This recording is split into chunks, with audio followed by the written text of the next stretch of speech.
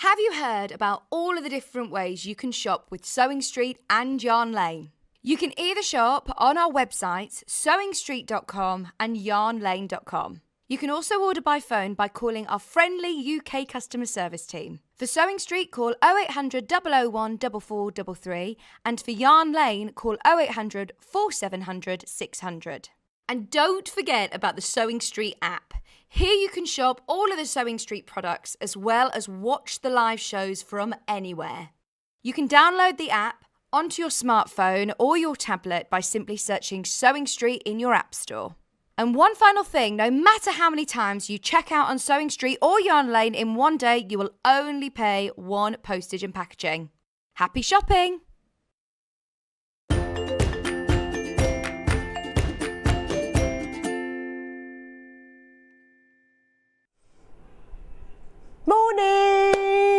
Morning. Welcome to Sewing Street. What a beautiful day it is. It is nearly midsummer. Only next week. Next week it'll be June the 21st. I cannot believe it was actually light this morning at 4 o'clock. Fantastic. So lovely. Anyway, we have got a brand new person with us today. Ben. Welcome, Ben. Wave, Ben. That's Ben. He is our new producer. So you are going to be seeing and hearing him from loads over the next few months, years, and forever, really. He's lovely, but it's his first day, so we have got to be very patient with him. So if things go a bit slow, not wrong, but slow, he's learning. We've been teaching him this morning all about sewing machines and fabric and everything. But he's lovely. Lovely Ben, our brand new producer. He's part of our new Sewing Street family. He's very handsome, very nice young man. I'll make him come on air later, perhaps, so that you can meet him. But he's part of our new Sewing Street family, just like you are. The whole family all together. Now, we've got a great day. What is exciting about today? It is actually officially National Sewing Machine Day, which has become for us National Sewing Machine Week, obviously. So, National Sewing Machine Day. So, did you know it's National Sewing Machine Day? Well, it is, yes. But we're extending it for the whole week. So we have got lots of, well, today we've got all of the sewing machines, which is quite exciting. So to be fair, if you're thinking about buying a new sewing machine, whether you want a new one or you want to upgrade, today is the day to buy it because I have got all the Elna machines here. I'm going to go through all of them, that's at 10 o'clock, to show you all the different features, how they all work so that you can choose. And also, 3 of them have got a special free gift. So now I wrote myself some notes so I didn't forget about National Sewing Machine Day. So the reason it is National Sewing Machine Day, because in 1790 Thomas Saint got the patent, first ever patent for a sewing machine. But what is a bit sad actually is that he never really did anything with it. He got the patent, he did all the drawings, and it took until 1874, which was 84 years later, William Newton Wilson found the drawings in the London Patent Office, and then he made the first sewing machine. And the London Science Museum still owns this model. So if you've been to the London Science Museum and seen it, let me know, because I haven't. Must remember next time I go up to London to go and have a visit. So this is the day that our lives were revolutionised. If it hadn't been for Thomas Saint getting that patent, we'd all be still sewn by hand, which is not a bad thing, but very difficult to make a full bed-size quilt and takes an incredibly long time. So thank you very much to Thomas Saint, and it's National Sewing Machine Day. So wherever you are, go and say hello to your sewing machine today. Say thank you. Thank you for what you do for me on National Sewing Machine Day. We have got a special early bird today to celebrate National Sewing Machine Day. What is a sewing machine without a bobbin? Nothing, wouldn't work. So we have this special offer. It is the bobbin storage case. Beautiful. Look at that. You can get 1, 2, 3, 4, 5, 1, 2, 3. You can get 25 bobbins in it. It comes with 10 bobbins that will fill. I mean, this is an Elna one, so obviously it fits Elna sewing machines. But you know, it's like these bobbins, they pretty much fit any machine, unless you've got a very specific machine. I've got a Husqvarna machine, only because that's the one I've got, and it fits those. So it does fit pretty much. You would need to check. Now, the normal price for this is £25 because beautiful storage case, fits all the bobbins in it. But because it's National Sewing Machine Day week, we are giving you a special price today of $17.99. $17.99. And you know what it's like, don't you? When you run out of bobbins, you haven't got enough of them. They're all over the place. Mine are always like all over, sitting in underneath my machine or something, always in a bit of a mess. But if you've got this, they are designed to fit each bobbin beautifully. And then you can get them all wound up. See, what you should do is, whatever your basic colours, I have like either a pale grey or a mauvey grey is my go-to colour. There's a beautiful grey that's got a hint of mauve that I have like 10 spools of. So I use that a lot. Obviously use white a lot, and I use navy a lot more so than black, or sometimes dark grey.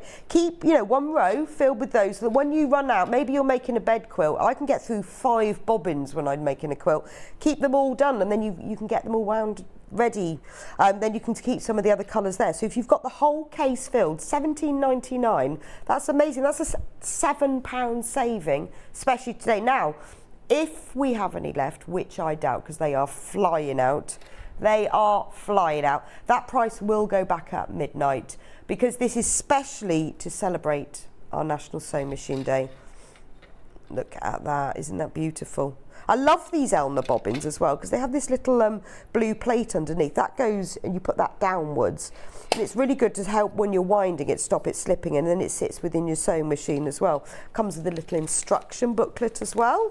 Tells you exactly how to do it. So the bobbin has a coloured disc to hold the bobbin thread and prevent the thread tangling or fraying when the bobbin is not in use, which is fantastic, isn't it? So what you can do with that, with the little coloured disc, you hold the thread on the coloured disc with your thumb, draw the thread into the slit of the disc as shown to hold the bobbin thread, and that means it holds it. And it says you obviously don't take it off, but when you put the bobbin on the spindle or in the holder, you put the coloured disc side down. But this little disc means that rather than all your bobbin threads going all over the place, you can secure them in there. But you have to remember, because with the bobbins I have, they don't have the coloured disc, they have a little bit more writing on one side, and I have to really peer at them so I get them the right way up. You don't take the coloured disc off. That's there to hold the bobbin thread and also to stop it slipping when you're winding it.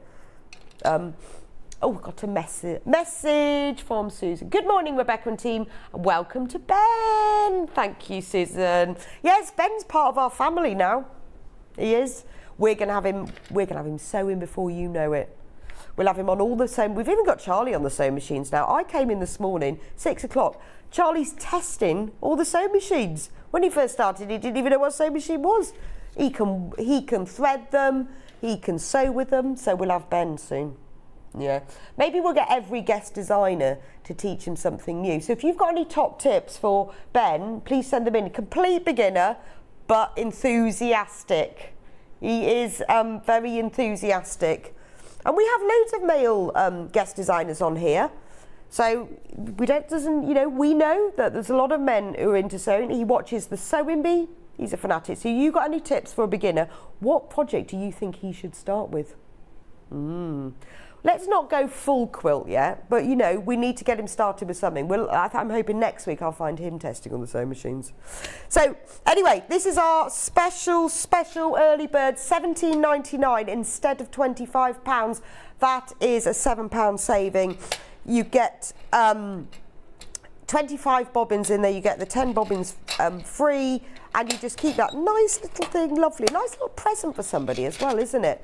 Because it looks like a really nice quality with the Elna logo on it. But remember, you don't have to only use this for Elna machines. These are pretty standard bobbins, but it's just a lovely thing to keep everything neat and tidy. And then if you get into the habit of winding up 2 or 3 bobbins at a time when you know that you're going to use them, it's just so much easier, isn't it? So all of you who have got them in your baskets, you need to check out. These are flying out. So check out. Over half of the stock has gone, another quarter's in baskets, so we haven't got many left. You really need to check out, and if you want this, then get it in your basket and check out now, because we've got very, very few left.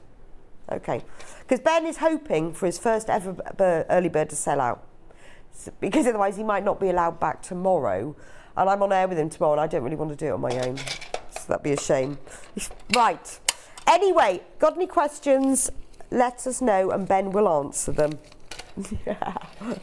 with Charlie's help. Right, coming up on today's show in National Sewing Machine Day week, 8 o'clock we've got sewing machine accessories, and we've also got some quite cool fabrics as well, some basic fabrics, some sewing machine fabric, and a few little gadgets and things that I quite like as well. That's on at 8 o'clock. 9 o'clock, Jules is here, and she's got beautiful cushion that she's going to make us. It's an Alison Marion cushion called Spring into Summer. There it is. It's all about applique, and I had a chat with Jules this morning. It's all done with applique and free machine embroidery. Now, she does have free machine embroidery in a slightly different way to me, so we're going to demo both ways. So if you haven't done applique or machine embroidery before, this is a really good starter project. There's a lot of different pieces on it, so you can really have a go with that. So a good place to get started today.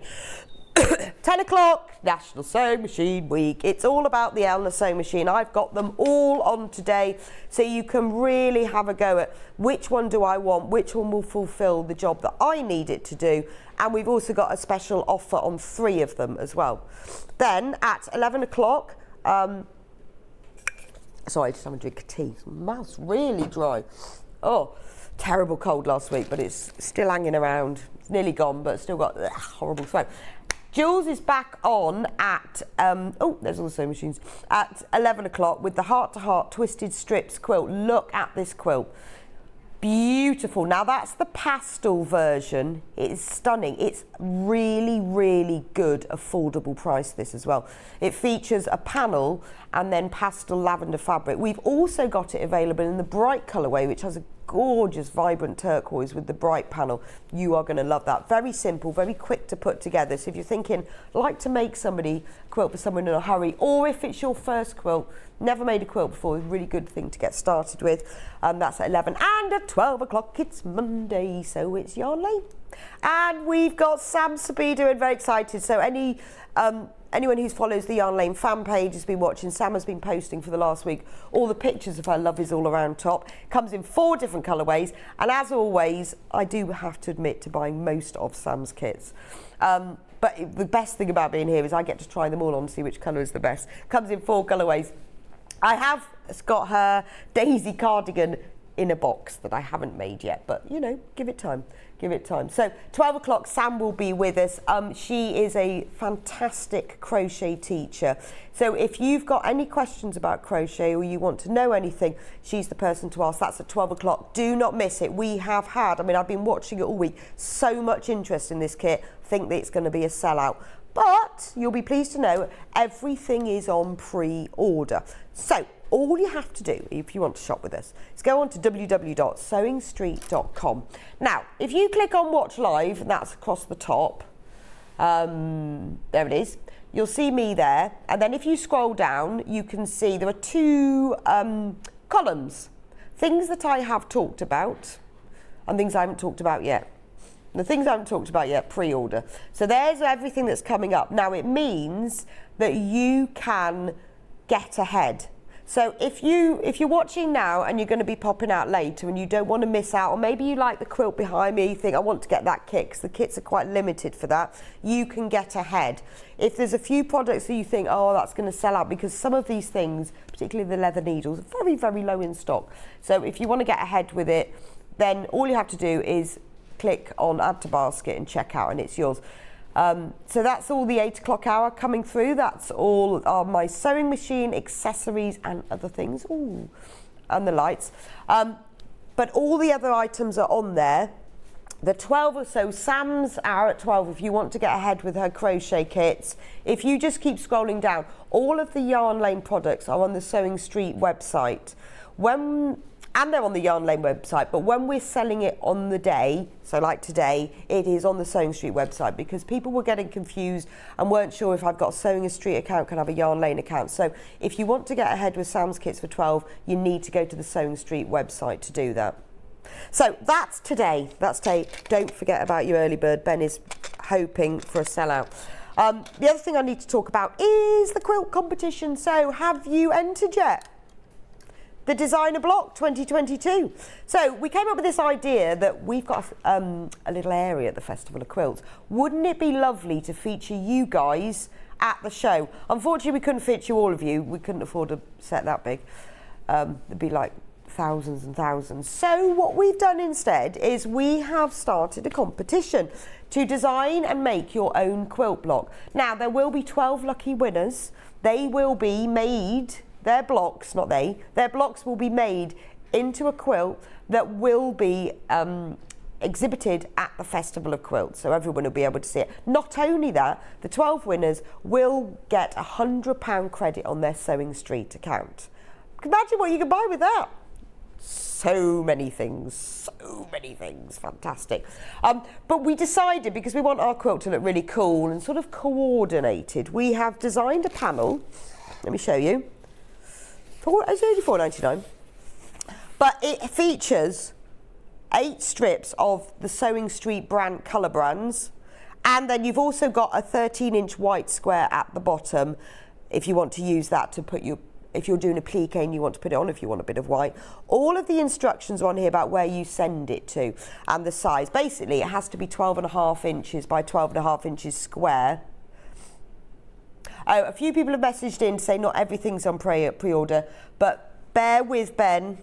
Oh, it's done now. He's done it. He's listening to you, and it's done. Sorry, but we've got to be patient with Ben this morning, but he's got it sorted. He said to me this morning, I'm really nervous. I said, you can't be nervous. They're lovely. Our little family are lovely. I'm very patient as well. So all the instructions are on there. So you have to make a 12.5 by 12.5 inch square, basically, because that includes the 1/4 inch seam allowance. Once it's all put together, it'll be 12 inches. You can do patchwork, a plique, embroidery, or a mixture of all things. Shall I show you a few examples in my plastic bag here? This is one that John made. So what we ask is if you could use mainly the panel. We don't mind if you add a few of your own fabrics, trimmings, haberdashery, embellishments. So as you can see, he's put a yellow square in the middle that wasn't on the panel, and this floral one around the edge. But all the other log cabin strips are from the panel. And so you imagine when it's all joined together how beautifully it will go. So that's his log cabin, and that was from John. And I made one. Have you not seen mine, Charlie? There's mine. So John's obviously, his will have to be trimmed down to size. I made mine 12.5 inches. So I've got a mixture of FPP, applique, piecing. You can do whatever you like. Now the design doesn't need to be original. You don't have to be a fantastic designer. I got this one off the internet by Ball of Wool. Because we are not going to be selling kits of these or designs, they don't have to be an original design. So what we're looking for, I would say, is originality. You don't have to be the best sewer in the world. Obviously technical skill will be taken into consideration, but we're looking for something fun, something different, something that shouts out, something that when we put the whole quilt together, each block stands alone as a thing of beauty, but all hangs together as well. So really, don't think I've got to go massively, massively complicated. Entirely up to you. And it doesn't have to be your own design. Here's one that Paul did. There's a applique. You see, so he's used the 13-inch white square and then appliqued the strips to make a heart. He got a bit carried away, made another one. Again, he used the square and then he appliqued a flower on it. So entirely up to you. There's just a few examples for you. So £4.99, the panel will come to you, make it up. The address is printed on the panel where you need to say it. Unfortunately, we obviously can't return the panels to you. The winners will go into a quilt, but don't worry, the ones that don't win won't be wasted. We're just trying to work out the best way to use them. Maybe we'll make quilts for charity. I'm not absolutely sure. They won't be wasted, but we won't be able to return them to you. But all the information is in there. So can't wait, they've started to come in already. Very exciting to see, very exciting. So all the closing dates are on the slide. So the closing date is 30th of June. There you go. Send in your block by the 30th of June. Winners will be announced on the 8th of July. The finished quilt will be displayed at the Festival of Quilts for everybody to see. So it's very exciting. But if you actually just want this fabric panel to have, you don't have to enter it. You can just have the fabric panel. We won't know. So if you do it, and we won't be upset, if you don't want to enter it and you do it and you think, I'm not really sure, But if you just like the colours, £4.99, bargain for the panel anyway. Any questions about that at all, just message in and I will be able to answer those. So I'm here all day, well, not all day, here till 1 anyway. So if you've got any questions, then just let me know. Right, let me put those to one side. What should we start with today? Right, so we've got lots of different things that you can use with your sewing machine on Sewing Machine Day. I'm going to start off with Osnaburg because this is such a fantastic utilitarian fabric. It's unbelievably affordable at £2.79 for half a metre. It is a gorgeous fabric. Now it's slightly weightier than a normal quilting weight cotton, which makes it perfect for things like cushion backs, tote bags, toiles. So if you've got a beautiful dress pattern and some rather expensive fabric, you want to have a go first before you ruin your fabric, this is perfect for it. I use it a lot for hand embroidery and machine embroidery. It has, if you get in close, look, it has a beautiful natural fleck to it.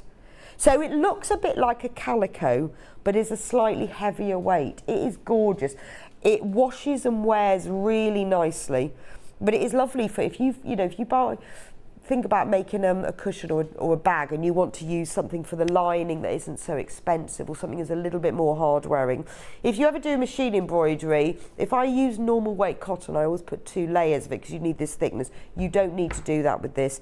Lovely for hand embroidery. It looks beautiful with things like red work, even gold work looks lovely on it. It's only £2.79 by half a metre. Now remember, because it's half metre pieces, if you want more than that, it'll be sent to you as a whole cut piece. So you think, oh well, actually I want 2 metres, just put 4 units in your basket and you will get sent a whole 2 metre piece. You won't get 4 half metres, but it is lovely. It's got a really nice drape to it. It's actually really nice for lightweight curtains as well, and extremely inexpensive. It's your normal 44-inch width, but for, or even curtain lining I quite like it for, because it's got that lovely natural fleck. It is, well, I think of it as a utilitarian fabric, but it is got a lot of beauty in itself. I tell you what it does pair nicely with is Liberty. I love calico and Liberty, but this Osnaburg, it's got a more open weave, so it really makes the Liberty shine out. And then this is just a lovely contrast. It works really well with denim as well.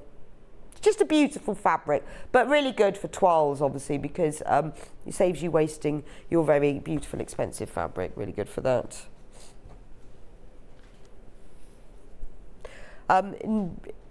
Would the embroidery needles work with this? Yes. Have we got the, oh, well those, do you mean the sewing machine needles? Should we do sewing machine needles next? Just because. Let's do sewing machine needles next. So, now you know how much I love needles, really into having, I'm a bit of a gadget person to be honest, but I'm really into having the right needle for the job. Hand needles, but also sewing machine needles. Now, we have a bundle of 9, and they're all basically, oh yeah, it's just the left, sorry Charlie. There we go. Oh, now they're all out. I'd had them all nice and straight. That's better. These are, there are others, but these are pretty much the basic standard ones that you need. Now, if you only use when you buy your sewing machine, you get universal needles normally, and that's what most people buy. That's that one there. Now, if you've only used that, you are not getting the full potential from your sewing machine, and you're not getting the best finish that you can get. All of these needles are used for different things, and we have a bundle of all of them. Amazing price, £19.99, save £3, sold out. Right. However, do not fret, we do have them available individually. So that's Ben's first, big round of applause, Ben's first ever sellout, hooray! He knows what he's doing, he said. We had hundreds of them. So we do have them available separately, so I'm going to quickly go through them and you can think about which one you need depending on your sewing. So let's start with ballpoint. Oh no, sorry, I've got to start with universal. So universal is the one that we always use, that we use all the time for the majority of things. There are 3 different sizes in here, size 70 to 90. 70 are lightweight fabrics, 90 is up to kind of a jeans weight. Now, did you know that universal needles aren't completely sharp? They have a very, very slight rounded tip. So that does mean that you can use them with woven fabrics as well as jersey. So they are brilliant for your basic stitching, and we'll cover most things. However, just remember they are not completely sharp. If you are stitching on lightweight fabric, or things like satins, which will ladder easily and catch, not ladder, I mean, but will pull, then universal is not the needle.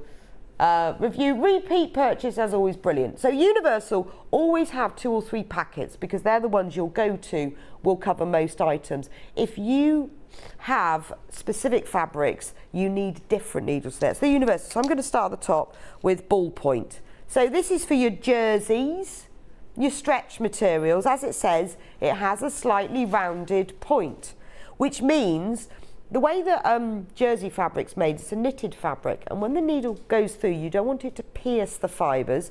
If the needle pierces the fibres, you'll get a ladder like in your tights. What you want the needle to do is separate the fibres, and that's why you need ballpoint. So if you stitch with any kind of jersey, stretch fabric, lycras, all of those, you need a ballpoint needle. Right, next, quilting. Love a quilting needle. This is my second favourite needle. Oh yeah, Charlie's gone, look, they're all coloured. Yes, they are, so each one is coloured. Quilting, obviously, brilliant for machine quilting. They all come in size 80 because that's the size that you need for quilting weight cotton. They are perfect. If you want to use a slightly heavier weight quilting thread, the eye is a little bit bigger. So if you've got a quilting project coming up and you're doing a big quilt, you'll get through one little needle. That is absolutely perfect. This is my favourite needle, sharps, because I mainly sew with cotton, and whilst a universal needle is absolutely perfect, if you're ever using anything lighter weight, because this only comes in 60 to 80, so 60, if you're using a fine cotton fabric, like, you know, some shirt fabric or lawns, you need a sharp needle. Unlike the universal, it's a super sharp point, and you have got 2 size 60s in there, which are from the much lighter weight fabric. So if you're sewing something that's very, very tightly woven, like a shirt fabric or something that's very lightweight, the sharps needle is perfect. Leather needle, these have chisel shaped points, so they are used not only for leather but any non-woven fabric like PU, oilcloth. It's because what it does is it cuts into the fabric rather than pierces it, so you will get a better finish. So if you do sew with oilcloths or PUs or leather, this is the needle for you. I mean, and the thing is, at £2.49, it's worth popping one in your basket for those specific projects. Embroidery needles, they have a slightly bigger eye and a deeper scarf. The scarf is the piece behind the eye and the shaft, and that's where the thread lives. So when you're doing a machine embroidery, often you're using metallic threads or slightly thicker threads. You need a deeper scarf so the thread can sit in it better. You'll get a neater finish and less skip stitches. So if you do any machine embroidery, you need these. Jeans is the other pack I never run out of. I've always got a few of those.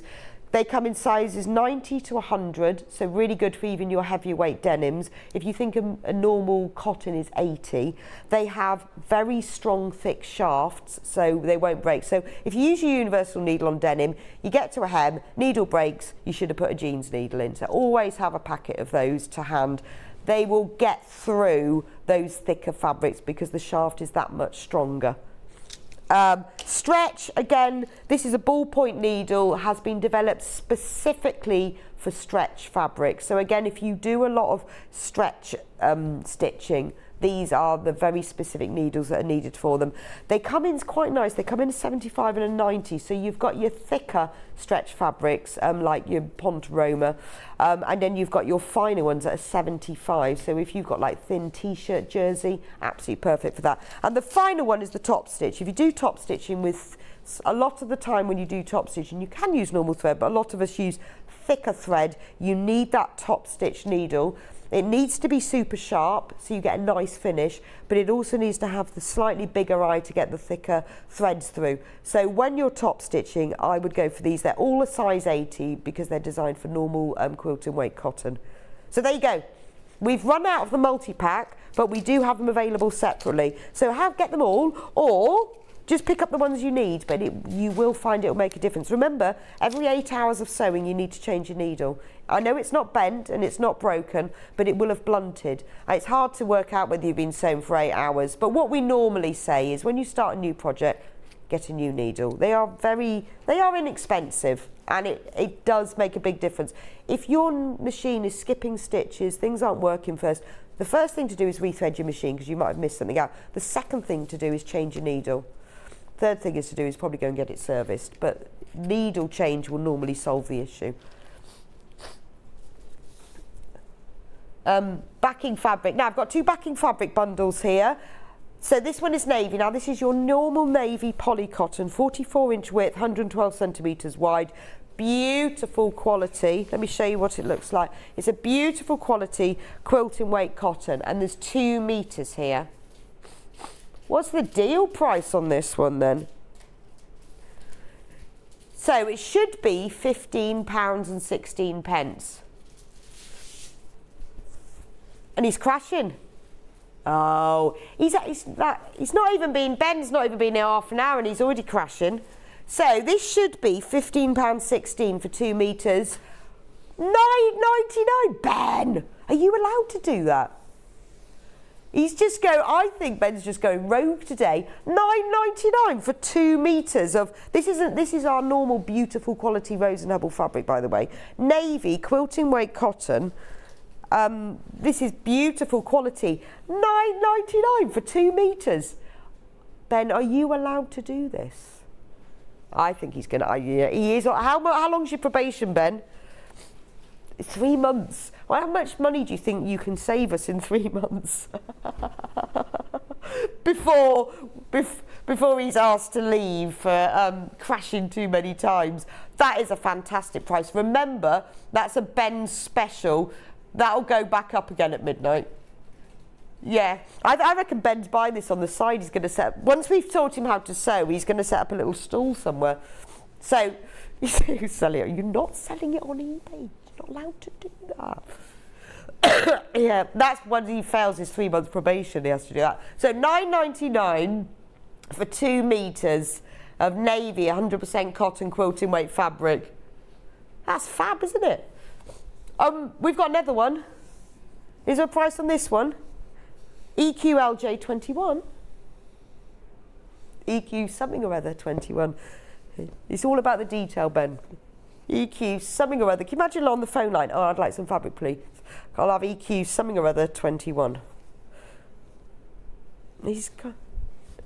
Yes. Is it not in there? We'll find that one. Maybe it's sold out. We'll have a look. Okay, I won't talk about that one. Ben's lost that one. Oh, I don't know. Should we do the special bundle instead? The monochrome bundle. I like this one. Have you found that one? Oh, I can't find the code. I think Charlie and Ben are making it up together. We've got the 2 boys in the studio.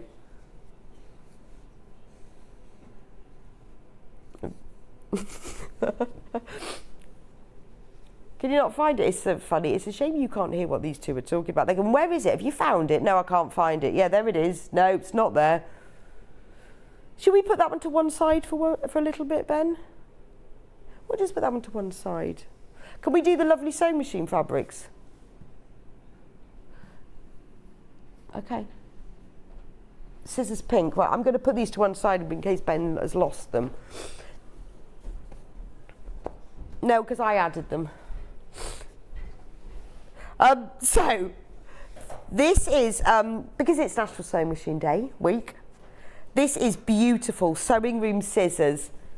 Look at this. Now, this is a fabric available by the half metre. It's beautiful. It's got little, can we focus in on this one, Charlie? He's zooming in on. Look at these. I'm thinking EPP. Can you imagine a little hexie? Ooh, where's my finger gone?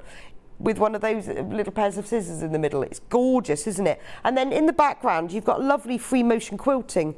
What's it called? Vermicelli, that design. The vermicelli, that design. But isn't it? I mean, it's lovely as a fabric on its own, but brilliant. You know, if you're thinking I'm going to make something for my sewing room, keep your offcuts because it'd be brilliant for EPP. $6.99 for half a metre. Wouldn't it be lovely to make a little drawstring bag with, just to put your sewing machine foot pedal in, and maybe sort of your bobbin case that you've just bought, you know, as your little tools bag. Obviously, if you want more than half a metre, this is a fabric that's cut off the bolt. It will be sent to you as a whole cut piece. But it is beautiful. It's a lovely dusky pink featuring all these tiny little scissors. It's so sweet. But they really do stand out on the pink background, don't they? I love that. But I think that's a lovely little thing to make as a sewing machine tool bag or a sewing machine cover. Or little sewing machine blouse, you know. If you're going to the Festival of Quilts and you want to make yourself a little outfit, that's nice. Or a sewing apron. Now, we've also got that fabric in cream. Well, what? No, maybe, is it cream or is it white? I think maybe it was ivory. I'm going to go ivory. Have you got the code for that one? It's OHW65. So sewing room scissors, it's a Mayouf fabric. I love Mayouf fabric, it's gorgeous, isn't it? But aren't they lovely? They're those lovely little shaped, like proper snippy scissors for snipping off threads. Yeah, now Charlie doesn't know which one he likes now. I like this one the best, I think, because it's got like it's an ivory background within a dark ivory little dotted lines for the vermicelli pattern. It's beautiful. It's a really nice filler fabric. Becky likes this one as well. With little scissors, $6.99 for half a metre. It's Mayouf fabric. It's beautiful quality. It's lovely if you just want something for background. So maybe you've made a quilt and you're looking for a fabric to use for the borders or the sashing or the binding. And you don't want to just use a plain fabric, but just as a little nod to the sewing and your hobby, to have borders for this would look gorgeous, wouldn't it? I love that. Or make yourself just, you know, if you're going to a few, you've got workshops coming up, we've got lots of festivals, sewing events, take your own little bag. Very lovely. Right, that's that one. Think of all what you can make. Have we got WDWU67 before I get that one out?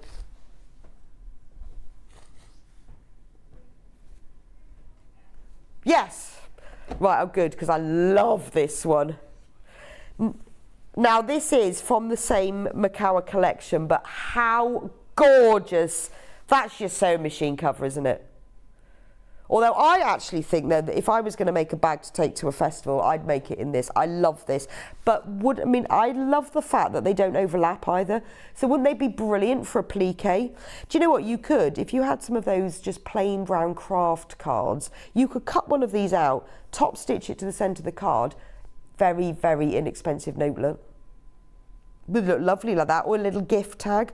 If you wanted to have a go, you could embroider the different elements onto them. They've all got little flowers, but it's lovely. You've got sewing machines from all sort of different eras. You've got your old Singer in green, and then you've got your more, they're much more modern ones. They're kind of 50s, 20s, all eras. The little Betty, your little sewing machines. But it's beautiful, isn't it? This is what it looks like. Let me hold it up. Isn't it gorgeous? I think a blouse would look very nice in this. Wouldn't that look fab?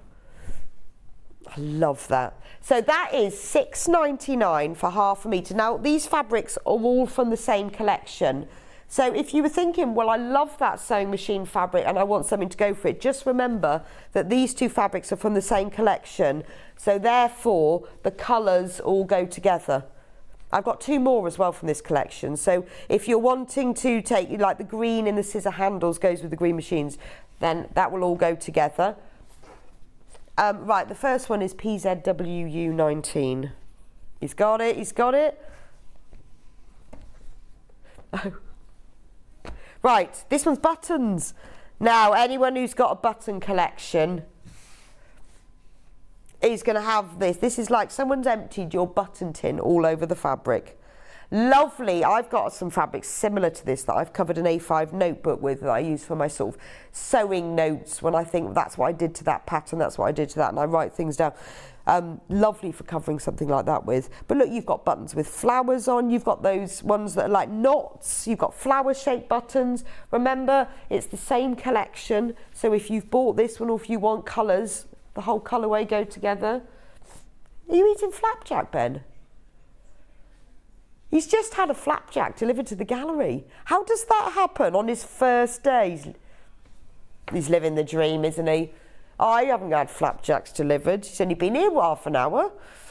Isn't that gorgeous though? That's your sewing room buttons.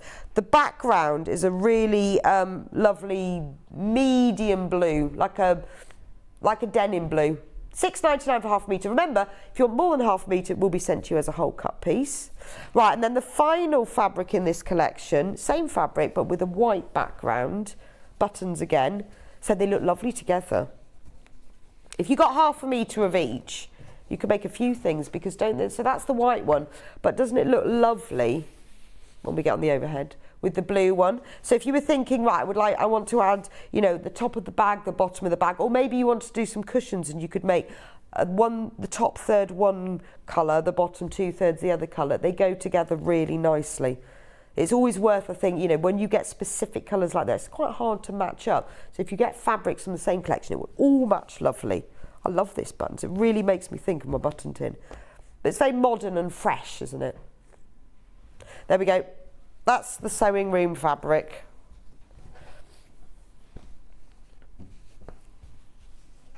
Which one did you find, Ben? We've done the navy one. Do you mean the white one? Oh. Oh, there's problems. Should we move on to, can we move on to the pressing mat? Because I love the pressing mat. I have one of these. Didn't used to have one of these, and I wondered what all the to-do was about them. Is my iron still on? Pardon? Oh, the piece of paper. There we go. For the wool pressing mat. I have one of these. Now, I like this size because this is like your kind of A3 size. Comes like that package. 90% wool, 10% polyester. And I wondered what all the to-do was about them. They're basically, it's a thick, almost like a 1/2 inch thick wool. Now, you know when you're doing quite intensely seamed patchwork, maybe you're like doing lots and lots of half square triangles, or you're doing miniature patchwork, or you're doing flying geese, and you've got lots and lots of seams to press open or flat. And it's quite hard with all the layers. This is the thing. Also, we don't have them.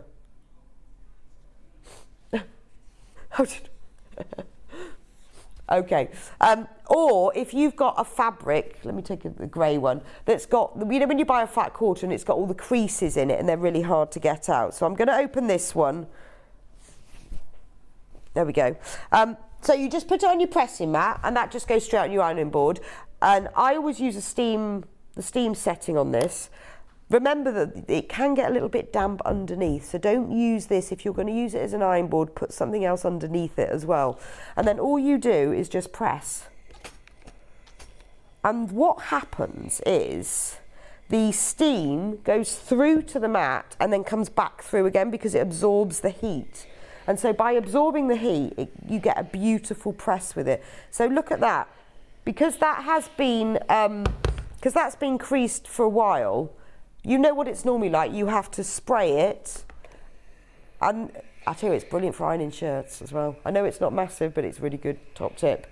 But if you are pressing seams open or flat on quite intense patchwork, it is absolutely brilliant. Now it will get, you can see it's slightly damp underneath. It's absolutely fine on your ironing board, and obviously the steam goes, but you can see the water on here, how it absorbs that heat and brings it back through, so you get an absolutely beautiful press. So I specifically found a fabric that had been sat around for a while, folded up. So when you want to press your fabric before you cut out, it's absolutely perfect for that. I'll fold it back up again. Or if you've got a piece that's a bit creased, this is one I found earlier. So it's a little bit creased. It's got creases down there. Look at that. That's really satisfying, isn't it? But it honestly makes such a difference. So you can use it on a board, but just remember you will get dampness coming through it. So I use it on my board. I'll tell you what it's also really good for, when you need to block. If you need to pin something out, so maybe you've made a patchwork block and it needs stretching or back into a 12-inch square, you can block it on here and press it and the pins will stay in here. Say you need to turn the edge of something over. So it says in your instructions, turn the top edge over by 1/4 of an inch. I'm not going to measure that, I'm just going to guesstimate. I think that might be more of 1/2 an inch. Fold it over. Now when you go back, that's held beautifully. If you do it without the mat, you might have to go back again or really give it a really big shot of steam. It means that you're using less of the steam. So if I fold it over again, because I'm not having to really, normally if I'm not using my pressing mat, I have to press the special steam shot button to really get it to go. But when you use the pressing mat, you don't. So you get a beautiful crisp finish. So $52.99. Now they do come in 2 different sizes. I have this size because it's bigger. It means it will cover more thing. You can get more area on it. But it is fantastic, absolutely fantastic. When you've got those seams, especially if you're doing something where you've got maybe 8 seams all meeting in the centre and you want to press them open or flat, and it's quite difficult to do that, this is where it really, really comes into its own. But it is, and if you've got something like a pair of trousers or a shirt that's got a crease you can't get out and you think, oh, I've got to wash this again, just use your pressing mat. When you get a shirt out of a packet, you'll see those men, don't you, who go to work and they have creases down the front of their shirts because they've just got them out of the packet. That is because they haven't got a wool pressing mat, because they didn't wash it first. They got it out of the packet, put it on, didn't bother ironing it. But actually, if you don't wash something, it's quite hard to get those creases out. But if you've got a pressing mat, you don't need to do that. Look at that. Look at that. But it is lovely, but you can see now if I pick it up, you can see the damp underneath.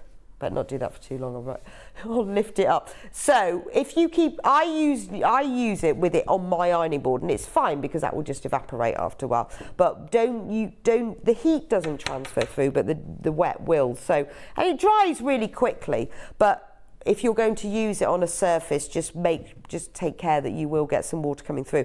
But it is lovely, and it also, you get that lovely smell of damp wool. It's just that sounds horrible, but it is a lovely sort of woolly smell.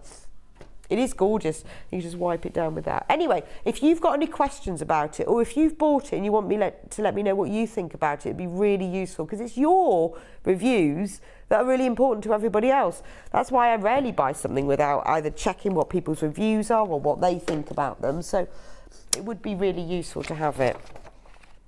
So the size is, in case you need to know, it is 12 by 18 inches. It is perfect to have next to your sewing machine when you need to be pressing small areas or when you want to block things. Can we do transparent cutting mats next? Now I love these because obviously we do lots of rotary cutting. I've got 2 different sizes here. Do lots of rotary cutting, but this is ones you can see through. Now we had these on last week. I haven't got a code because I took them out of the bag. This is the A4 one. They come in 2 different sizes, A4 and A3, and they do exactly the same thing. I'll show you them together. That's the A3, and the A4. Oh, and the A4 one is sold out. Right. So we'll have the A3 one. So there's the A3 one, which is a better size really, isn't it? It's brilliant because you can see through it. So if you need to be cutting something, now last week when we had them on, they were free if you bought a light box. But we had a little look at it today, and we can do them just on their own. $15.99. So obviously they work in exactly the same way as a normal cutting bat. They are self-healing. You use them with a rotary cutter and a ruler, but you can put a pattern underneath. So maybe you are cutting out some applique shapes, you can put the pattern underneath and then you can cut to fit it so you can see what you're doing. What's brilliant as well is if you're doing things like FPP and you need to be able to see the pattern through it, you can place the pattern underneath, you can place the fabric on top. So when you need to cut it like half an inch bigger, quarter inch bigger all around, much easier to see that. So if you're thinking, I'm doing applique, I'm doing FPP, really useful for that, but also for tracing things. But if you need an extra cutting mat, it's only an A3 size. If you want something smaller, it's worth getting the transparent one instead of a normal plain opaque one, because it's multi-use. So you've got all the angles on you. You've got 30, 60, 90, 120, 150. You've got centimetres on the sides. It is an A3 size, but it's just really, really useful because you can see through it. And even for tracing things. I mean, I've used this before. If I'm using a light fabric, I often use it with my light box. But if you've got a light coloured fabric, you don't need the light box. You can place the design underneath. And by having the cutting mat, you can square things up.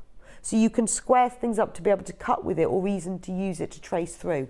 $15.99. It's really worth it if you're using it for that sort of thing, or if you want a second cutting mat for having next to your sewing machine, taking on workshops, having it transparent makes quite a difference.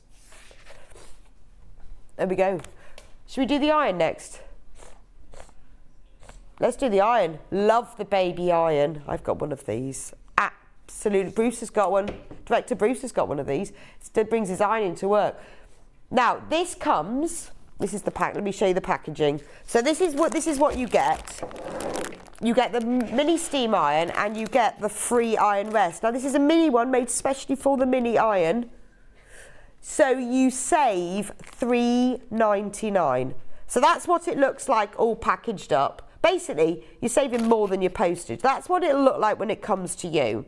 This is what it looks like when you've taken it out of its packaging. So you get the iron rest that you put this way down, then you can keep your iron on that to protect your work surface. So if you want to be putting your iron down, so say you've got iron next to your sewing machine, you want to put your iron down, that will protect it.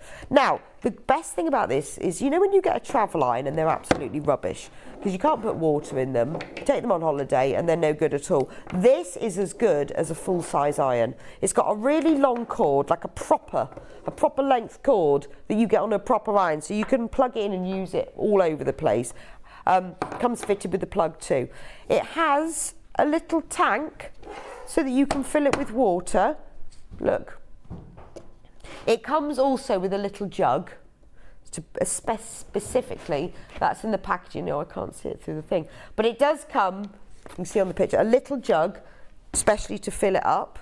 And you pour the water in, put the little seal back on, and then you can set it to steam or no steam. It's got a shot of steam button, same as a big iron. You can set it to different temperatures depending on what you're doing. And it's got a beautiful ceramic sole plate. And it's even got, like, it is just a miniature version of a proper iron. So it is fantastic as an extra little iron to have next to your machine when you're sewing. It's brilliant if you want to press into small areas, because you've got a small, so maybe you're pressing a cotton fabric onto a bonder web or onto a fusible fleece, and you just want to be able to press just inside because you don't want to nip over onto that and wreck your iron. You can get into smaller areas. It is brilliant for taking on holiday with you, because any of the travel irons you buy, they don't have the steam, they don't have the power in the same way, and it heats up really, really quickly. It has a really good handle as well, because for such a little iron, you know, you need to be able to hold it, but because it's got the hole, you use this as the whole handle. And they've even thought about the fact that when you want to wind it up, it's got a little cord storage loop there as well for doing the final bit. So what you do is you wind the whole thing up round the handle. So they've really thought about it. This is why I like it. I mean, not only does it work really, really well, but it's beautifully designed. So once you've wound it all up, you've then got the little cord storage clip on the top, and there you go. It also, I can't open this because it's sealed, but it also comes with a little drawstring bag to keep it in. You can't see it because that's all inside here and it's all sealed, so I better not open it. But inside this section at the bottom is the jug and the little storage bag to put it in. It is a brilliant gift. I had one my mum bought me one for Christmas. Absolutely love it. But it is lovely to have for travel, but you're sewing as well. So if you've got, say, the wool pressing mat, you can have this next to your machine. If you're going on workshops, you know what it's like when you've got to keep queuing up for the iron? Just take your own. And don't forget, you get the free ironing rest, which is worth $3.99 with it. So that's a lovely thing. And it's made specifically to fit a baby iron. There you go. Perfect, isn't it? There we go. What a nice gift. What a nice little thing. Oh, we've only got 5 minutes left. Right, what shall we do? What shall we do next? Oh, should we do the, I love this thing, the tabletop seam ripper. Now, as you know, that we do make mistakes from time to time, and if you use a seam ripper much quicker to be able to undo your seams. However, when you're taking out your seams with the seam ripper, if you don't keep it straight, you can end up cutting the fabric. So you have a tabletop one instead. So it comes with a little plastic bit that sits over that, because obviously it's a seam ripper. It's a sharp. It's like a little Dalek, isn't it? And anyway, you lift up the suction thing, and then that little bit, while you're using it, you can store inside.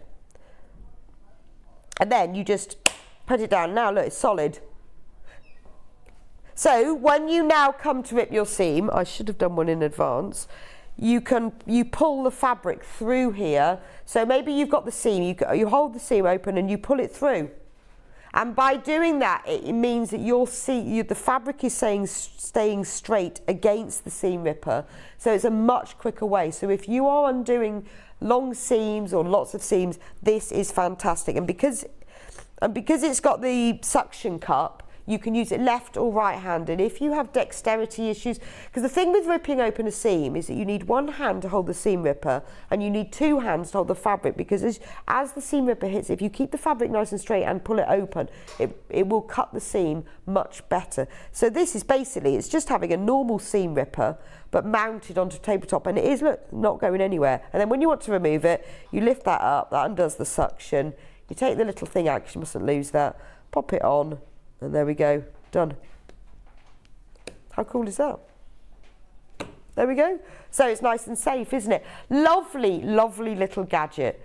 And if you do struggle when you're ripping seams or with dexterity, remember, because it is central, it works left or right-handed, it does make quite a difference. I've had a little go with it. I should have brought a seam with me, but it's really good. $13.99. Anyway, so we've got lots of other feet, different items that are on the website, and some thread as well. If you go onto the website, click on Watch Live and scroll down, you'll see all the things that I've missed and that Ben couldn't find. They're all on there. I will see you back here in a few minutes' time. Jules is going to be showing us all about applique machine embroidery, how to make this beautiful springtime cushion. So if you haven't tried either of those techniques, get the kit in advance if you do that in the break, and send in any questions to Jules. She'll be able to help you, and I'll see you back here in a couple of minutes' time.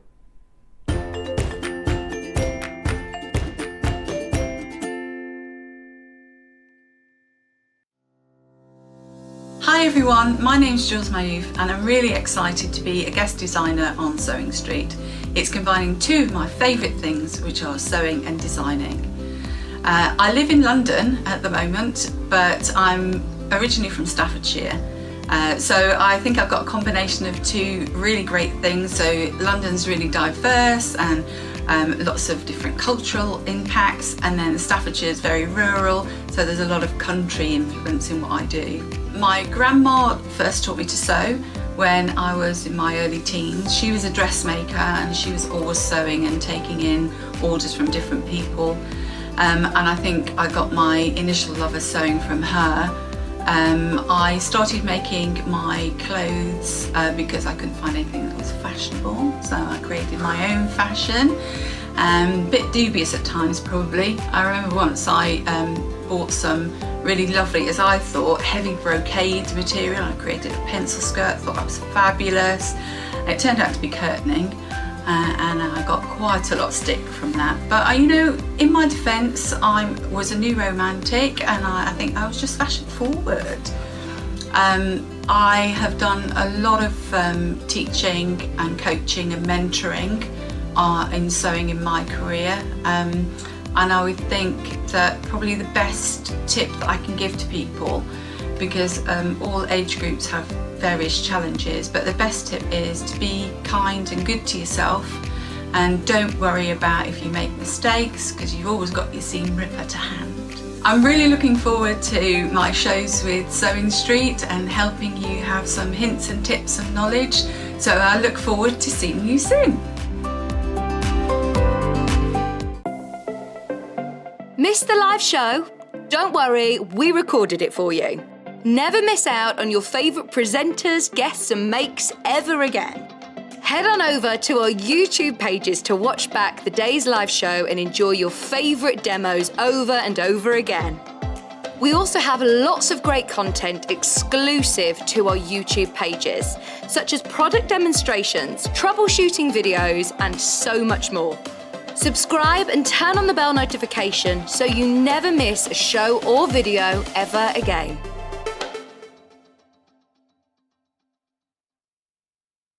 Keep up to date with what's on Sewing Street and Yarn Lane, as well as all the latest news and special offers by signing up to our email newsletters. For Sewing Street, head on over to www.sewingstreet.com, scroll down to the bottom of the homepage, type in your email address, click the envelope, and you're done. It's exactly the same for Yarn Lane. Head on over to www.yarnlane.com, scroll down to the bottom of the homepage, type in your email address, click the envelope, and that's it. You are now subscribed to both Sewing Street's and Yarn Lane's email newsletters.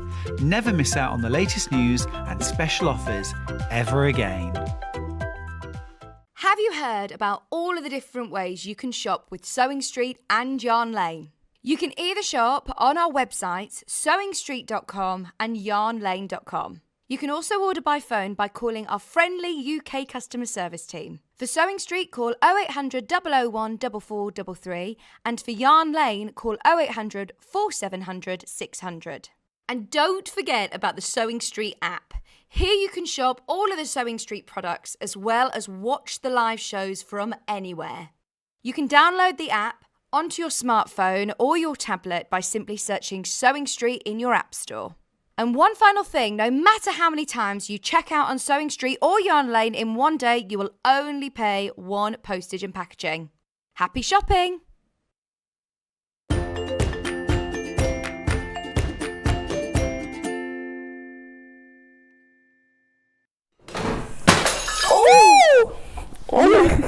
It's all smooth. Sorry. Don't worry. Just had a slight accident. Worry. Did you hear that? Hang on, I'm We're going to not- pick this up again. Get up, it's No, fine. I'm just going to pick the picture up. It's fine. We won't Got go glass to all it. Go over on. the floor. Yeah, well, I took the cushion off the shelf and the glass bottle fell on the floor. Nobody will know. Nobody Did you will hear know. that massive crash? Anyway, really sorry about that. Oh dear, had a bit of breakage. I was just getting the cushion off. I wanted to show you, we've got Jules on who's going to be making this beautiful cushion. And hopefully not breaking anything at all.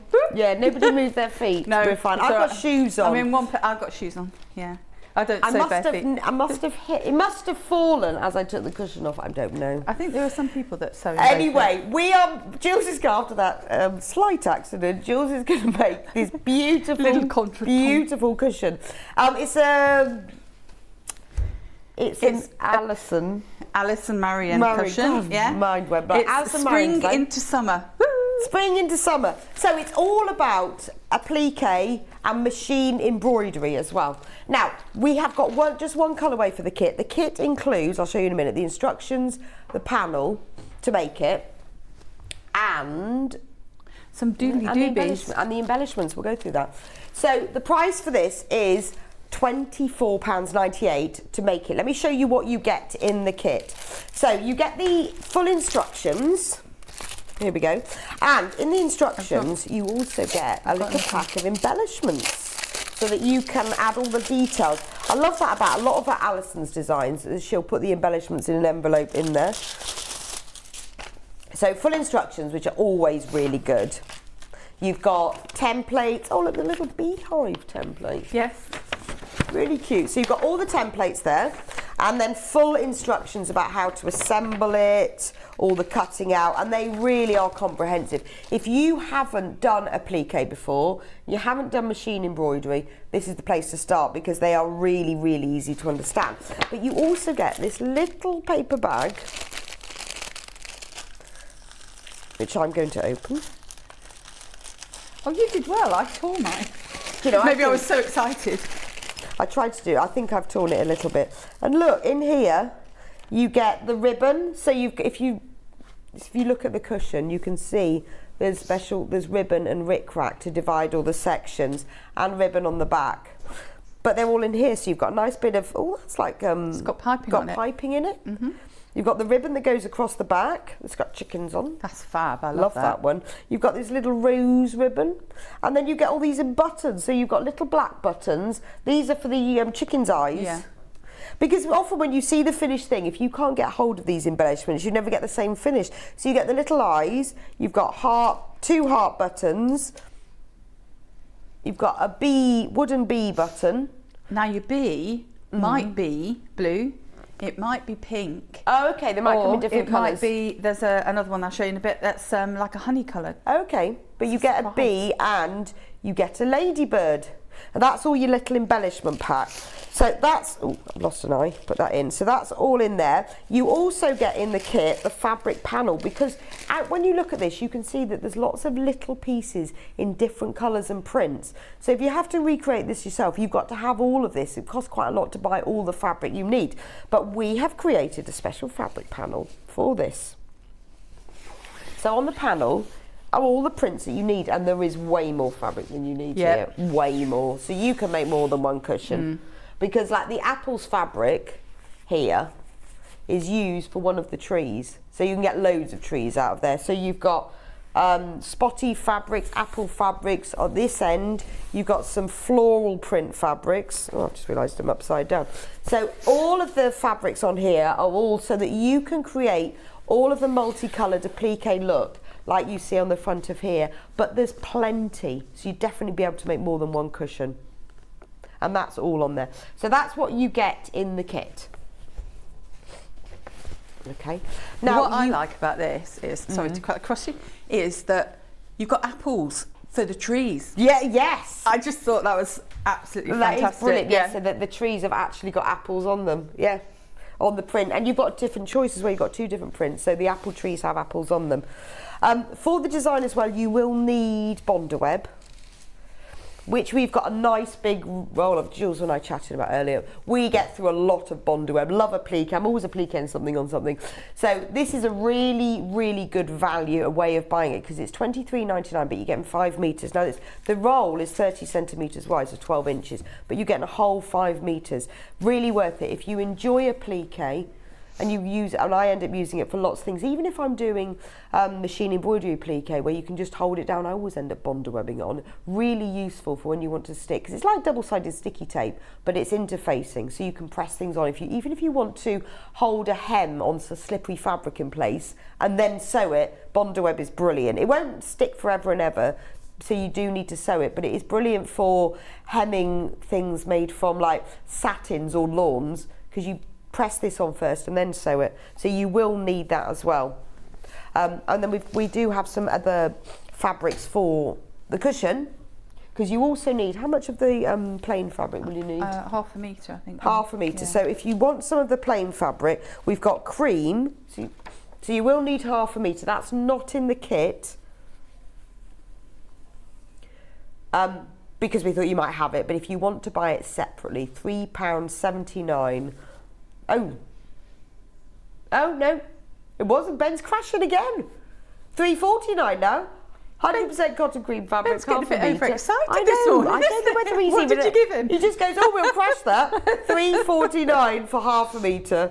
This is our beautiful quality Rose and Hubble quilting weight cotton cream, half a metre, £3.49. If you want a cream background. If, however, you decide you want a pink background, so this is the whole backing thing. If you prefer pale pink, I love this. It's so subtle, isn't it? It's really pretty. There we go. Can we take this one to $3.49 as well? Oh, go on then, he says. What's he going to take this one to? Yeah, £3.49. It's a very, very pale pink. It's pretty. You don't, I mean, obviously it works beautifully, this cushion. If you want some just very pale, and it is, it's like, you know when you get that paint that's called a hint of pink? That's what this looks like. Hint of pink. Beautiful. Right. Do you know, I think I've smashed one of those jars before as well. I think that might be the final one. Is that your thing? Yeah.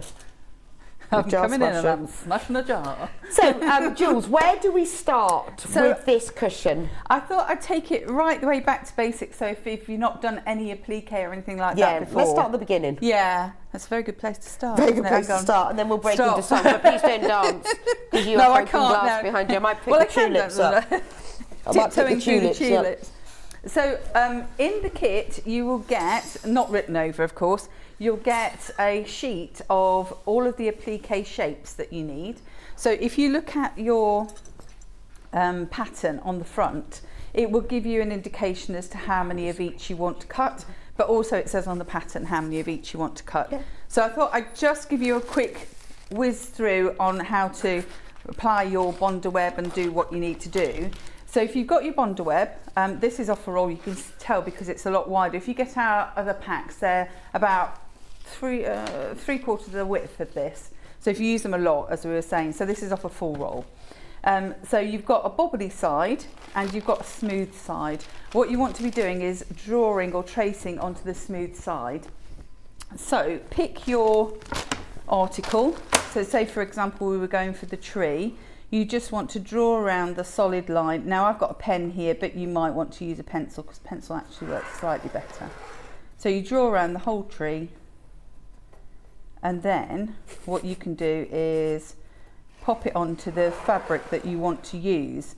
Now if you were doing the leaves, so here it says cut 8 leaves, I would draw 8 leaves close together, or for example if you're looking at the bird wing or the wattle or the comb, if it says cut more than one, I would do them all close together on my Bonder web, so that when you get to popping it on your fabric, so say for example that's the tree, we're going to have apples on our tree, so you get your apple fabric or whichever fabric it is, and as I say, go with, that's a good indicator as to what fabric to use for which part. So go with tree with apple, turn it over, and then place your Bonder web. So we'll cut this out because it's quite a big piece of Bonder web. Don't use your proper scissors. Use some paper scissors like what I'm not doing. Yeah. Oh dear. Naughty. Oh dear, they won't be sharp now then. They'll do. Then pop it onto, use a bottom corner, because what we're going to do with this fabric off the panel is we're going to cut out some strips in a little while. So try and be economical with your panel. And then we just need to take your iron, look at that, and just press it on. Now if, oops, I did have it. Is my iron not been on? Oh, did I turn it off? Oh. Well, I probably thought... Thank you for helping. That's all right. I've managed to destroy the studio this morning, but I've mended the frame now. So what? That's not a very good demonstration of Bonder web. Because I had forgotten that I'd... because we have assistants. I'd forgotten that I'd turned it off. So pretend. Here's one I prepared earlier. It heats up quite quick. It's fine. So this is she says as she burns herself. So this is what it would look like. You need to go right a bit, Jules. That's it. My right. So this is what it will look like when you cut it out. So cut it now around your drawn line. So I'm going to show you the tree bit, how to put that all together. So cut every piece out, and you will have a selection of bits and bobs. When you cut out your backing fabric, you need to pay attention to the cutting profile. So this is for 1/2 metre, opened out, so it's a single layer of fabric. You cut all your panels out, and Alison's put down the sizes of the panels. She's also put down some that are horizontal and some that are vertical. If you pay attention to that, it means that when you sew it together, you won't be sewing biases. So cut out all your pieces. I'm doing the tree, so if you look at the the cutting guideline here, the laying out guideline rather here. So I've got the tree in a vertical panel. So I'll get my vertical panel and I'll have my pressing mat ready, or you can do it on your ironing board, whatever you prefer. Pop your fabric that you're going to use down, and then remove the bonder web from the back. Now you can just pop it off like that. If it's difficult to pop off, you can score the back and just lay it out how you want it to be. So I've got the tree top, the tree trunk, which obviously will go underneath the tree at the top. Then I've got my pot for the bottom, which will go about there. And then I've got my leaves. So one will go about there, and one will go about there. And then what you need to do is anchor this down. So if you're happy with this, so imagine that you've got this piece, you've also got your two horizontal pieces, and you've also got your horizontal piece across the top. So that's how it will look without, I've obviously jumped ahead. I'm not going to show you the other side yet, but that's how it will all look. So now you've got this vertical panel. What I like to do, now you can use a pressing cloth if you want to. I've just got a piece of panel. I think we have those. Have you? We do. Oh, We do have the applique mat. so if you use that across the top, For applying fusible web, applique is a gluing application for crafts. so two things will happen if you use the mat. It will keep everything all in line so you don't move it around, because you're supposed to be pressing, but whenever we're pressing we always do a bit of ironing too. We try not to, but we do. So you can press that down and it will stay in place. The other thing is you don't wreck your board or your iron. So now my iron will be hot. I won't spit on it like I normally do at home. I suppose you could use it for the bottom and the top, couldn't you? You could. Yeah, you could. Because I found Like for make a some sandwich. things, well, for some things I want it underneath, and Yeah. some things I want it on top, depending on what I'm doing. Yeah. You know, when you're pressing like fabric onto fusible wadding, and I want to cut my wadding out afterwards. Yes. So you could put the mat on top for that. And you don't want to fuse your wadding. Oh, found us. So there we go. Pan and brush now. So that's all nice and stuck down. So once you've got to that stage, sorry, I keep going up and down stairs. Once you've got to that stage, that's all nicely positioned. The next thing that we're going to do is do a bit of free motion. Ooh, So right. again, if you've never free motioned before, here we go. Here we go. Live on TV, we are going to be So swapping when feet. you and I spoke about free motioning earlier, we were I was saying, oh well, what about dropping the feed dogs? And you said, well, I don't do that. Don't do that. So I didn't even know you could do without dropping the feed dogs. So on most machines, if you don't want to drop your feed dogs, you have to check your own machine. So I use a Brother. I've got a Brother 250 that I've used it on. This excellent, so Elna 580 plus, you can do it on. I can't speak for all sewing machines, but on these machines, if you just set your stitch length to 0, it doesn't seem to have a problem It's with it. fine. So Yeah. the feed dogs are those little So these little bits here, so these corrugated bit. those are your teeth. feed dogs. You will have a lever somewhere about the person. Not sure where it is on here because I didn't actually do it. It's usually at the back, which is not on here. On the other side, Charlie says on the other side. On the other side. Oh, there we go. So what you do is... See, Charlie is a sewing machine He whiz now, is. isn't he? I know, I Didn't even know. know what a sewing machine was a few I months know, ago. that's it, novice. So if I've just moved, so watch there, I'll move it back and you actually have to put your foot on the pedal. Oh, and put everything down, sorry. Let's go up.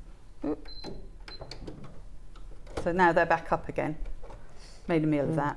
So if you watch them again, I'm just drop it down. You see Okay. that? So that's what we mean by dropping your feed dogs. But as I say, with this machine, when I did it this morning, not on live tea, it was happy. live TV. I had tea. Live TV. It was happy. But we'll see in a minute, eh? because that's what we're going to do. Well, it's useful because there's always more than one way of doing something, isn't it? Skinning a cat, as they say.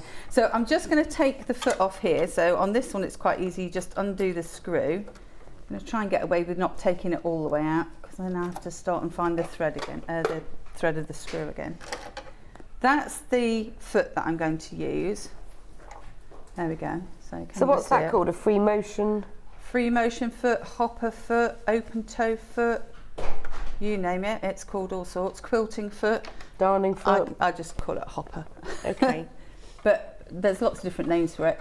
And then you've got two little claws, if you like little huggy handles that fit around the shaft, and you just screw it back up again.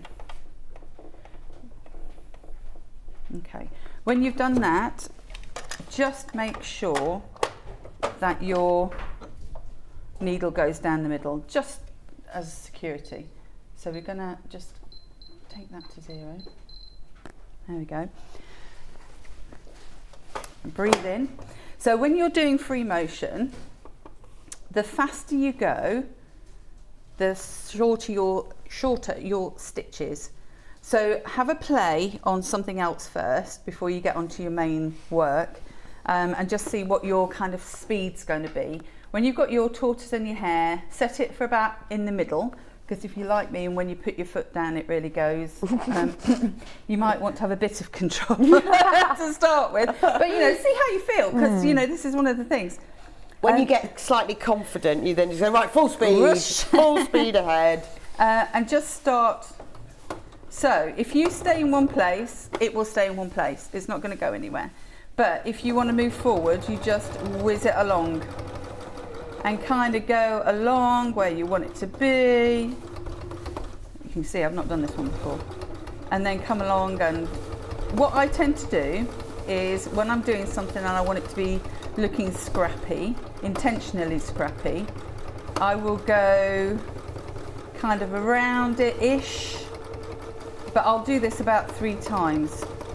So I'm not going to do this just the once. And this is going actually quite slow. I want to go a bit faster. Now you've got, After a while you get quite overexcited, I do, and I have to go really fast. Now you can use gloves if you want to hold it, but what I tend to do is to hold it with my fingernail.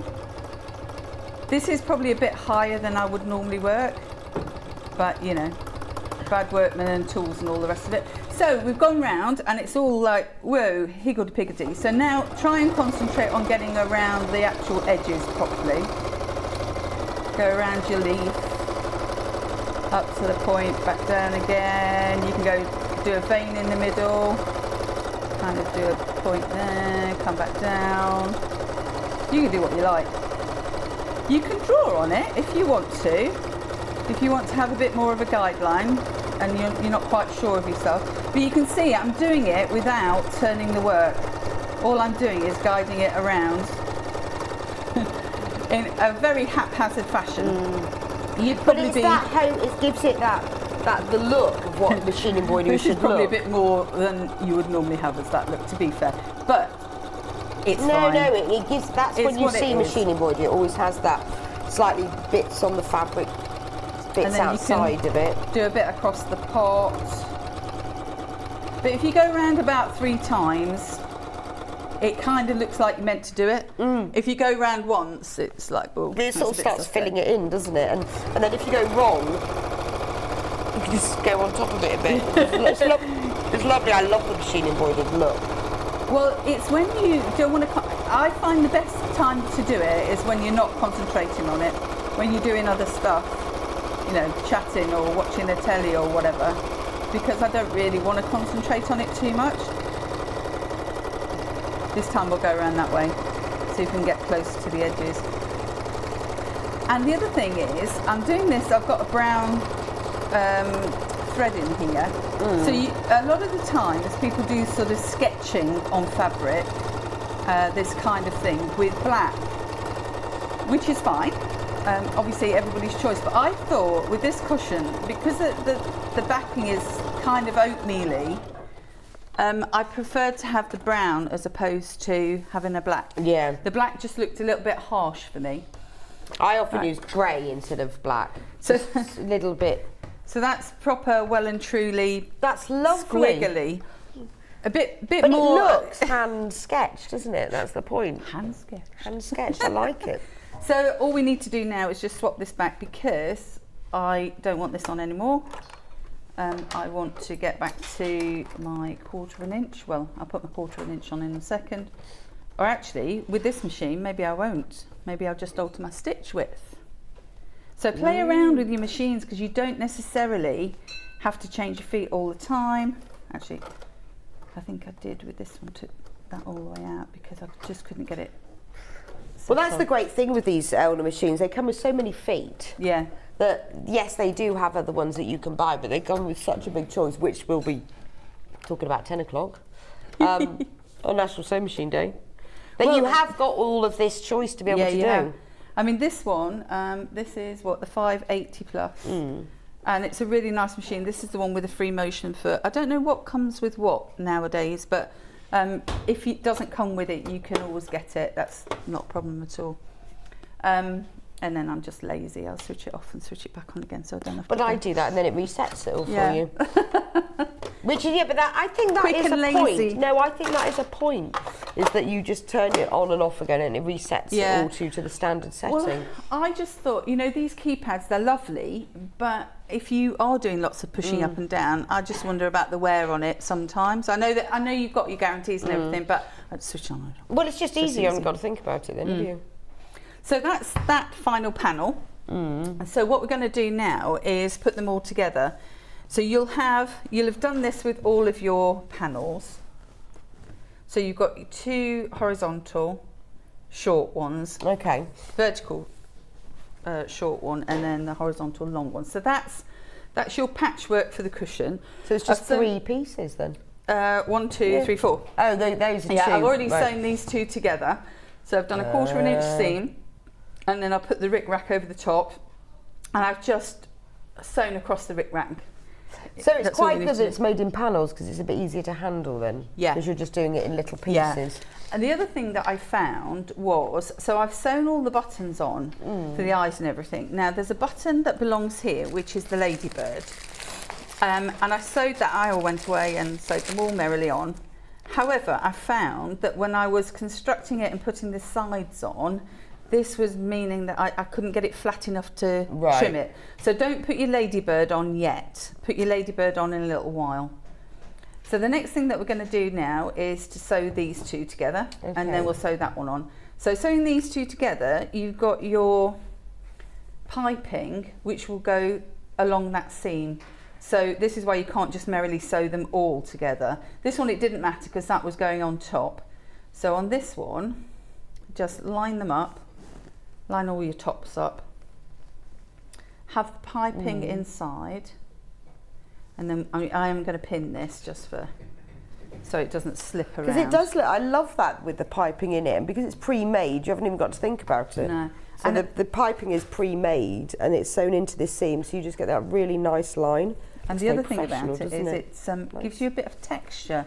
Yes, this is it that does sort actually. of cushion, isn't it? It's a tactile cushion, really. Well, Alison sort of specialises in that, doesn't she? Is that a lot of what she does is quite tactile. Yeah. And very touchy, because it feels lovely. You've got all these buttons and you've got rick rack and braid. It just feels lovely. So what I'm going to do now is, now don't worry as well that this has got a little bit extra on that side. Don't worry about any of those things, just line that side up, because it depends on how your seams are and everything. I'm just going to pop that one off and put a zipper foot on. So we use all sorts of different feet today. Which comes with the machine. And the reason that I've popped that on is because the piping is bumpy. So just like a zip, you don't want it to throw you off your seam. So if you set off and go down here. So I'm just running the side of the zipper foot along the side of the piping.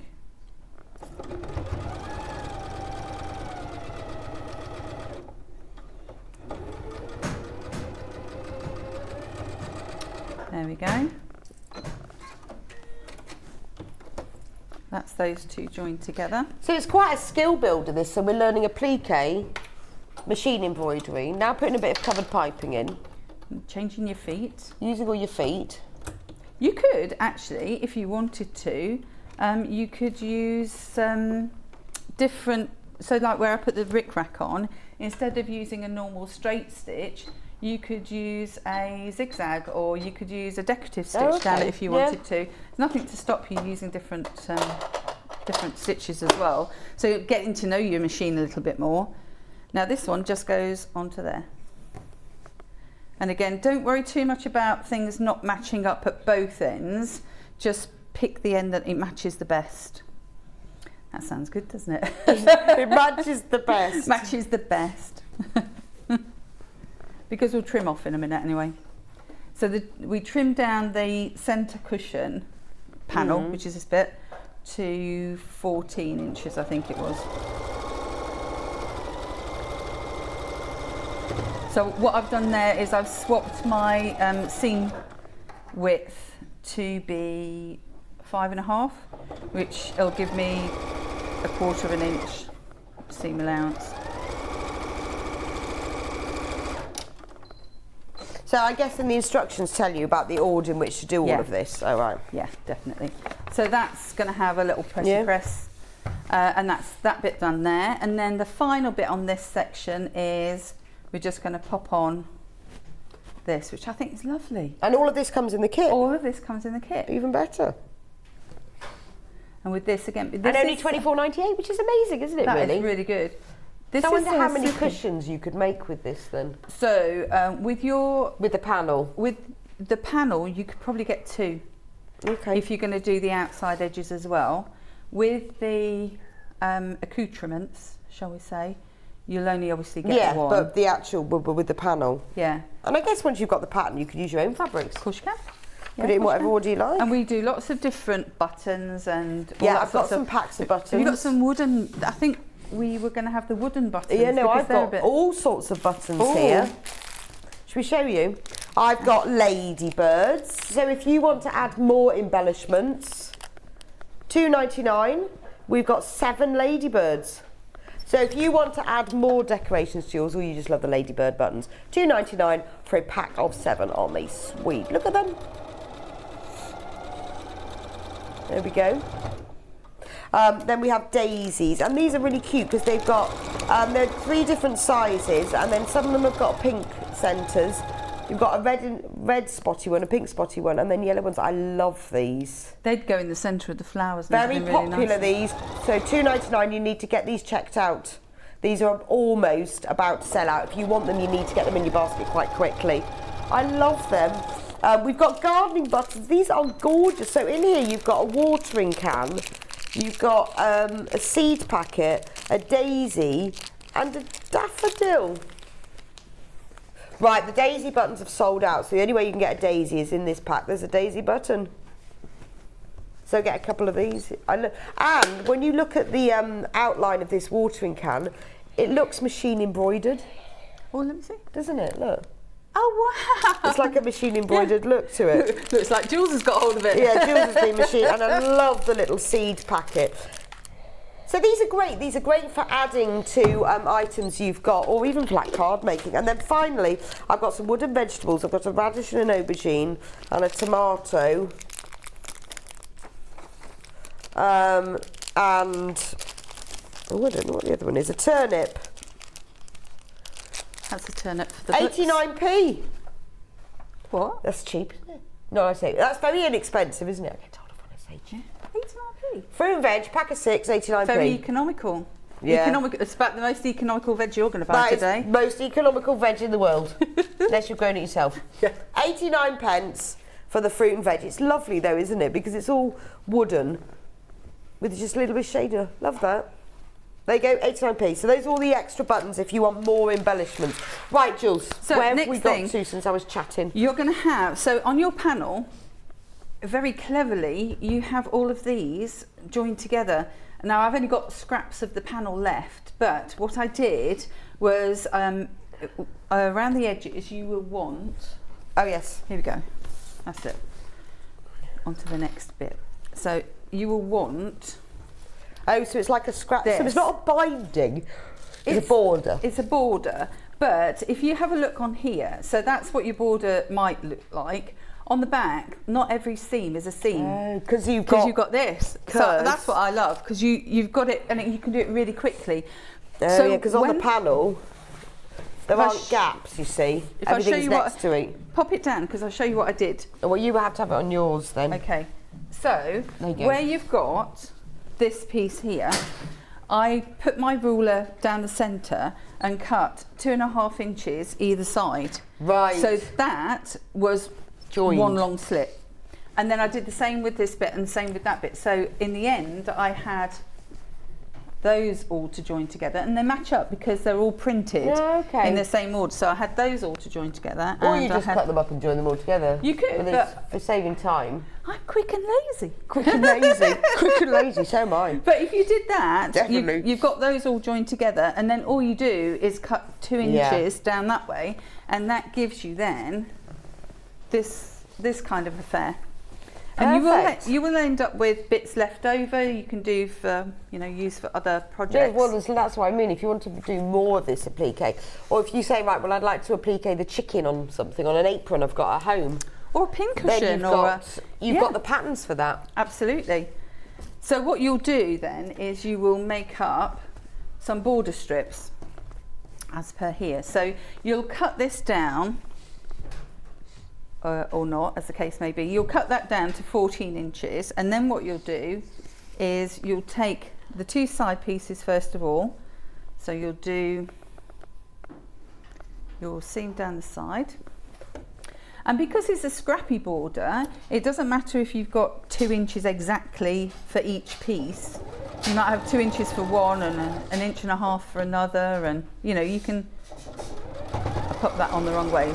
By the wrong way I mean, I've pressed all my seams up and I'm sewing down. So Ben says, I love Trimmets buttons, they're so useful for applique projects. Bev, you're right actually, because they do look lovely. They really add an extra dimensionality, don't they? They're beautiful. Thank you for your message. So I'll just do the 2 You sides. sew the 2 sides, okay. You do the 2 sides. Again, don't worry about trimming off just yet. Now here, I should be trimming that down, so I'm going to eyeball it just for the moment, just for speed. So this is what I mean by sewing down with your seams. You don't have to worry that you're going in the opposite direction, Okay. because you press them all. Pressing is your friend when you're doing this sort of stuff. The iron is on now properly, so you'll be fine for friend pressing. For friend pressing. Have you got one of those pressing mats? The wool ones? I haven't. Oh, see, I bought one. I absolutely love it. It's just brilliant. I will be getting one. I've had to play with it. I will be getting one. Well, everyone used to go on about them, and I thought, really? And then I had to go. It's absolutely brilliant. When you can't get creases out of something, or you've got lots of seams together. It's because it's like a double whammy, isn't it? Yeah, it is. It sort of irons from underneath. Yeah. It's like years ago you used to get those silvered ironing boards. Yes. Can you remember? Yeah. I don't know whether the ironing board covers still have that on them. I don't know. Mine doesn't, not when I burnt it. Right, there we go. So you've got that away, and then we would trim off the top. You can do that. Oh, hello.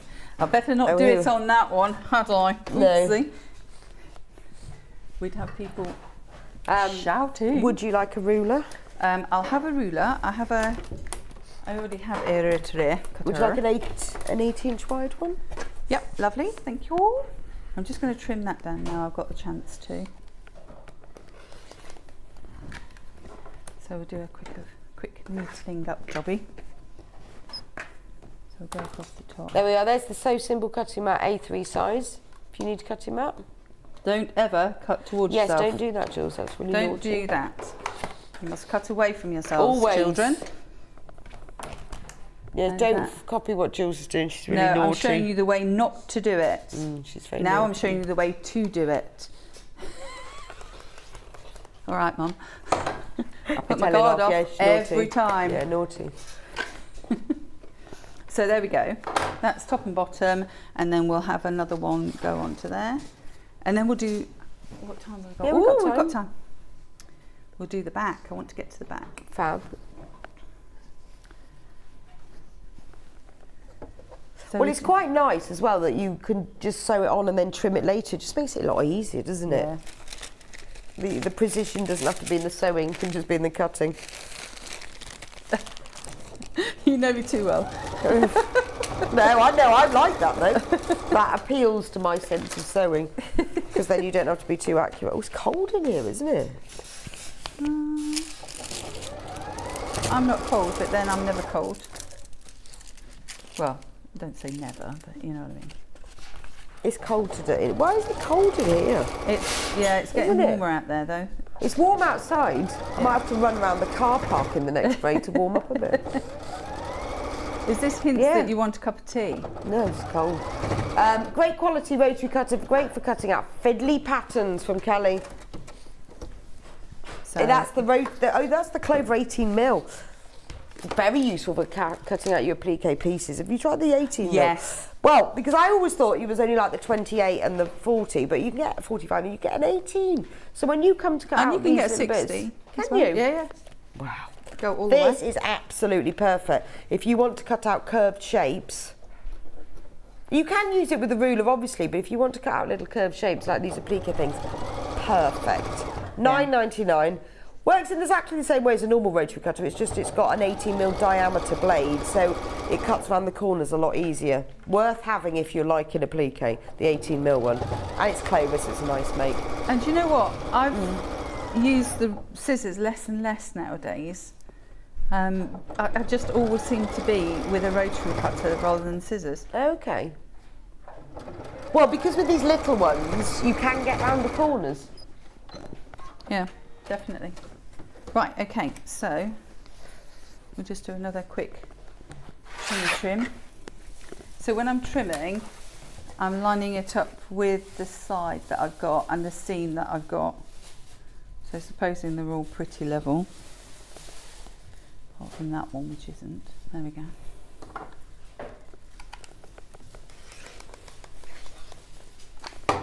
And I'll do the other side.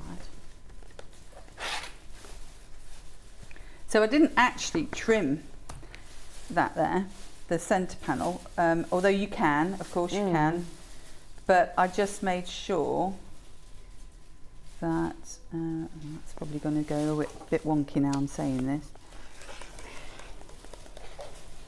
that the Okay. majority was level. So you get it all nicely trimmed now. Brilliant. Yeah, so So that's your cushion front done. cushion front done. Let's just trim that bit of rickrack.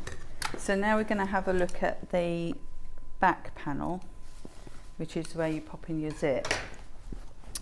So you have got two pieces which are 11 by 20 in our cutting guide, if you remember at the beginning. So and these are the two bits for the back. So these are the two pieces Right. for the back. Now you don't fit the one on top of them. That's the way round. So that's the cushion back way. So as Alison has said in here, if you try to add up the measurements to make both the front and back cushion sections, the maths will be way out. Don't worry, this is correct. Okay. So trust to the Alison, because it is working. It does work out. I think sometimes when you've not done a lot of projects, some things just aren't intuitive. Just go with what the instructions say. Yeah, the instructions work, instructions so just work. go with it. Okay. People spend a lot of time working out instructions, so just go with it. So we've got the top and bottom pieces here. We've also got our zip. So this zip is a 16-inch zip, and you go, oh, that's not going to work. It is, don't worry. So the first thing that you want to do is find the centre of your zip. Knew there was a reason I had a pocket. Yeah, that's the zip in the graphics. So they're £2.49 for the cream nylon dress and skirt zip, 41 centimetres. That is the right size that you need. Multitude of uses. Then find the centre of your panels as well, and you can just mark those with your finger press, because this fabric does take a crease really nicely. Okay. So now we're going to insert a zip. Do not be afraid. What you just need to remember is always you're going to put the right side of the zip to the right side of the fabric. That's all you need to know. Okay. Matching up your centres. Match up the centres. I am going to put a pin in, just because Rebecca likes pins. I told you I'm an overpinner. I do sometimes. If I was at home, I wouldn't be doing this, but it's good practice. Oh, that's a nice pin. Anyway, I like pins, but I don't use them very often. I like the glass-headed ones because you can go over them with an iron. So let's swap over our foot again. So flip off the back. And if you're wondering which way round to use your zipper foot, so if I take it off again, you've got two little rails, one rail with two sides to it. Okay. I put mine on this side so that my fabric is here with my zip, and then I've got the foot here to butt up against it. There are other things that you would use the other way round, but in this occasion we'd use it that way round. So the edge of your zip is actually running along the edge of the metal on the foot there. So let's take this. Now undo your zip first of all, so you don't get a bump.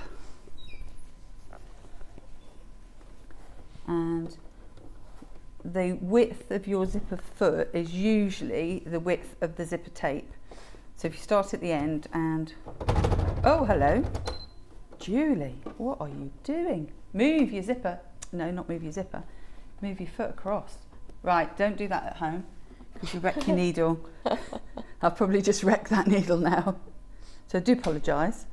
I didn't reset it, did I? Didn't check. At least it told you off. It did tell me off. So you knew I'm very to stop. sorry.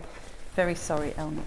Yes, I do. I apologise to my machine. Oh God, no, I'm so sorry. I'm so sorry. What have I just done? Oh, there we are, and it's working. No, it's all right Because it now. could have just given up on me, couldn't it?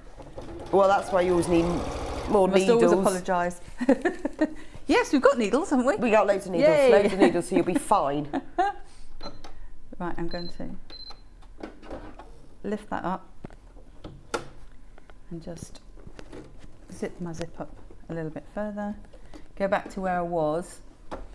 That's, if you don't go back to where you were, you'll have a bump in it all.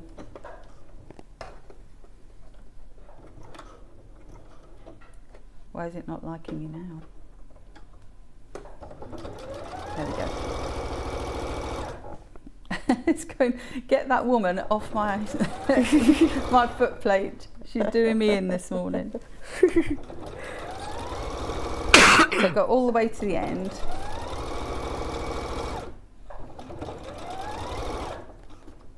Take your pins out. Okay, that's one side. So now we're going to the other side. So again, I'm going right sides to right side. Okay.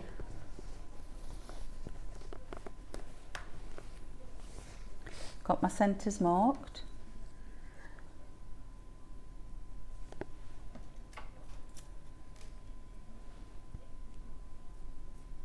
So the whole kit, $24.98, you get the instructions, the embellishment pack, the panel. You will need to buy 1/2 metre of plain fabric as well. You can use, we've got that available, either the cream or the pink, or you can just use something from your stash. It's up to you what colour background you want. You could even use a navy if you wanted to go for like a nighttime affair, couldn't you? If you wanted something a little bit different, or choose a really bright colour. I mean, obviously it is a spring into summer cushion, but you can put whatever you like in the background. You could put a print fabric, but the kit, $24.98, there's lots of you who have it in baskets you need to check out, because otherwise we are going to sell out, because we've only got a limited number today and we've only got 10 minutes left. And that panel is proper good Please value. do check out. There's the code on screen at the moment for the cushion kit that Jules is making. So you sewed one side of the zip, and now we're doing the other. I'm doing the other side, so I'm nearly at the top, so I'm just going to unzip it again. And then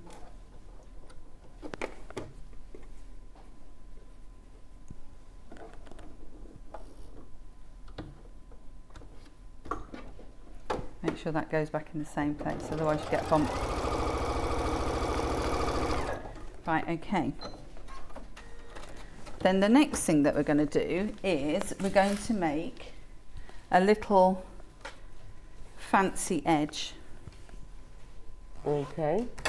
So the way that we're going to do that is you want a 1/2 inch overhang on here.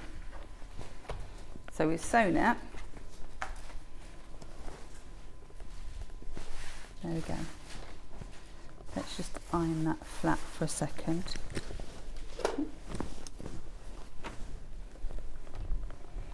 So iron it flat, don't iron your zip, because it's nylon.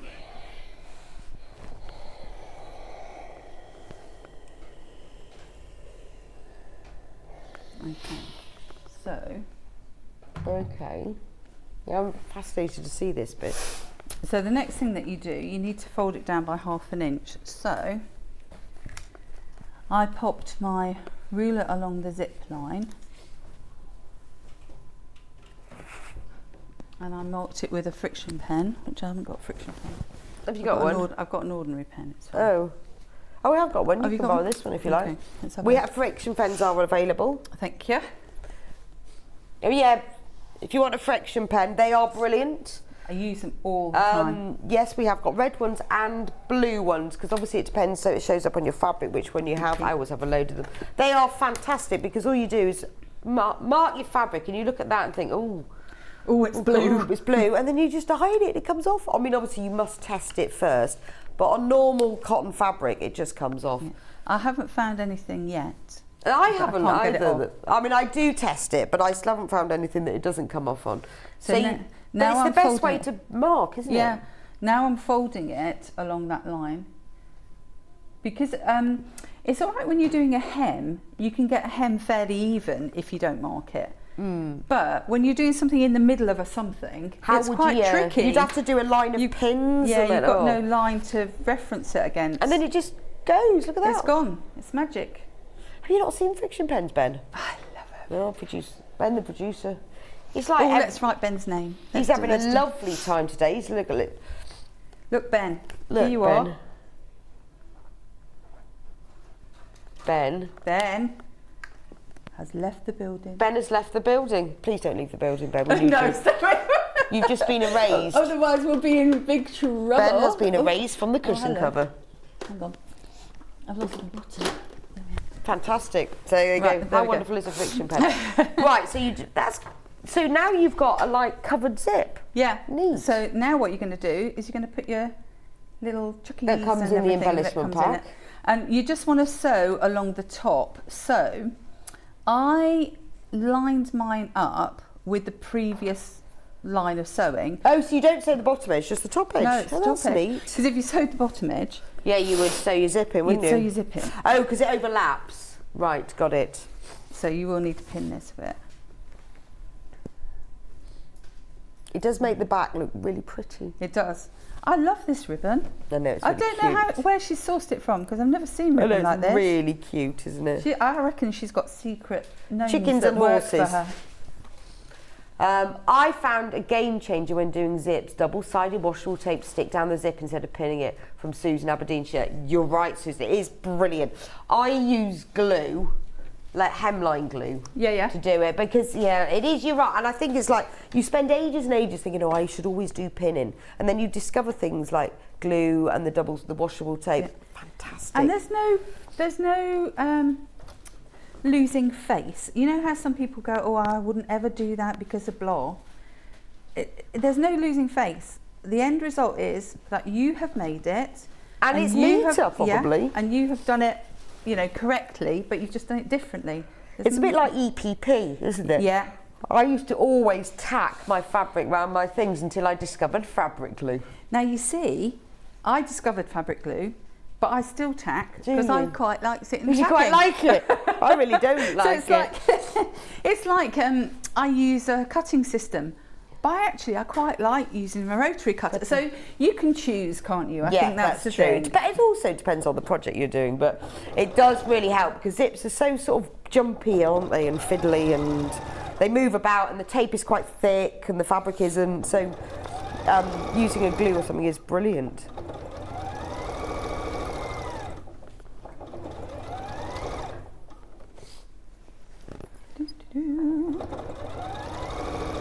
And obviously, at home you would match your colour. You probably have a nice red cotton in there, thread in there, and that would look lovely rather than the brown thread that I've been using all the way through, but whatever.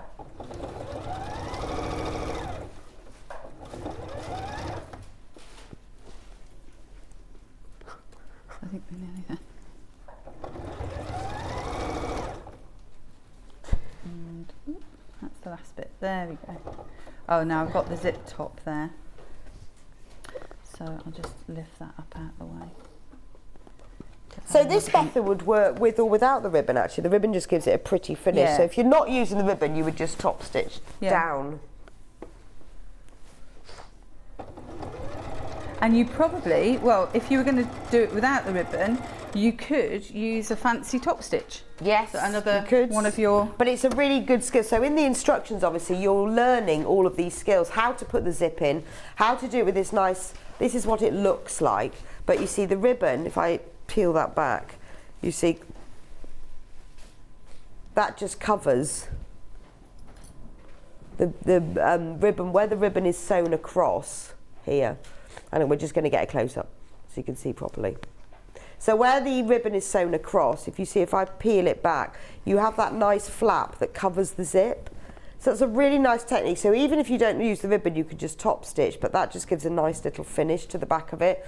So it's a really good way. So in the instructions, you're getting the applique and the machine embroidery, how to do the board around the edge, how to put the zip in with that nice little concealed flap as well. So now you just sew them together. So what I'm going to do now is just sew over the end of the zip, just to keep that in place, because this is far bigger than that. So I'm going to be cutting off the end pieces. Okay. So I'm just going to sew over the end of that. And now you've got your opening, you're just going to sew the whole lot closed around the edges, around the border. So you just want to make sure that if you're going across where the zip is, as you've gone across where the zip is, you haven't left it free, if you like, so that it's gonna, so the zip's gonna come undone, or you'll see the zip. Fab. So now keep that open, and it means that that's not going to flap at that end. Yes. So I know exactly how big it's going to be. All right, we've got a couple of minutes left, Jules. So what you would do now, we'll just talk you through the last little bit then. Okay. So you're going to put right sides together, centre them up. So you'll want to fold this, find your centre that way, fold it, find your centre that way. We know the zip's in the centre. We've already got our centre line from when we marked the zip. So the centre of the cushion front to the centre of the cushion back, the centre of the sides to where the zip is. Oh, okay. Yeah, and that keeps you squared up. What you'll then do is do a 1/4 inch seam. Make sure your zip's open. Yeah. Low flying, I've done please. that without, and it's quite hard to open, It isn't is. it? Not impossible. So make sure that's open. Sew all the way around, so 1/4 inch sewn all the way around. Turn the whole lot through where your zip is. So you now will have it, obviously trim before you turn, of course. So you now will have it this way. And then the final thing to do, so this seam is already a seam. When you iron it, make sure that you don't see the backing. So it's got to be nice and neat like that all the way around. Right. And once you've done that, pin all of your edges and then sew a top stitch. Oh, and that gives you that flap. You've got a flange. A flange, is that what it's A called? flange. It's a great I do name. believe I love that word. A flange. A flange. Well, that's lovely. Well, thank you, Jules. That You're was very welcome. brilliant. I will see you back here at 11 with that Yes, with quilt the of glory. Quilt the of quilt glory. behind you. Because it is beautiful, It's isn't a it? different colour. we're going to do. Yeah, because there's 2 colours on there. So, but it's a really quick make. So quick, you won't believe it. So quick. I love it. I don't know, afternoon at the most. Fantastic. So brilliant when you need to, when you've got guests coming. Yes. Or a quick present. You want to stay over? Okay. Yeah, fine. Every bed comes with its own quilt. Lovely. Okay, I'll see you back here in an hour's time. All right, thank you. See you soon. So if you want to buy the kit for the cushion, it comes with full instructions, with templates, everything you need to know. It's got fabric quantities, it's got all the instructions. It's got the applique, the machine embroidery, how to put the zip in, how to put the concealed zip. Really, really popular this morning, not surprised. Alison Moun's designs, they always work really well. If you've ever bought any of her kits before, you know how easy they are to understand. And what I love is you get in the pack the embellishment pack. So in here you get all of the ribbons that are used for the front, so where you've got the piping and these braids and the rick-rack, and you even get the ribbon that's on the back as well, and all the little buttons that are used for the applique.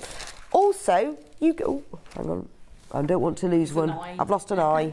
You can get the eyes.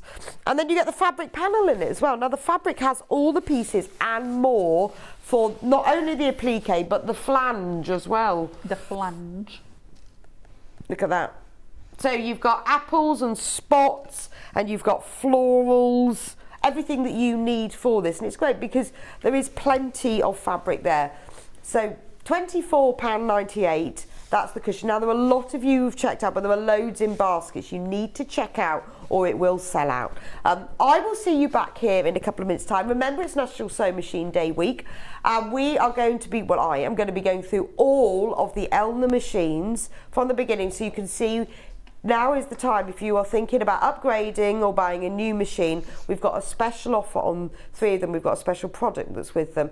So I'll see you back here in a couple of minutes, and it's all about the sewing machine.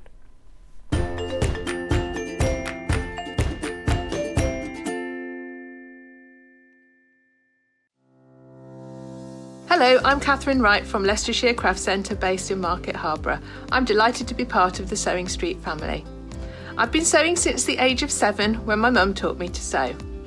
I particularly enjoy dressmaking, and all through my childhood I made my own clothes, including dancing costumes and my prom dresses. But I also enjoy patchwork and bag making and hand stitching and embroidery and really anything textile based. The thing I particularly love about fabric and textiles and stitching is that there is always something new to try. There's always a new technique or a new skill to learn, and I really enjoy doing that. My top tip for new sewers is to be friends with your iron. Your sewing always looks better when it's been pressed, and it's not like ironing your own clothes. It's much better than that. And also to build your skills up step by step. Don't launch in with the wedding dress first off. You know, start with a simple dress and build your skills up, and then you'll see good results right from the start and feel enthusiastic and carry on sewing. So really, just have a go, have fun. It's all about having fun and enjoying it. So happy sewing. Imagine seeing a quilt block that you had made on display at this year's Festival of Quilts. We have the most exciting competition. 12 winners will not only have their block made into a winner's quilt that will be displayed at the Festival of Quilts, but they will also get £100 credit added to their Sewing Street account. If you're interested in taking part in our Designer Quilt Block 2022, please go to sewingstreet.com for more information. Missed the live show? Don't worry, we recorded it for you. Never miss out on your favourite presenters, guests and makes ever again. Head on over to our YouTube pages to watch back the day's live show and enjoy your favourite demos over and over again. We also have lots of great content exclusive to our YouTube pages, such as product demonstrations, troubleshooting videos and so much more. Subscribe and turn on the bell notification so you never miss a show or video ever again.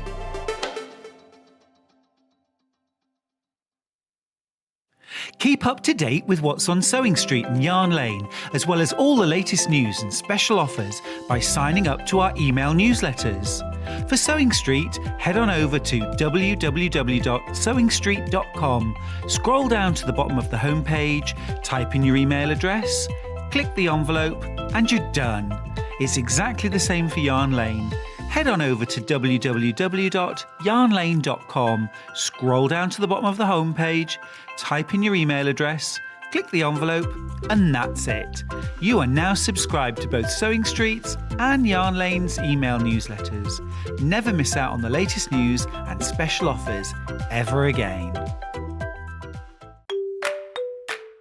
Hello everyone, I'm Delphine Brooks. I've been part of the Sewing Street family now for over a year and it's been the most incredible journey so far.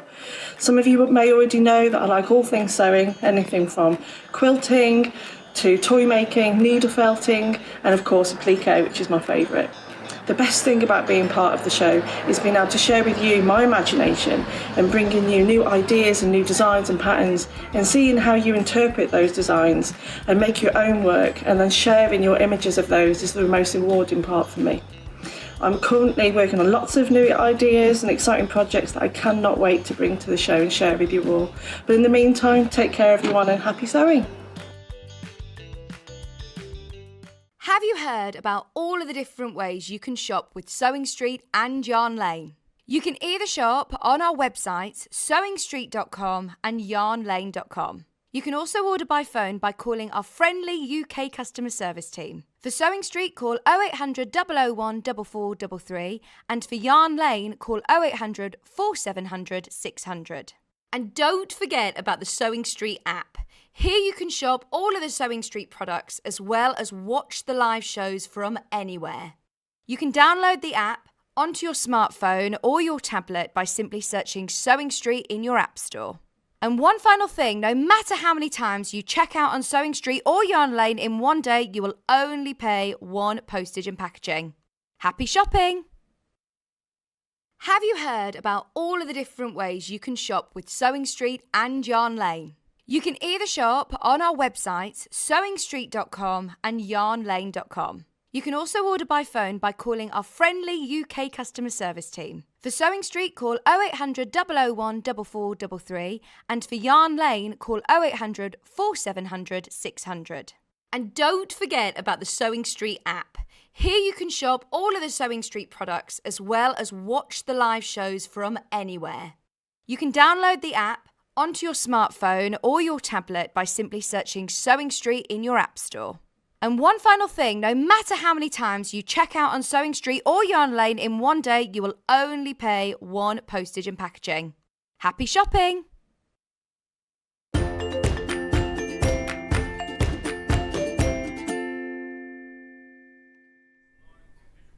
Welcome to Sewing Street on National Sewing Machine Day. So, let me just get my piece of paper because I've got to get the dates right. So, if you weren't watching me at 8, I was saying that today, the reason it's National Sewing Machine Day is in 1790, on June the 13th, Thomas Saint applied for a patent for the first ever sewing machine.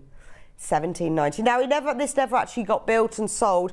However, it was later that William Newton Wilson in 1874, he found the drawings for this in the London Patent Office, and from that he then created the first sewing machines that went on for sale. And that first sewing machine you can see in the London Science Museum. So if it wasn't for Thomas Saint in 1790, we may never have had a sewing machine. So that is what we are celebrating today on the National Sewing Machine Day. Now we've got the whole range I feel like I've got a sewing machine shop today. We have all of the Elna sewing machines. So if you are thinking about buying a new machine, either because it's your first machine, or whether because you want to upgrade your machine, or whether you want a second machine, there are many of us, believe me, you won't be on your own, that have more than one machine. There are many of us that have more than 3 machines actually. So you have different, it is a confession. We do use different machines for different things, and it's always nice to have an extra one. And you upgrade, but you still keep the other one. Yes, I've done that. There is sentimental value in it. Now, on Sewing Street, we are quite specific and we are quite fussy about the machines we sell. It's really important to us that you have decent quality machines, because it's really frustrating that when you've got a machine and you know, we're not kind to our machines. Well, I'm certainly not. You know, we give them a hard time with the sort of the fabrics that we put through them, the layers, the speed. So we stock good quality machines, and Elna are fantastic. We have got pretty much the whole range. So, you know, we understand you, where everyone has a different budget. Not everybody wants the top grade, super duper, all singing, all dancing machine. They just want on the basic one. Or maybe you're a beginner, or maybe you're buying one for, you know, a friend or a daughter or grandson, whatever. Then, you know, you might want a different level. So I'm going to go through them from the beginning.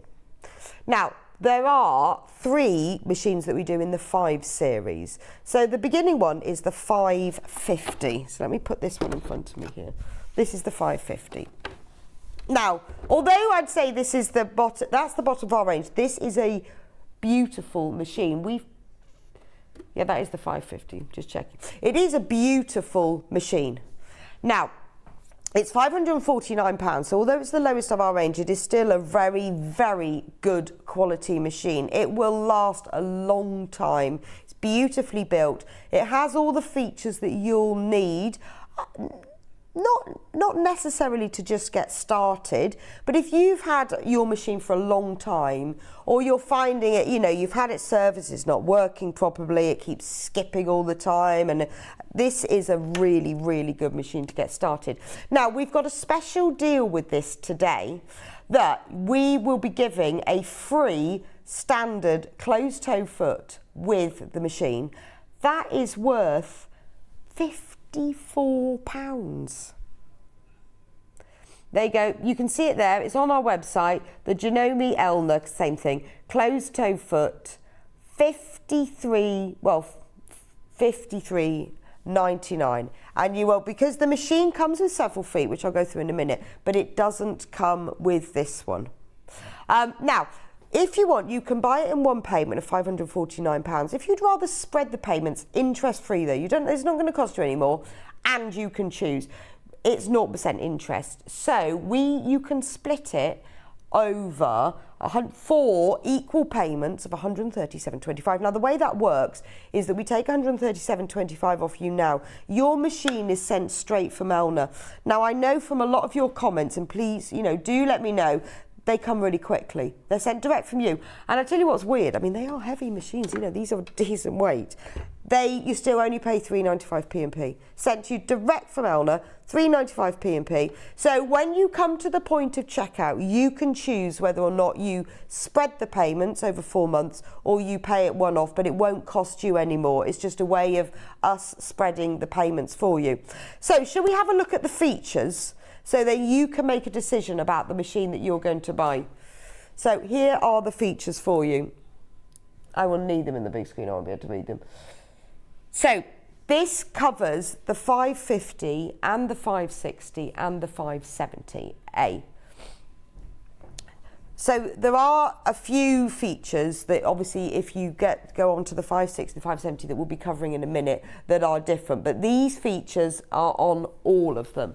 So you have got, I've got to read this now, it's so difficult to read. Number of stitches you get, so if you can see on there, with the 550 you get 50 stitches, with the 560 you get 100, when you get the 570A you get 380. On the 570A you get the alphabet as well, so this is where you can see, it's a very easy way of you reading that and doing a direct comparison on what you get. So you get a one-step buttonhole, so with the 550 you get 3 different versions, with the 570A you get 12 different versions. Stitch combinations, you get a stitch width of 7 and a stitch length of 5. That is brilliant. Even when you're doing the extra big zigzags, it's fab.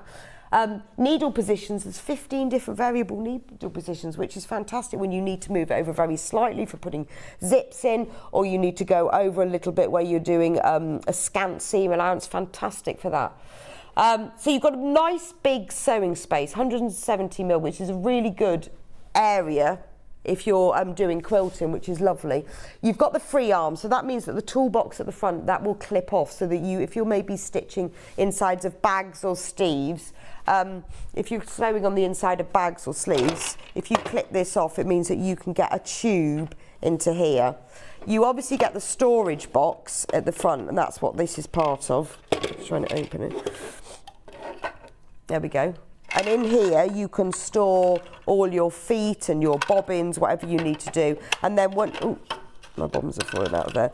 When you need to then pop that back on, it just clips into place. But it just means that you've got that removable for when you need to be sewing tubes. I do it when I'm maybe sewing like the lining to the inside of a bag, where you just need to get into, so that free arm foot makes quite a difference.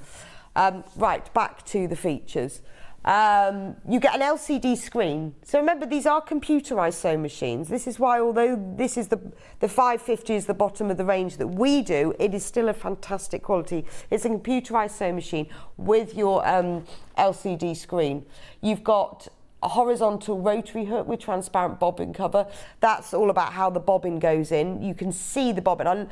I've had a machine before where it doesn't have a transparent cover and it's guesswork as to whether you're about to run out of thread. With a transparent cover, you can see immediately how much thread you've got left in your bobbin, so you know whether to rewind it or how much further you can go.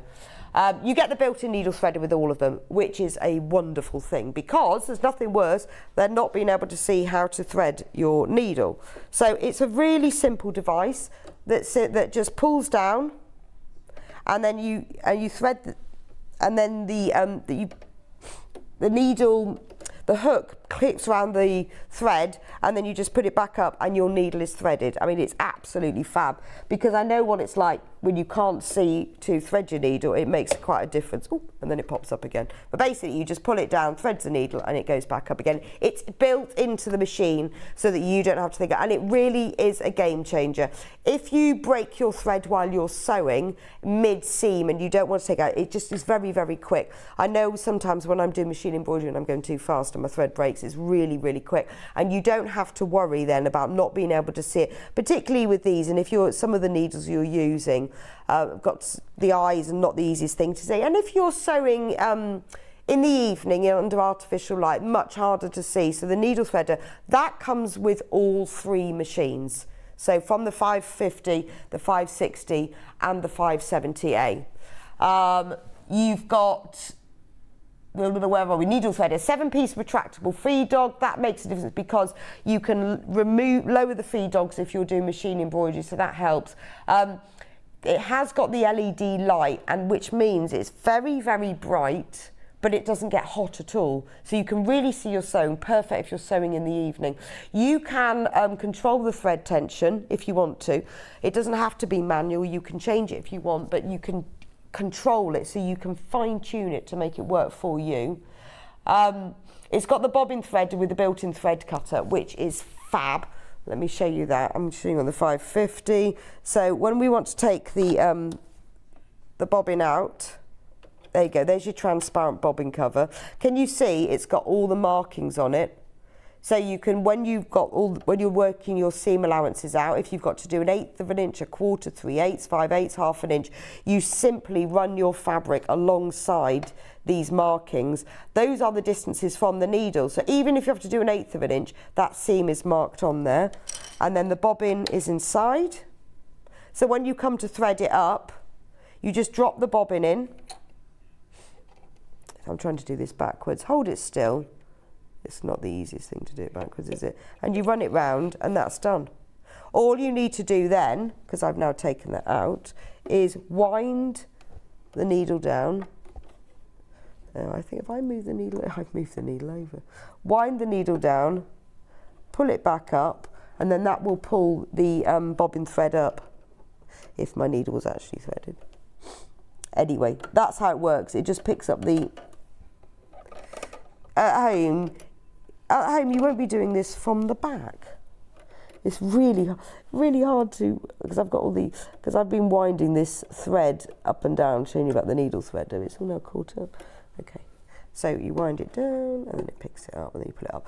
It has a thread cutter here.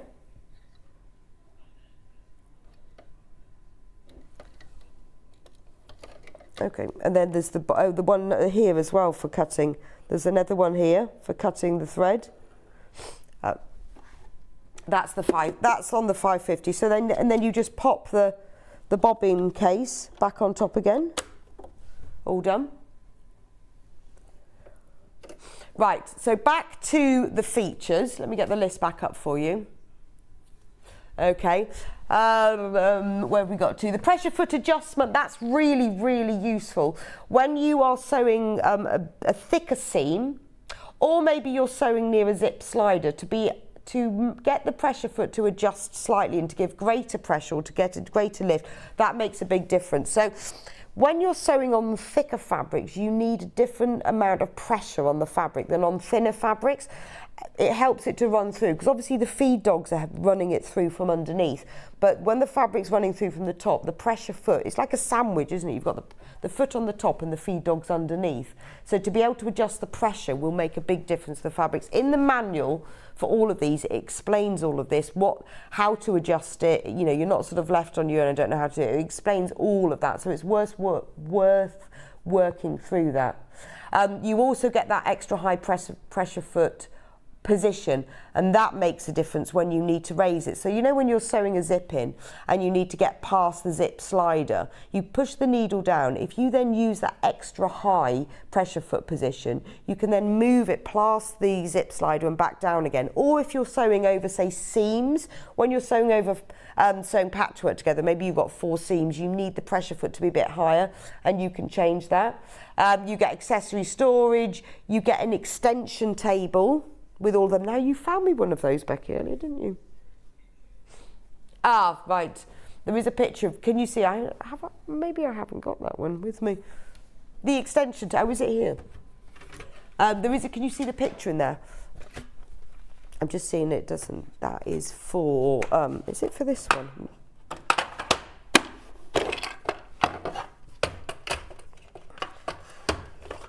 Oh, you go like that. And then it, oh. Right, hang on a minute, I'm just.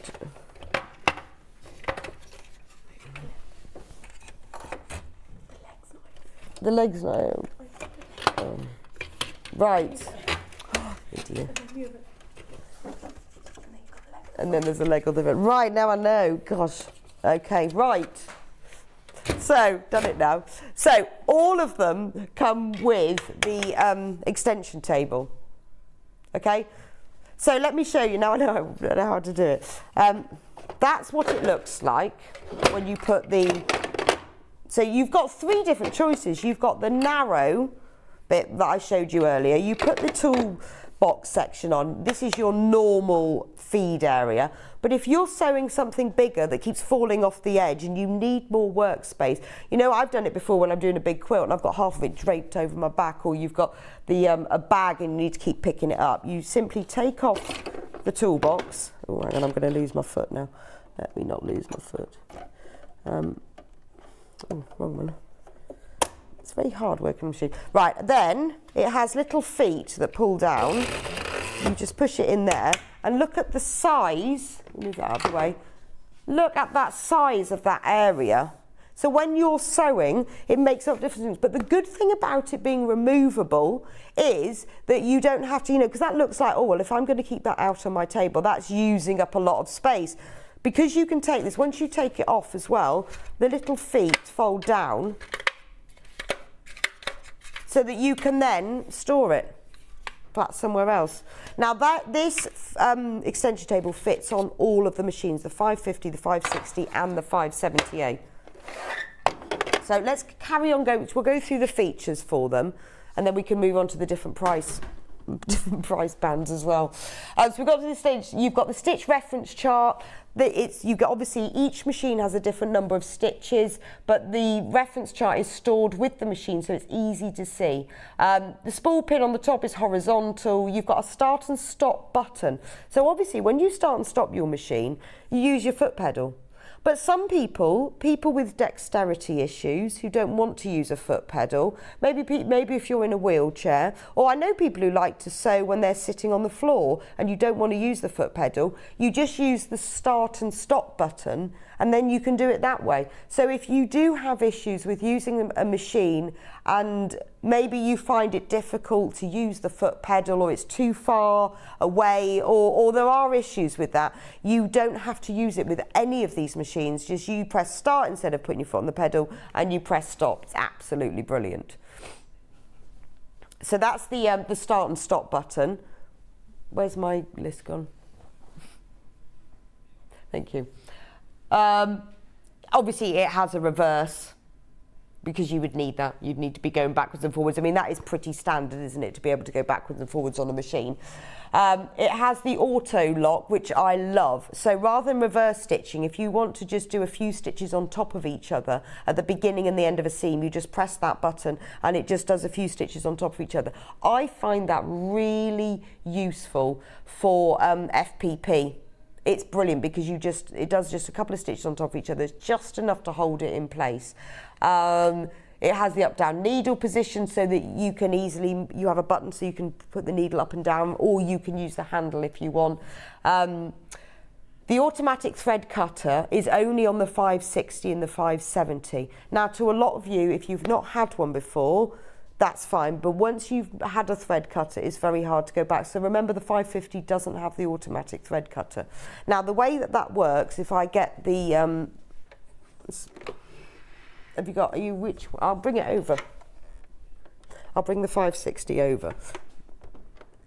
So this is the 560 now. I know I've got lots of other machines beside me, but here's the 560. So remember, the 560 is the first one that has the automatic thread cutter. There's a button on the front with a pair of scissors on it. Basically, when you get to the end of the seam, or in the middle of a seam, or anywhere, you just press the button and it cuts the thread. It makes a massive difference when you're doing things where you need to just quickly cut the thread, take it out, go over to the ironing board, come back, there's no scissors. Now, the 550 does not have that, but once you get to the 560 and beyond, you do have that. Now, remember with the 560, so the price for this one is £619. That is, you can split pay that at 4 equal payments of £154.75, spread across 4 months, and doesn't cost you any extra, so that's entirely up to you. You can choose when you check out, and remember with this one you get the free standard closed toe foot worth £54. So we're going to go through in a minute all the different accessories you get, all the different feet. But that's one foot that it doesn't come with. But if you get it, you get a free one. Today only. Just a free one today only. Just to celebrate the National Sewing Machine Day. So we've got, where did we get? The thread cut memory. That's only the 560. And on the 570, when you get up to that one, it does have a memory function, so it can remember the stitches you've done. So let's go through standard accessories that you get. So you get the foot A, that's your normal foot. That's the one that you will sew with 90% of the time. That's just the standard foot that you'll get it. You all then get, this is so blurry. The satin stitch foot, so I couldn't read the second one, which is really useful for when you're doing zigzags, because it's slightly more open, so you can do your big zigzags, whether it's a wide zigzag or a satin stitch. You've got the over edge foot, you've got a zip foot. Now, I know a lot of machines come with zip foots, but not all of them. Sometimes you do have to buy them separately, but it does come with a zip. Blind hem foot, brilliant for those, you know that look on a inside of a t-shirt where it's got a blind hem. You've got a foot that will do that. You've got the 1/4 inch seam foot. I'm amazed, even with the 550, that comes as a standard, because that's such a specific foot. It has a little piece of metal that sits on the edge of the fabric, so you get a perfect 1/4 inch seam every time without having to try, because you just run the piece of metal. Can I show you that, because it's actually on this machine? Shall I show you from above, because we can go on them overhead with it. There we go. There we go. I'm trying to, let me just move the machine. 1 minute. I just want to show you this, because this comes as standard with the 550, the 560 and the all of the machines actually. And I love this foot. There we go. So, it looks like a normal foot. It's got the bar round there, but then you see this little, it's almost like a little blade it's not a blade because it doesn't do cutting, but it's a very thin piece of metal. That sits, when you are sewing, that just sits just down the side of the fabric, and the distance between that and where the needle goes is exactly 1/4 inch. So when you're doing patchwork and you're doing constant 1/4 inch seams, because that runs just, it's very, very thin, but it runs on the edge of the fabric, you run that along, you don't need to look at guides on the machine, so you get more accurate finish, and that comes as standard with all of these machines, which I think is fab. Well, I'll put my 560. So you get 100 stitches on the 560, which is the one that I'm showing you. And on the 550, you get 50 stitches. So you are getting an extra 50 stitches. Now, if you go onto Elna's website, we're just showing that now, and you want to have a look, because I know buying a new machine, it is a considered purchase. It isn't something you're going to rush into. You need to think about it. If you go onto their website, you can compare all the features. So if you think, well, actually, no, I'm going to get the 550, that's all I need. Have a look, see what you get extra. I mean, so far we are getting more feet with the 550. We're getting extra with the 560. We're getting another 50 stitches. You get the thread cutter. So have a look and see what suits you, because we all have different requirements depending on your level, your budget, and how much time you spend sewing. So let's go back to the feet. So we've got the 1/4 inch seam foot, which I love. You've got the automatic buttonhole foot, which is fab, isn't it? So if you've never been able to stitch buttonholes on your machine, or you've had to use a zigzag, this is a game changer. You will have absolutely beautiful buttonholes. But you get different styles. So on the 550, you just get 3 of them. On the 560, you get 7 different styles, because it depends where the button is. Do you need a rounded end? Do you need a straight end? Do you need a rounded on one end and straight on the other?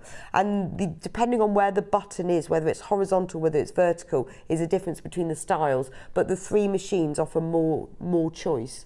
Obviously, you get bobbins, you get the seam ripper, you get a spool holder, an additional spool pen. I mean, this is all standard. Lint brush, needle set.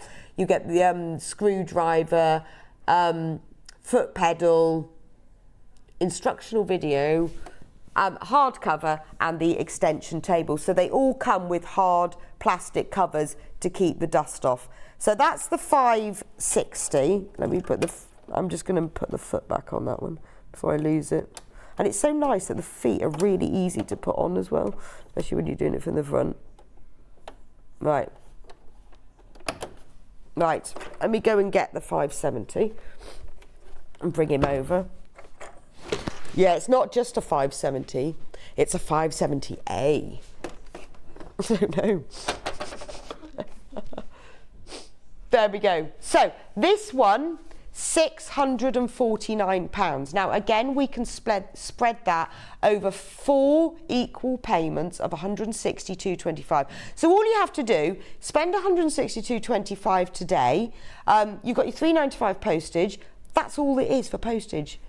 And you will get it sent directly to you from Elna. You get your free foot, your even feed foot. Where's the pitch? Where's the picture? It's the even feed foot with quilting guide. So that's 50, well that retails at £53.99. That's free. Basically, it's another name for the walking foot. Now, I remember when I bought my first machine, didn't have a walking foot, and I had to buy one. Mine was a lot more than that, but £53.99 for the walking foot. If you do any quilting or sewing where you've got several layers, the problem is that the bottom, those lovely little feed dogs with the little ridges, they move the bottom fabric through nice and evenly, but the top, because it's layered, starts going slower.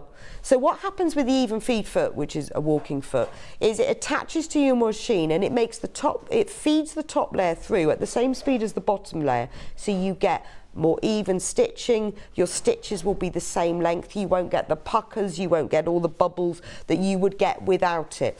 I use mine obviously lots and lots for quilting, but I do use it when I'm doing sewing on thicker fabrics like hemming jeans, because you get them to go together. Oh, hang on, I've just got one here. Oh, there we go. I have an example here.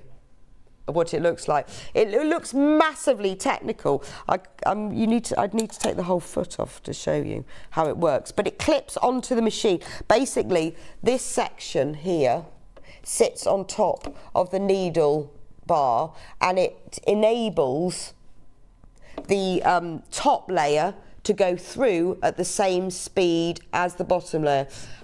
We've got a FIFO review from Jackie. It's a beautiful machine, use it every day. We have so many reviews because basically don't ask us, ask you. You, our Sewing Street family, you know how great these machines are. And I think this is a fantastic, we're only doing this offer today for the special National Sewing Machine Day to get the free walking foot. So when they say walking foot optional, and lots of people, you ask any of our guest designers, they all use the walking foot. Really simple to attach.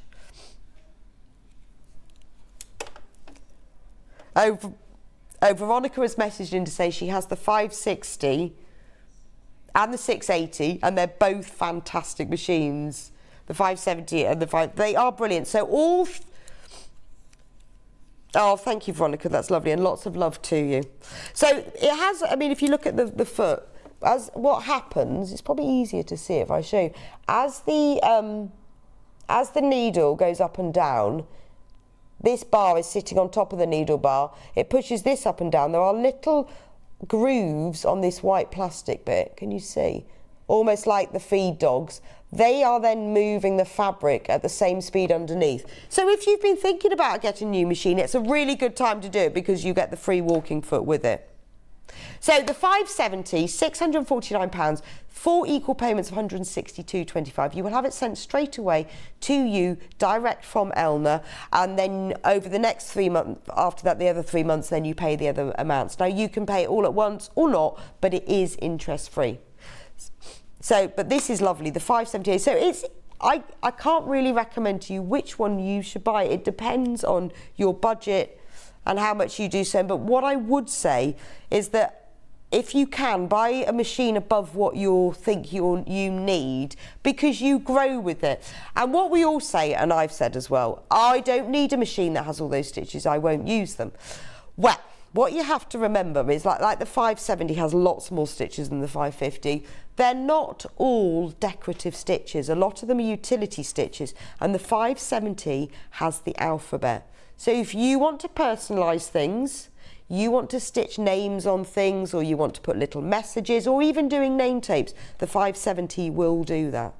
But it has more utilitarian stitches, so things like stretch stitches, hem stitches, overlocking stitches, overcasting stitches. When the machines have more stitches, it means that they have more utility stitches. I mean, this one, 200 stitches.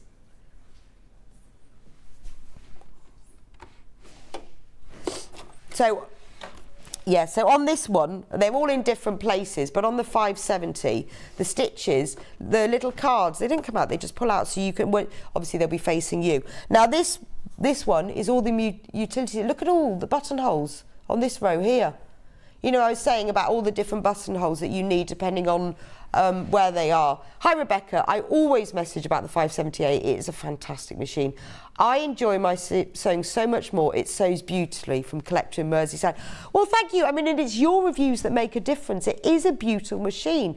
You know, it is a considered purchase. When you decide, I'm going to upgrade, I'm going to get a decent machine, get it when you go up to the next level. You know, when you get, this one is excellent product so far. Having the thread cutter, having the alphabet, having all, I mean, that choice of all those buttonhole stitches. You've got overcast stitches, you've got stretch stitches for lightweight fabric and heavyweight fabric. That's just card number 1. And then we go out to the next card. Look, we're moving on to like really lovely, some of these are hemming stitches. We'll go on to really lovely decorative stitches. So it isn't just about being able to stitch flowers and bicycles, which is lovely. It is about having the utility stitches as well. That one, and then let's move on to the final one, and then wrong way. There we go. There's the final one. There's all the decorative stitches, and it's really easy to see, isn't it? Because it's just all kept in within the machine. You just pull out the one that you want. But they are lovely. If you have got any questions or you want to have a think about it, and as I say, if you want to see a comparison, because sometimes you think, well, shall I get the 550? Should I get the 570? It's quite nice to be able to see the comparison on there. Anyway, I'll leave you to think about those, and I'm going to move on to the next machine. Right, I've got to find that one. That's this one. Okay, they should write the numbers on the back of them. Pardon? This one. This one. There we go. I'm just going to check that. Yes, so this is the 580 plus. So obviously, you know, we're now going up, because I said I had them all from the bottom of our range all the way up to the top. Let me just move these machines out of the way. I've got too many machines. I am spoilt for choice. I know this is the one day. There we go. Right. I think I've broken all the glasses now. I can't break anymore. So, the Elna Excellence 580 Plus. Now, this one is a computerized sewing machine. It is beautiful. So it's designed with the aim to flawlessly support users. Its robustness ensures remarkable efficiency in all situations. The Excellence 580 Plus will allow you to discover all your sewing talents in peace, and is ideal for sewers looking for comfort and perfect work quality, yet equally suited for the beginner. So this is what you have to think about these machines, is that often people say to me, they will say, how do you put in a zip in a cushion, and what sewing machine should you buy? And all of them, they go, well, I'm just a beginner. There's a lovely review. The Elna 580 Plus sewing machine is great. All of these sewing machines are suitable for beginners, because they are all extremely easy to use. The instruction manual explains it all perfectly, so it's absolutely no problem. So they are all suitable for beginners. What you need to decide is how easy you want your sewing to be. Once you move up through the different machines, the sewing gets easier and easier, because the sewing machine works it out for you. Once you get up to this level of machine, it just works out the tension for you. You don't have to set the tension yourself. You can override that. You tell it what fabric you're using, it works out the tension for you. That makes a massive difference, because all you do is you sort of set, lightweight, medium fabric, and off you go. That really does make so for a beginner, in a way, the higher spec the machine, the better it is for a beginner, because it does all the thinking for you. So with this one, look, we've got 120 stitches. Remember, they're not all decorative. Some of them will be utility ones, and 7 buttonholes. You've got a really wide workspace, which is brilliant when you're quilting, because you can then get the quilt inside. Or if you're stitching like heavyweight fabrics, or you're working on PU and you need that. It's got a beautiful needle threader. There are different qualities of needle threaders depending on the machines. This has a lovely one. It's got the bobbin threader with the built-in thread cutter, the bobbin winder, which is fab, because the auto declutch means that you can wind the bobbin without having to unthread the machine, which is fab. It has an automatic and a programmable, which is great, because with this machine you can set it so that when you finish stitching, it just automatically cuts the thread.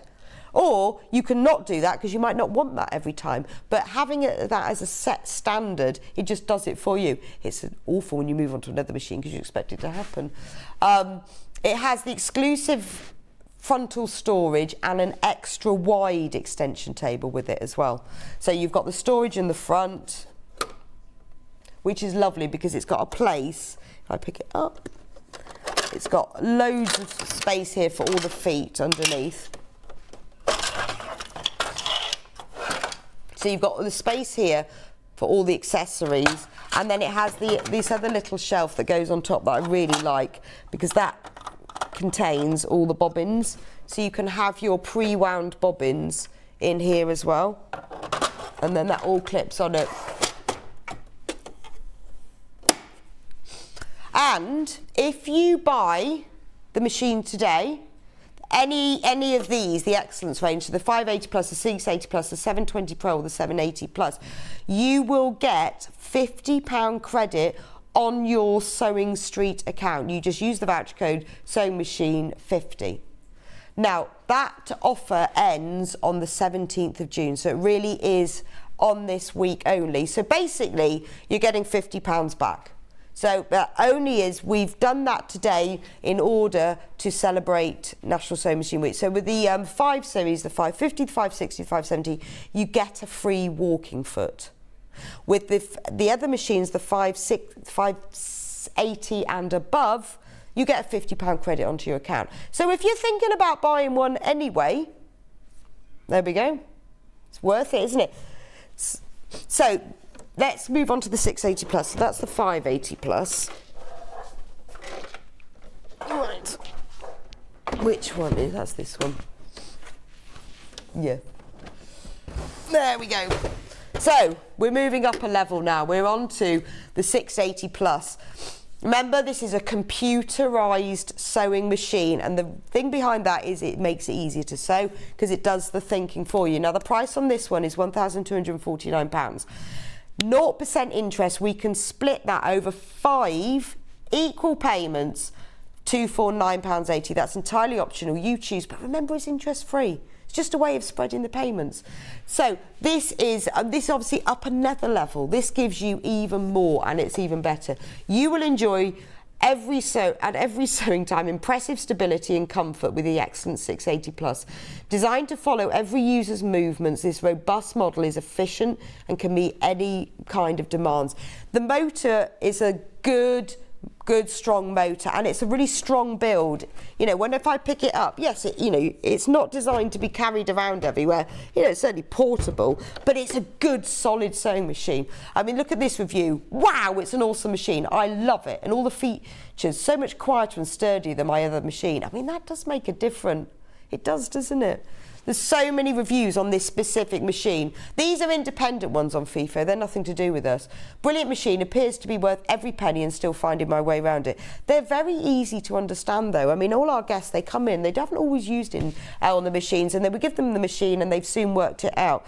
And the machine grows with you as well. What I find with when I get a new machine is I go through all the different features so I know the basic understand. Because if you try and understand everything, you'll never use it. And then as the time goes on, you think, oh, well, I'm just using some jersey fabric. Which stitch do I... Oh, OK, so that's how I do it. So let's give you a very quick technical.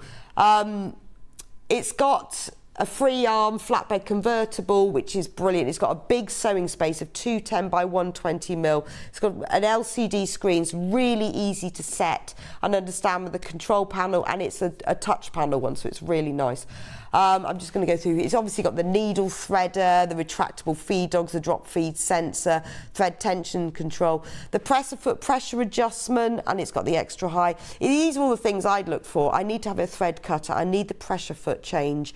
I need to have the choice of buttonholes. Now, the difference with this one is it has 6 LED lamps. Now, most of you, if you've got a standard machine, you're used to having one light, which kind of puts you off often stitching in not in daylight or when it gets a little bit darker, but you've got 6 of them all in here, so it's really super light, but they're not hot at all, so they last for and also it means they last for ages. Now look at all the feet you get with this machine. Just look, these all come with it. I mean, the normal zigzag foot, rolled hand foot, zipper foot, satin stitch foot, open toe foot, blind hem foot, you've got your 1/4 inch going all the way through. It's got the knee lift. The knee lift is absolutely brilliant. It screws into the front of the machine, and it means it's like having an extra hand, so that when you want to raise the presser foot, if you've got your hands on your quilt, you can't take them off because you're holding it, or you're doing machine embroidery, but you need to raise the presser foot, you attach the knee lift and you just use your knee and it moves up the presser foot. Now, a lot of people will use that, particularly if they have mobility issues, or they use the start-stop because they don't want to use pedals, or it's hard doing that. Having the knee lift is absolutely brilliant. You can do twin needle sewing with it, which is fab. So you can do all of these different stitches. Those are the stitches that you can do with it. You just put a twin needle. There is so much this machine can do. Ben wants one of these, wants to get one. I mean, it has got so much with it. I mean, I know when I was first found this machine and I looked at all the different things, there's just loads. You get your cover with it. obviously, I mean, things in it like the sort of the foot control is pretty standard. But when you're moving up to this level, you're getting different spool holders. So you can use tiny spool, very, very small spools of threads up to the really big ones. That makes a difference. You get 10 bobbins with this one. And you even get a little stylus for the touchpad that comes on the front. You can get the stylus for that. It is lovely. I mean, I would say if you're trying to choose between them, I would go onto the Elna website and read all the details and have a look. And just think, if you get the next machine above what you think you need, you will grow into it quite quickly. So that's the 620. Now this is mine. Well, it isn't mine yet, but this is my. This is the one I want, the 720 Pro. This is the one, I tell you all the time, this is the one I really want. This is the best. Now, everyone has a different, this is why I haven't got it yet, everyone has a different budget and a different need, and some of us are only sewing, you know, once every couple of months. Some of us are sewing every day. It depends what you're doing. This is the stitch guide that sits up there, so I'll just take that out of the way. So it's removable, but that shows you all the stitches. It is like a semi-industrial sewing machine. It is a super, very strong, powerful motor, and it's got a really heavy body on it. That's what I like. This is the machine that Delphine has. She raves about it as much as I do, except she actually has hers. Hi, Rebecca, please can you tell me the weight of the 680 Plus for Norma? We'll just, how much? 10 kilograms. Thank you very much. That's all on the website. It's 10 kilograms. So this is it's a heavyweight machine, but it is super solid. It isn't going anywhere. There's so many features on it. Don't even know where to start. I mean, it has all of those features of the 550, the 560, the 570, it has all of those. On top of that, it's a very solid machine. If you want to have a go at machine embroidery, it's an absolute dream. If you've struggled with machine embroidery at all because you find your thread breaks or snaps or you can't go fast enough, it is an absolute dream on this. If you are sewing, maybe you're doing like curtain making or dressmaking for other people, it will sew so many different layers together. I use a lot of old inner tubes for making wash bags and things. Brilliant for that because it will sew. I've tried it out, that's how I know. It will sew through all of that. On the plate it has here, the metal plate, there are 3 of these. You just pop one out and put the other one in. So if you are doing lots of straight stitching, so maybe like if you're doing curtain making where you're just doing straight stitching and you want to go super fast, the standard plate has space for a zigzag stitch. So the hole in it is a bit bigger, so there's space for the needle to go across. That inhibits the speed a little bit. So there is a professional plate, so you just pop this one out, you put the professional plate in, which just has one hole, and because then the needle is only doing straight stitching, because maybe you're doing like curtain making, that sort of thing, it will just go super fast, and it is amazing. So this machine, it is a considered purchase, I know that. It's $1,799. 5 split payments of $359.80. You get £50 credit on your account. I mean, look at that lovely message from Rebecca in Shropshire. I love my 720 Pro and my 780 Plus, and I can't live without them. I know, how nice.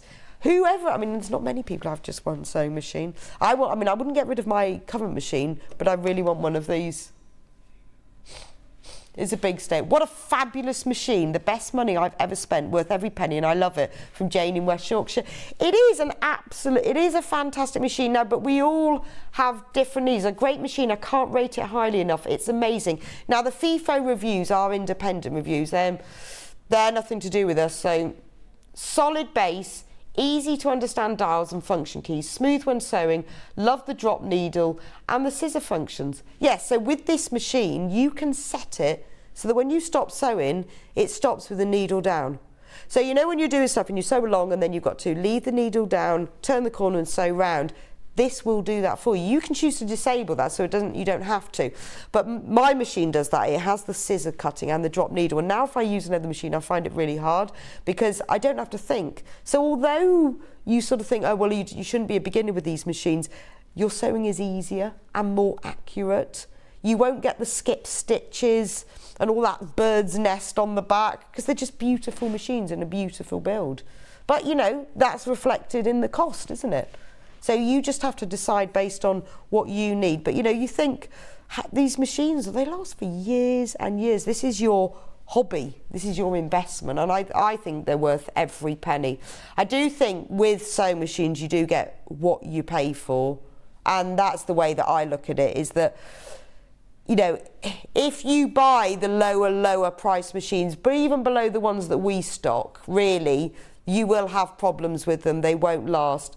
But, you know, as the sewing machine improves your sewing, your straight stitching will be better, your top stitching. You've got so many guides on here to help. You've got all of the different decorative stitches. When someone says, can you hem my t-shirt, you just choose which of the 5 stretch stitch hemming stitches you want on them on this sort of machine, and it makes a massive difference. It comes with the extension table. Can you see in the picture there?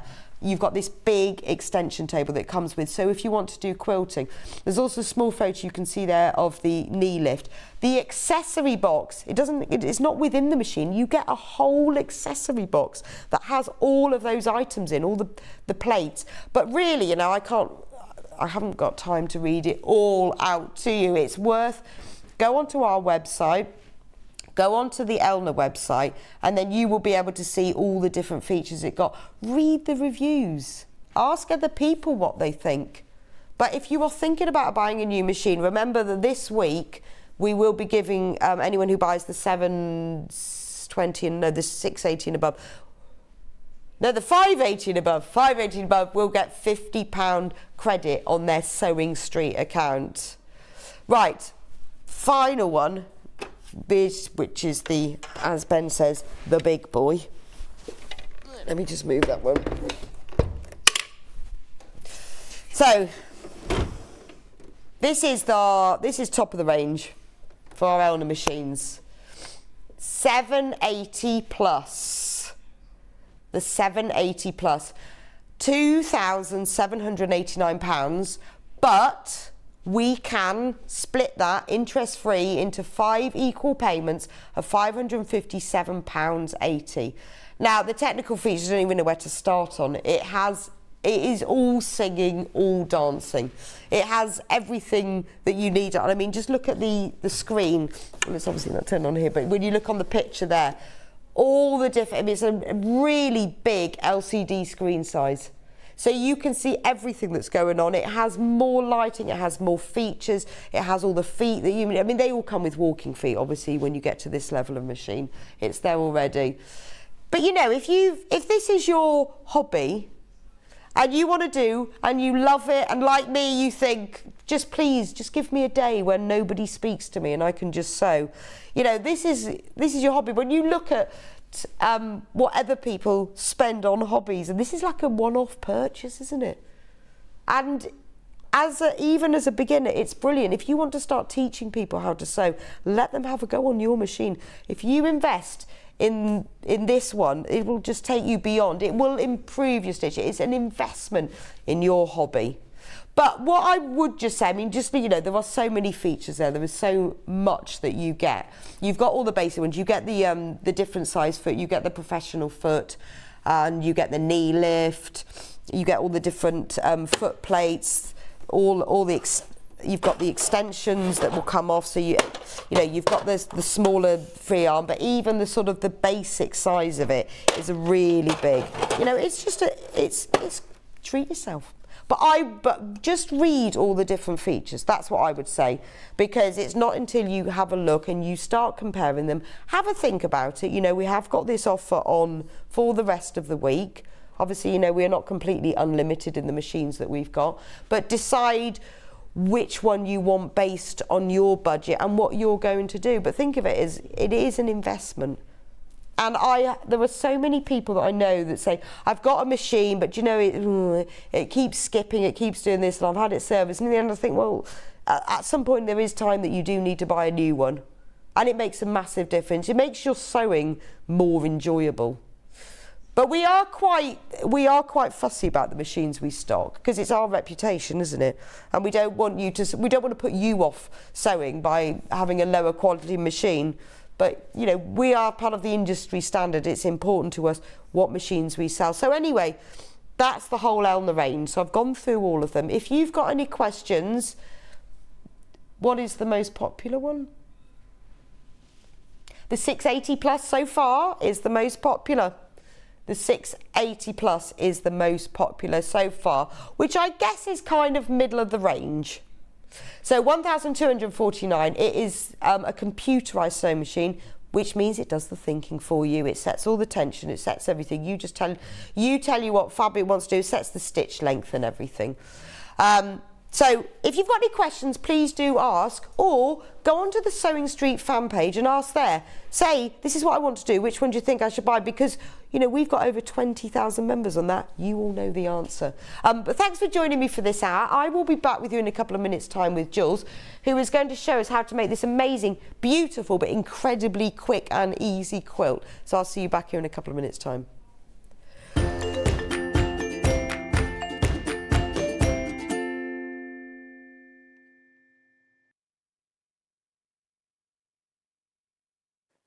Hello, I'm Kerry from Living in Loveliness and I'm delighted to be part of the Sewing Street team. I'm based in Wolverhampton and I absolutely love working with fabulous fabrics. In particular, I love working with fat quarters and showing you how to get the most from your scraps. I love bringing communities of sewists together and encouraging people to sew for greater causes. Most recently, we have been sewing for our NHS and key workers.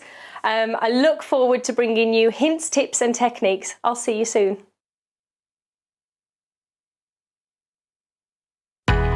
We know that shopping online can be a confusing and sometimes daunting task.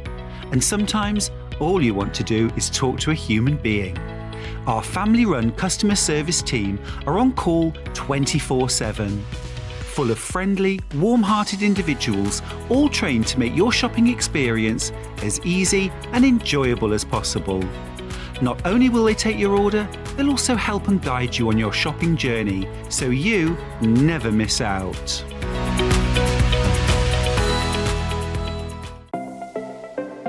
Missed the live show? Don't worry, we recorded it for you. Never miss out on your favourite presenters, guests and makes ever again. Head on over to our YouTube pages to watch back the day's live show and enjoy your favourite demos over and over again. We also have lots of great content exclusive to our YouTube pages, such as product demonstrations, troubleshooting videos, and so much more. Subscribe and turn on the bell notification so you never miss a show or video ever again.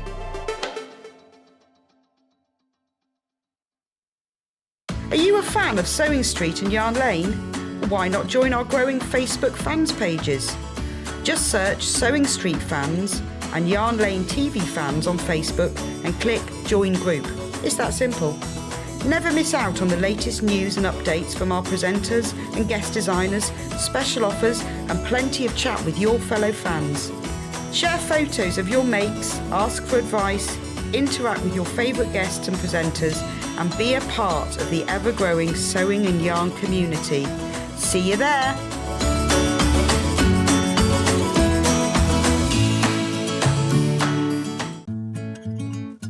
Stuck for ideas for the perfect gift? Why not get them a gift card?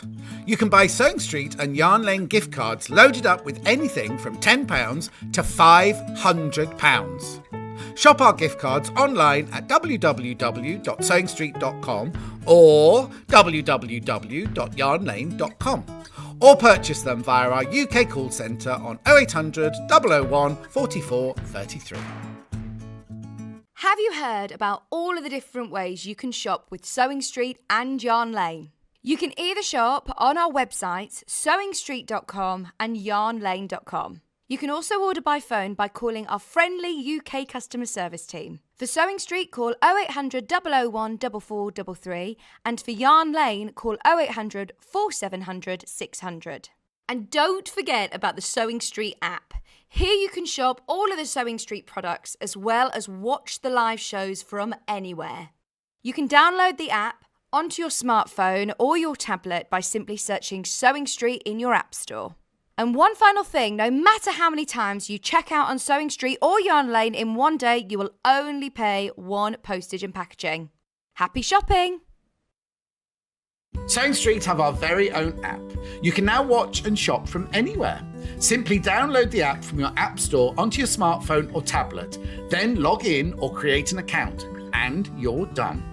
You can watch us live from anywhere, browse all our recently played items and pre-orders so you never miss out on any show deals, and message the studio to say hello at any time. And remember, you can check out as many times as you want and only pay 1 P&P all day.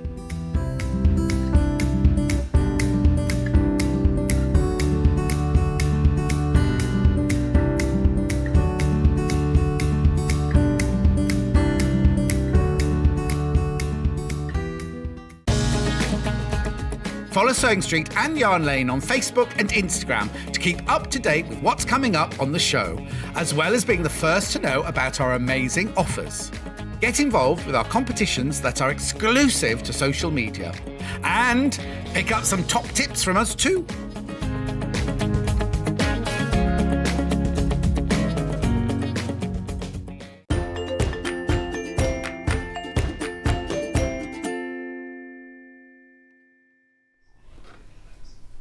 Hello and welcome back to Sewing Street. If you've only just joined us, welcome to Sewing Street this morning and for being part of our Sewing Street family. If you're brand new to Sewing Street, don't forget to join the Sewing Street fan page. Brilliant group of people. You can share all pictures of everything you've made and ask loads of questions. Doesn't matter how stupid your question is, everyone knows the answer to it. It's fantastic. So if you are new to us, then please do join our Fans of Sewing Street page on Facebook. In this hour, Jules is back. Hello. Hello. And she is going to show us how to make this beautiful quilt that's behind us, designed by Alison Marion. Really simple and easy, yet looks much more complicated than it is quilt to make. Yeah, it does. But Doesn't it's it? Looks very quite straightforward, complex. and it comes together really nicely. Fab. So we've got a choice of 2 kits. Now the first one is the one that's hanging behind Jules. So this is your pastel version. So in the kit you get, well, obviously full instructions, everything that you need to know to make the twisted strip panels. All instructions are in there, and Alison's instructions are always extremely clear, understand, and easy to understand. Oh, it looks nice as a picnic quilt, doesn't it? So everything you need to know, it's all in there, diagrams, words, everything.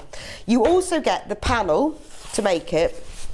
Now, this is a panel of 2.5, there are 18 2.5-inch strips. So like a jelly roll, really.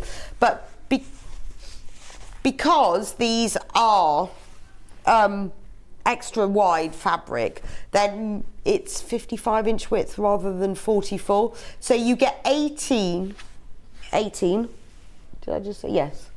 Strips on here. I'm trying to hold them all up. So it's like pastel rainbows. So you've got big hearts, small hearts, rows of hearts, little hearts, hearts in squares, small hearts in squares, but it's like pastel rainbow. So you've got all the colours, you've got all the colours of the rainbow, but in really subtle pastel shades. So you get all of that. So this is everything you need to make the front of the quilt. You get that. Then you get a metre, I'm just seeing exactly how much, of this plain fabric. Metre, is it lilac? I think it's lilac. Looks lilac, doesn't it? Yeah. So it's lilac or lavender. It's a pale mauve. So you get a metre of this fabric. And basically that's everything that you need. But is there enough to bind it, do you think, when you made it? Yes, but I would cut this outer edge slightly narrower. Right, okay. But what you could do is you could bag it out as opposed to putting a binding around it, because you've got quite a big strip around the outside border. edge. Yeah. Okay, so on top of that you will need wadding and backing fabric. That's all in the instructions. Right. You've got actually instructions for 2 quilts. Okay, well we'll go through, yes, so there's instructions, we'll go through that in a minute, but there are instructions in here for 2 different quilts. So to make this one, the price is $34.95. Oh, but Ben's on one today. Ben's asked permission and no one's answered him, so he's just going to do it. He's going to do it. crashing Because down. time's against us. Yeah? $29.99. So $29.99 to make the whole kit, the whole quilt. What is the size of the quilt? That's amazing. $29.99. And how... That's pretty good for a front of a quilt, isn't it? Yeah, well, I want to know... I want to know what the size of it is. It's quite a good that size, by that, isn't it? It's that. I don't know if we've got a. So we've got the one. Finished So size. there's 2 quilts. You can make a choice of 2 quilts with the kit. You can either make the 1 hour quilt top or the 1 afternoon quilt top. Depends how much time with you. You've only got an hour or an afternoon. Shall I give you a tape measure and you can measure it? There's no. Because it doesn't say. No. So $29.99. And you have got all the fabric to make the front of the quilt and the instructions as well. All you'll need to do is provide the backing fabric and the wadding. And it is so pretty. Approximately, Jules. Right, old money, 51 by 56-ish or thereabouts. Right, so it's 50, new money. It's about 51 by 56 inches. So 130 by 144. Lovely for a quilt for a child's bed, for a play mat, for a picnic quilt. Yeah. Picnic quilt would be really good. Buy actually. 2 kits, make a double bed quilt. And also you could, if you bought 2, you could make a front and a back. Yes, but I just think $29.99. Now this is a quilt for beginners, or if somebody who wants to just make a quilt quickly. It's very simple to do. It's a really good introduction to a quilt, but it's beautiful. So that's that colourway. Oh, I think Ben's in trouble now. He wasn't supposed to reduce it to $29.99. Oh dear. But it's too late now because it's on screen, so what can you do? You know that 3-month probation you're on, Ben? But they should have replied faster. They should have done. He said, can I? And they didn't reply, so he did. Oh, you need to do now. But not quick enough, Ben's done it now. And we have another quilt kit, which you're going to have to do the same price. Yeah, well, if you've gotten in trouble once, you may Yeah, as well get in you trouble may- twice, yeah. so it's all fine. Yeah, we'll carry your coat. So, on the Brights one, this is the panel. Now, Jules is going to be demonstrating with this one. So you get super bright fabric. It's all rainbows and hearts, but it's beautiful. It's so pretty, isn't it? All the colours of the rainbow, but all really bright. I love this one. You'll see this one in action in a minute. So you get the whole panel that's got 18 2.5-inch strips, like jelly rolls, all the way along. Then you get the turquoise fabric, which will be the same as this one. I know it says half metre, but it isn't. It'll be exactly the same as you get in there. But isn't this lovely turquoise fabric? Gorgeous, gorgeous colour. And full instructions. That way up. Twisted strips. So you've got a choice of a quick and easy or a not quite as quick but easy. But easy, yeah. And the one that Jules has made is this one. So you get all the instructions to make that. So this is a really lovely. If you thought about making a quilt and you've been put off by, oh, it would be too difficult, this is a good starting. If you haven't done much rotary cutting before, this is a good start for you. Yeah. $29.99. But I'm just going to run through the other panels and then we'll get on with the demo. So if you want to buy any of the matching, if you love the panels but you would like to buy matching ones or different ones, this one is, I'll start with the Brights this time, XVUU91. Ooh, so this is charm squares, so 5 by 5 inches. There's 40 of them. Look at these. Oh, aren't that's they good, isn't it? Gorgeous. You've got little hearts, big hearts, hearts in squares. I'm thinking tote bags. Tote bags, yeah. Lovely. You've or got little gift bags. Well, yeah, you could just, or even if you've got a quilt that uses charm squares. Yeah. Or cut them all up. You don't even need to cut them apart. You could make, look, there's your one tote bag just on the end. So the trick, if you don't want to cut them apart, but you still want to look like you've sewn everything, where there's the white in between, you use that as your seam. So if you press it along the white, so you're butting up the two colours. So like wrong sides and sew together. on the white, yeah. Mm. And then it looks like you've done the whole lot. And then sew along and then it looks like you've sewn it. So, $14.99. Now, you know what a charm pack normally costs, don't you? Like double that? Yeah. And you get 40 of them. These are exclusive to Sewing Street as well. You can't get these anywhere else. Aren't they lovely? So this is super bright. Love that one. Now, I have also got the same thing, but in pastel. The code on this one is ZLUU42. So if you prefer the pastel rainbow, same thing, 40 5-inch squares, but in pastels instead. $14.99. So the whole thing measures 140 by 62 centimetres. Beautiful pastel shades in all the colours of the rainbow. So you've got greens and yellows and mauves and blues and pinks.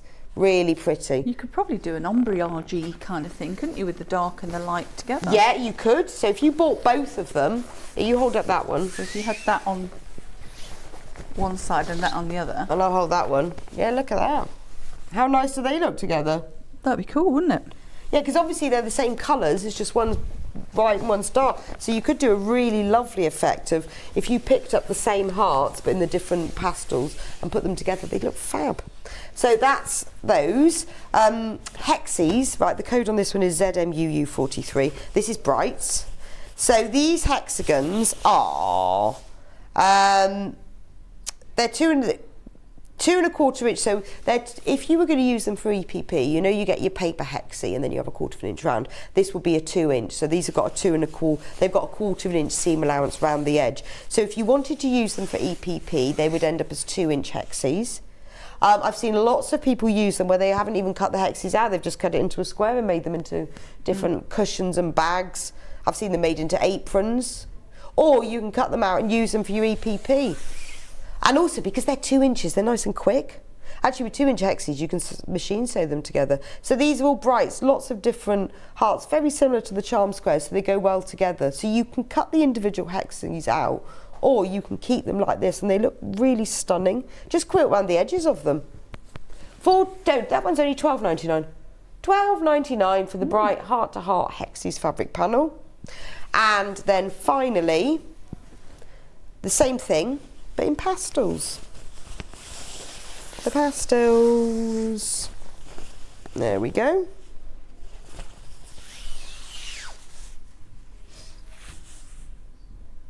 There we go. Heart to Heart rainbow pastels. So exactly the same, but in the rainbow. And you've got some that are in stripes, some in squares, some that look like spots but are hearts. You know how quilted jackets are in vogue at the minute? Yeah, quilted jacket. Yeah. Yeah, because actually all you need to do... a couple of those, don't you? Probably need a couple of these, but you could quilt it, then get your jacket pattern, yeah, lay it on top, cut it out, because look, if you look at the... You know, that's long enough, isn't it? You might need a couple to get all the sleeves and everything, but for a very quick, easy quilted jacket, quilt the whole panel, and then lay your pattern pieces on top. Fantastic. That is a very good idea. I'm liking that. There we go. Becca will have one next time we see her. We'll have one of those, yes. I should be wearing one next time you see me. If you want the instructions on their own for the quilt, we have got them on their own, $9.99. So if you've got your own fabric, you can buy the instructions on their own for $9.99.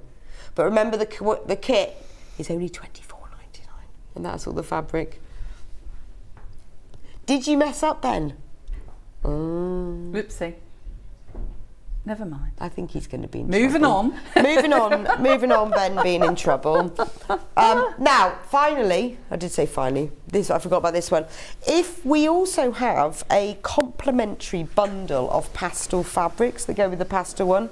So in this bundle, you get 1, 2, 3, 4, 5, 6 half meters, so 3 meters in total. You get this lovely, beautiful, very, very subtle hint of pink.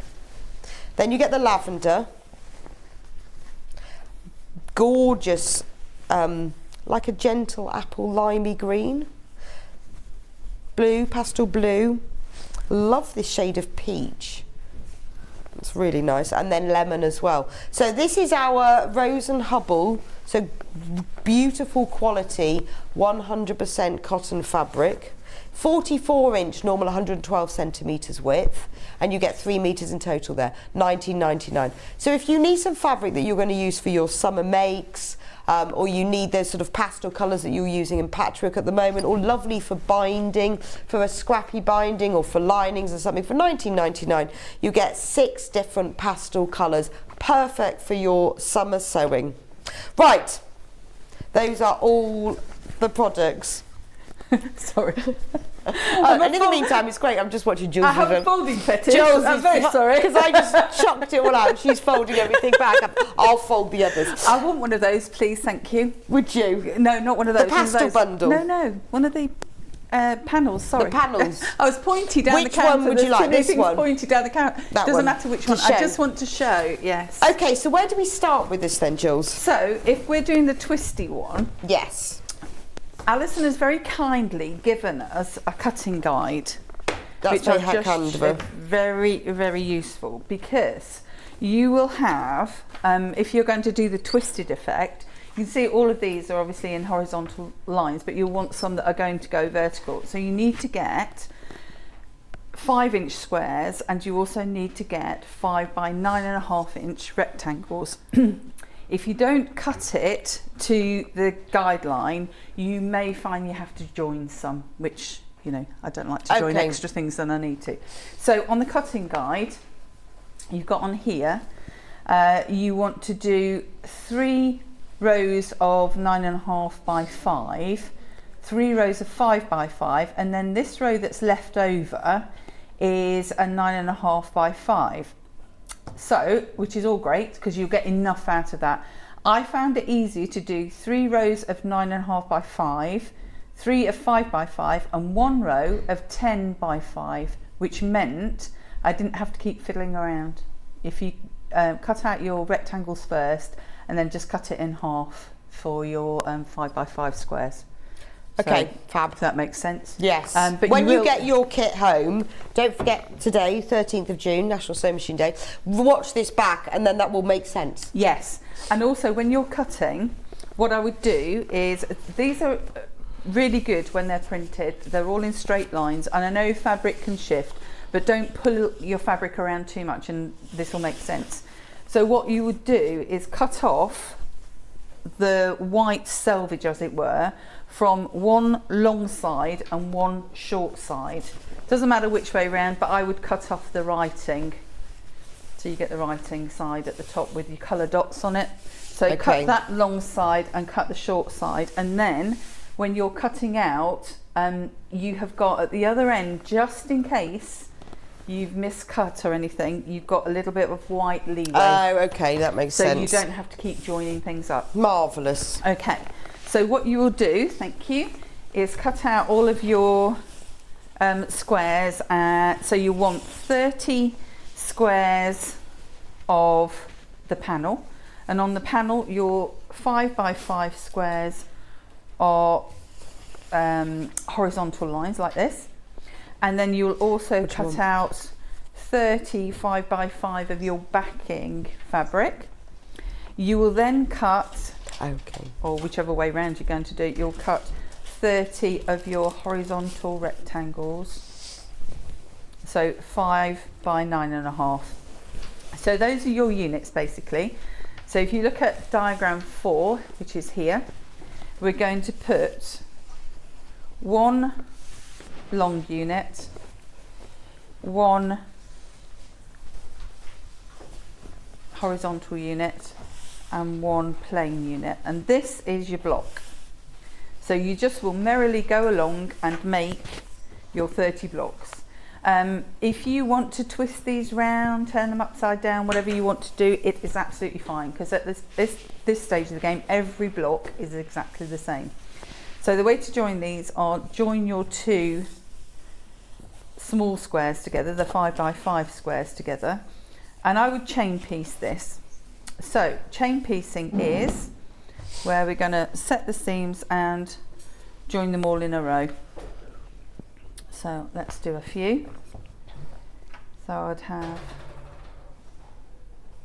all of them kind of lined up ready to go.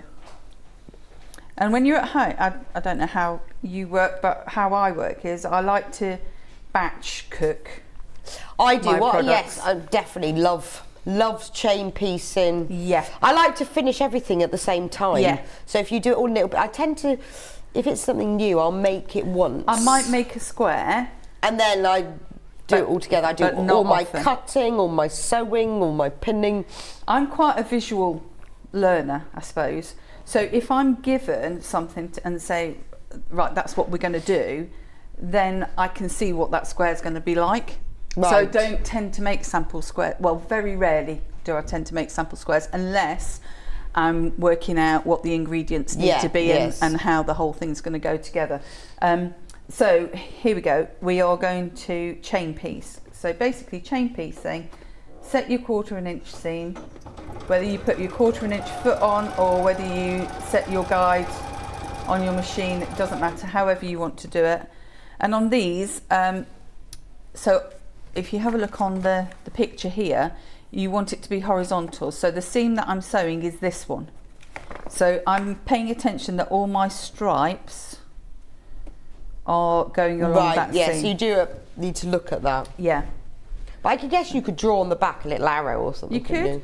Or what I tend to do is, as I say, because I'm batch cooking, I'll have them all in front of my machine and just go along and pick the right ones up. Sorry, knocked that offline.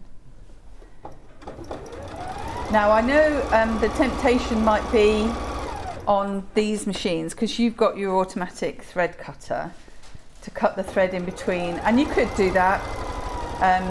My machine at home, I do like the automatic thread cutter. I do want an automatic thread cutter on my machine, but when I'm chain piecing, I don't want it. No.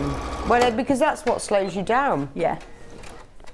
So now I've got them all. I don't mind just snipping in between. Well, it sort of keeps them together as well, Yeah, doesn't it? yeah. And if you are doing them in a particular order, it means that you've got that all together as well. So what you would do, I always press to the dark side if I'm given the choice. And on this project, it's quite useful to press to the dark side. So Do you want the iron? no, I'm finger pressing, it's fine, thank Okay. you. We could do ironing, but that's slowing me down. I tell you what I do like, and I don't know if we've got it on the show, but we've certainly got it on the website, Clover Mini Press. The little roller. The roller thing. Love Yeah, it. Very good. That's my fave tool. So now I would set them all up again, and I'm going to add on the next piece. So again, have them all facing the same way. And now I want my long piece to be vertical, and I want to fit it on that side. So if you can try and make sure that you've got your seam going down the direction that you're sewing. So I can't remember now how many I've cut up and stuff, but it will become apparent when we start. Oh, hello. Let's re-thread then. Oh, you come unthreaded. Yeah. How rude. So the quilt that Jules is making at the moment is the Brights. So the pastel one, the one that's is that one that you just changed that? That's the pastel. So the one the code that's on the screen at the moment, LU6651, that one up there, that is the pastel. So that is the quilt kit that's hanging behind Jules. So you've got the whole panel, the design roll strips. You get the fabric, which is 1 metre of the lavender, and the instructions. If you want to make the bright one that Jules is doing at the moment, that's just coming up now. And that one is up there. Ooh, just there. $29.99. The bright heart-to-heart twisted strips quilt kit. Oh, the Brights is winning at the moment. So you get the design roll strip panel, you get the turquoise fabric. Right, so if everyone who has got this in their basket checks out, we've sold out. So, you know what happens? It's a bit like being in Sainsbury's. You put it in your basket, you go to the toilet, you come back, someone's taking it out. Can happen. However, if you've gone to the checkout and paid for it and you've got the receipt, you can complain. So then it's actually theft. Yeah. So it's the same with us. But remember, it's £3.95 P&P per day. You can check out as many times as you want. So don't think, oh, well, I won't check out now because I'll do it later, because then you lose out. You can check out 395 times between now and midnight because your basket closes at that point, and it's then that we apply the P&P to it. So please do check out. Otherwise, with this one in particular, we have got more of you who've got it in baskets than we actually have in stock. So which one's that? The Bright? The Brights. Which one do you like best? I have to say I like the Brights. I like the pastel one. Oh, I think the pastel one's really pretty. Yeah, it is pretty, but I prefer I don't know, I think it's because it's summer. Yeah, that's like true. The bold, you know, when you got it out. If this was a picnic blanket, when you got it out on the lawn or whatever, it just would go woo. I think because of the price, $29.99, I'd buy two and I'd make a double bed quilt. Well, or put one on the front, one on the back. Well, you could, yeah, because of that price. Yeah. And then you wouldn't have to have backing fabric. Yeah. So it'd nearly be the same. And you won't cost. get it at that price again because I think Ben's going to be in trouble for that. Maybe they'll let him off because it is his first day. It's his first day, I was you gonna know. say. And he's been so nice. It would be a bit harsh, wouldn't it? Well, it would. Harsh and unfair. Right, okay, so that's your block.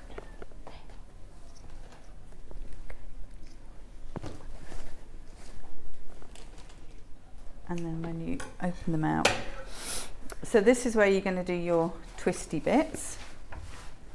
Okay, coming together. Coming together. I guess what's good about this design roll is because you've got lots of different colours and prints going on as well. It actually looks like you've pieced together things that you haven't pieced together. Yeah. As well. So there we go. So that's all of that. I have got numerous other ones to carry on with, but I thought we'll get on with it. So I two that I've already. So we've got 2 squares sewn to a rectangle. Yep. And you want 5 per row. So the ways that the rows work, there is a diagram. So that was my thing to tell you about doing the 10-inch. So this is your diagram of the rows. So just to explain, you've got your 2 with the vertical stripe. So you could, if you had got not this panel, but you wanted to repeat the pattern again and you've got the fabric strips, you could do it like, you know which way round you're doing it. Yes, you could sew strips together. So you've got your 2 verticals and then your 2 horizontals. So that, for row 1, you just follow the diagram. So that would go there, then you'd have one that went that way, and repeat that again. So my row 1 would be that and that, that and that again.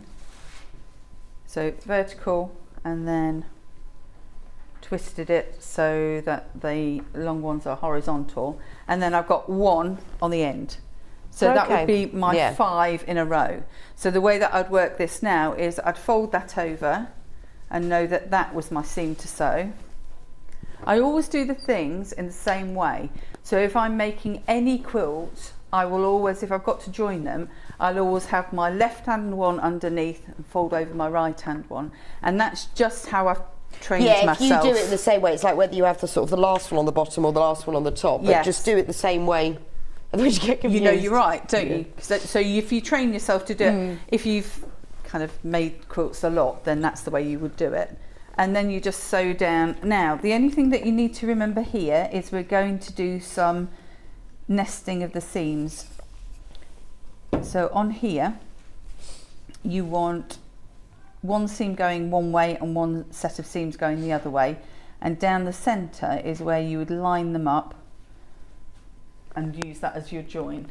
So I would put a pin in there. There's not many seams to nest actually. I think there's only this one and then your seams between the rows that you would nest.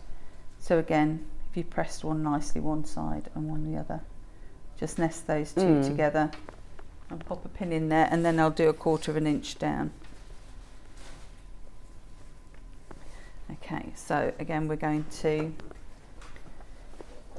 do a bit of chain piecing. So you don't have to if you don't want to. I quite like to. When you get to your pin, take it out. Try not to run over your pins.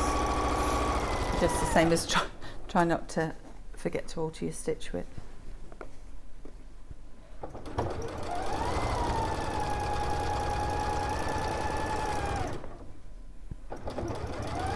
Yeah, I'm looking forward to seeing it all opened out. See, there's 2 colours together because this turquoise is so strong, isn't it? Yeah. I think it really picks up Looks the blue really nice. so well. Be nice actually though if you had one of each. Be lovely as a gift, wouldn't it? Yeah. If you had say 2 children, grandchildren, whatever, and they wanted the same but different, because they do go together beautifully. You could have them in the same bedroom, couldn't you? Yeah.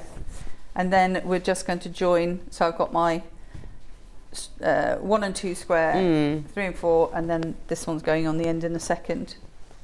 So join those two together. And I guess when you quilt it, that's where it then even more looks like you've used loads of different fabrics. You can. I think that's the beauty of this. You can play once you've got the basics done. So this is actually quite good if you want to practice with different. There's only 10 techniques. of this bright one left. Only 10. So if it's in your basket, you do need to check out, because it's not yours. Not yours till you check out. And then final one on this row. And actually, that look, you see those two are matching, so I don't want to do that. I want to do. Oh, got a bit of desk there. I quite know how that. And do pin if you'd like to, if you fancy it. You know, I think these things are habit, aren't they? I think I'm an over-pinner, and I think I'd struggle not to be, because that's just what I always do. Shall I tell you why I'm not so much of a pinner? Go on then. Every time I pin, it goes into me. Yes. Every time. These are like, I call them devil pins, the long ones. Really good for quilting because they're so fine and you can get your seams nicely matched up and everything. We have those. Yeah. If anyone wants quilting pens, these are brilliant. They are very long and very fine and very sharp. And they do that job really well. So they're absolutely perfect. So when you have to layer the 3 layers of the bottom, the wadding and the top layer, absolutely perfect. I mean, they're really good for patchwork as well because they're long, so you can really get them together. But there's only 2 left. They've been selling only 2, £9.99, but they are fantastic. You can iron over them as well, and they have different coloured ends, red ones and green ones. Only 2 left anyway. Congratulations to the 2 people. Wadding, when you come to quilt it, you'll need to wad it. So now you'll have to choose. I've got 2 here. I've got polyester and I've got a cotton poly mix. Ben wants to do the cotton. So this is your 80-20. Now this is my favourite wadding. Yes. Is this your favourite one? And this is, obviously Ben knew that, that's why I picked it. Now, this is available by the ½ metre, so how much do we need? A metre? How long did you say it was? It's 40 something by 50 something. So you probably will need 1.5 metres then. So you'll need 3 units of this. However, it is super wide. It's super wide. So you'll have loads left over. So look at this. Super wide wadding.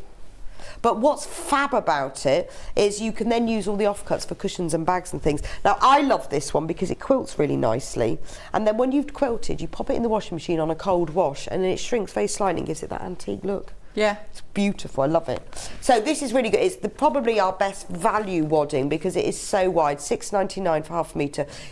It comes cut from the bolt, so if you buy 3 units, it will come as one whole piece. Also, we have the poly down. Now, if you prefer polyester wadding, which some people do because of, you can wash it on any temperatures, well, not any temperatures, not as fussy as being on a cold temperature. If you use them a lot for children, I know things like the Linus quilts, you have used polyester. Now, there are polyester waddings and there are polyester waddings. And this, I'm upside down, there we go. And this is a really good quality polyester, it says premium, but it's got a really high squishy loft to it, so it's lovely to use. And it doesn't strand. No, it doesn't. That's the thing. You know, when you open out a wadding, sometimes when you open it out, you don't know if you've opened it properly or not, because you don't know if you caught the layer underneath because it strands across. This doesn't do that. It is a beautiful, so if you prefer to use a polyester, I would recommend this one. So this is £21.99. Now this is way big enough. This is 90 by 108 inches. Way big enough for this. There's only 6 of these left in stock. So good luck if you get it, but you will have plenty left over to use for your other quilting needs. So just choose which one you want. If you've got any questions, just send them in. But there are only 6 of those left. Right. I tend to buy queen size or king size Yeah, I all like the the time. leftovers. Yeah, well, because you can get a couple of quilts out of them. Yes. And all your other bits and bobbies. Yeah, and then bits for like bags and things. Yeah. So what I've done is I've just marked my row 1 and my row 2, because now you're going to join row 1 to row 2 as per diagram. And the only things really that you need to pay attention with are just lining up your block seams. So I put a pin in those. The other place that I put a pin is also at the very end, and if I found another seam going on, it might not butt up to another seam on the other side, but just because that's a bit heavier, and so when you're zipping along it can squidge out of place. All these technical terms. Squidge when you zip along. So squidge, that is a good word. Like onomatopoeic words. Right, let's have a whiz along this one. What was it yesterday I heard about? Portmanteau words. And that's why a word is joined together to create one. Oh, because a portmanteau is a briefcase, isn't it? But those words, so like internet is 2 words joined together. Okay. And so is clasp. This is what I was reading, because it means clutch and grasp. Really? So a clasp is a portmanteau word because it's clutch and grasp. Do you know what? They're my favourite type of words. It's a brilliant word. That's how you think, isn't it? Well, I don't know. But you think how many? You don't realise how many words are that you use that are like that. That are actually joined together words. No, can you think of any? No. Now you've asked me. I've got to concentrate on sewing this 1/4 inch seam, so I can't think at all. You can't think of any. Well, I probably make up quite a lot of words. I had really liked that clasp was, though, that it meant clutch and grasp. I like that. It's quite clever, that. And I hadn't even heard of that term either.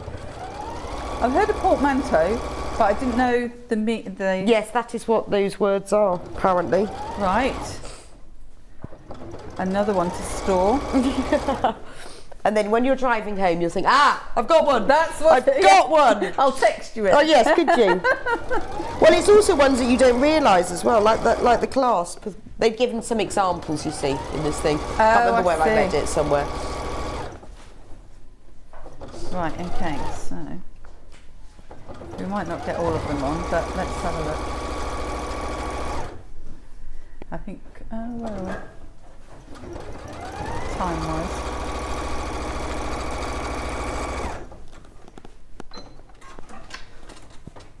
Okay, so that's it. Do you know, automatic needle thread cutter, I'm thinking it's going to take it out for me and all. Yeah, no, I know, I get really lazy.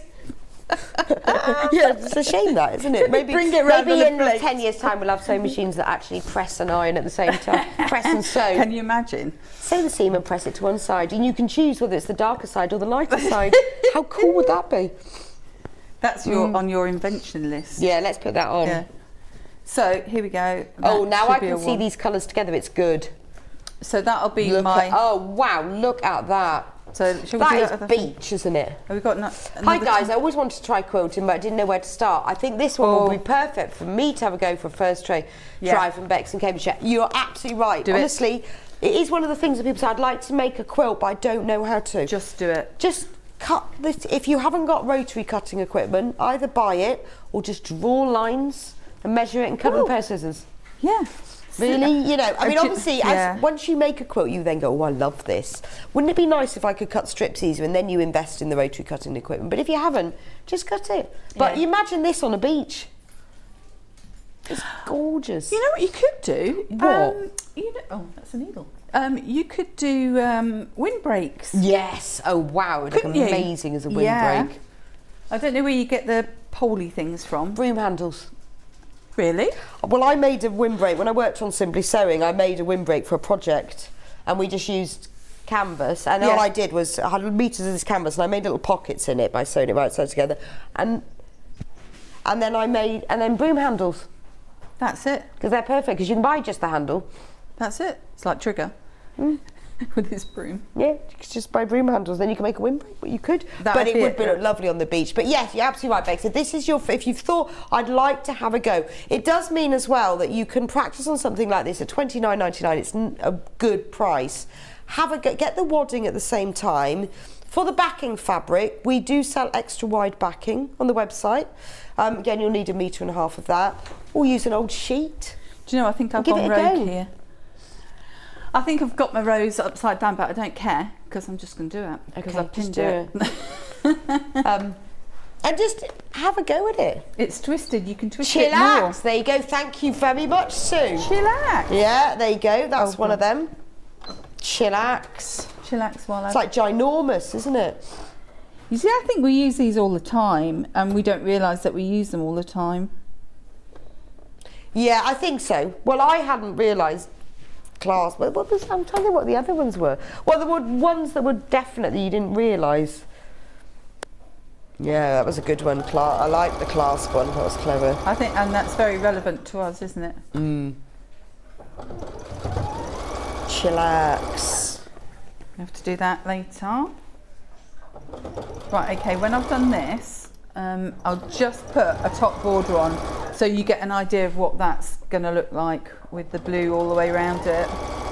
I don't think I'm going to have a chance to finish it,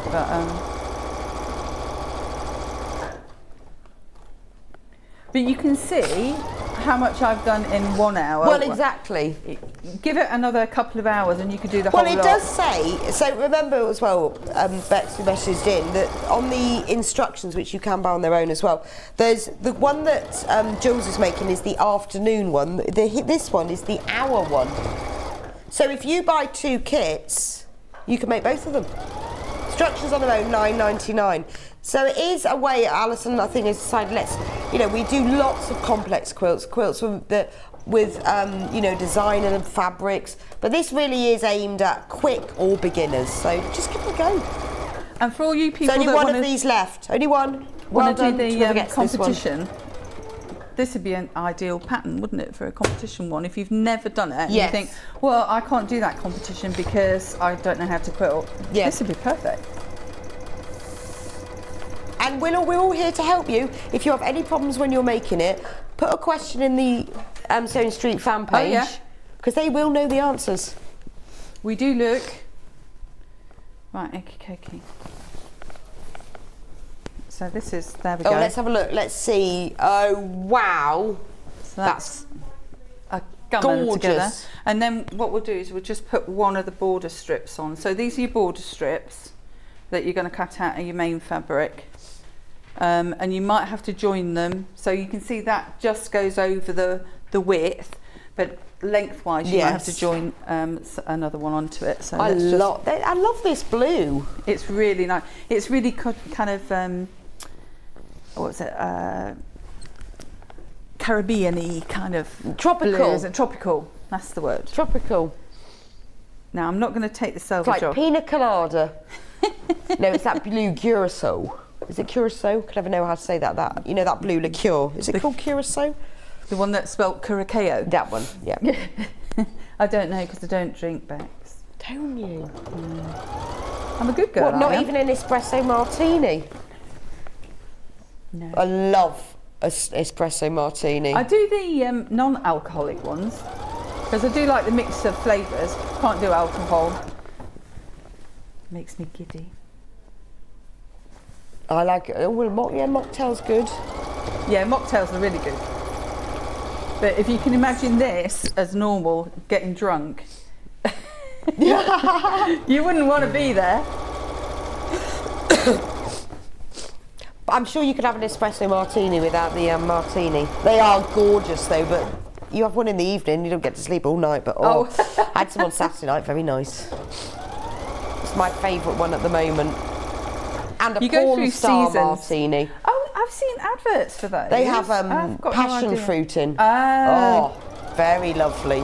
They're like passion fruit liqueur and Right, okay, what I should have done. Would you like to be the person who invents names for cocktails? Is there such a job? I suppose if you're in a bar and that's your environment, you could be the person that... Well, there's got to be a Tom Collins somewhere, wasn't there? So. Yeah, true. But that does feel it is a very cocktail quilt. There you go.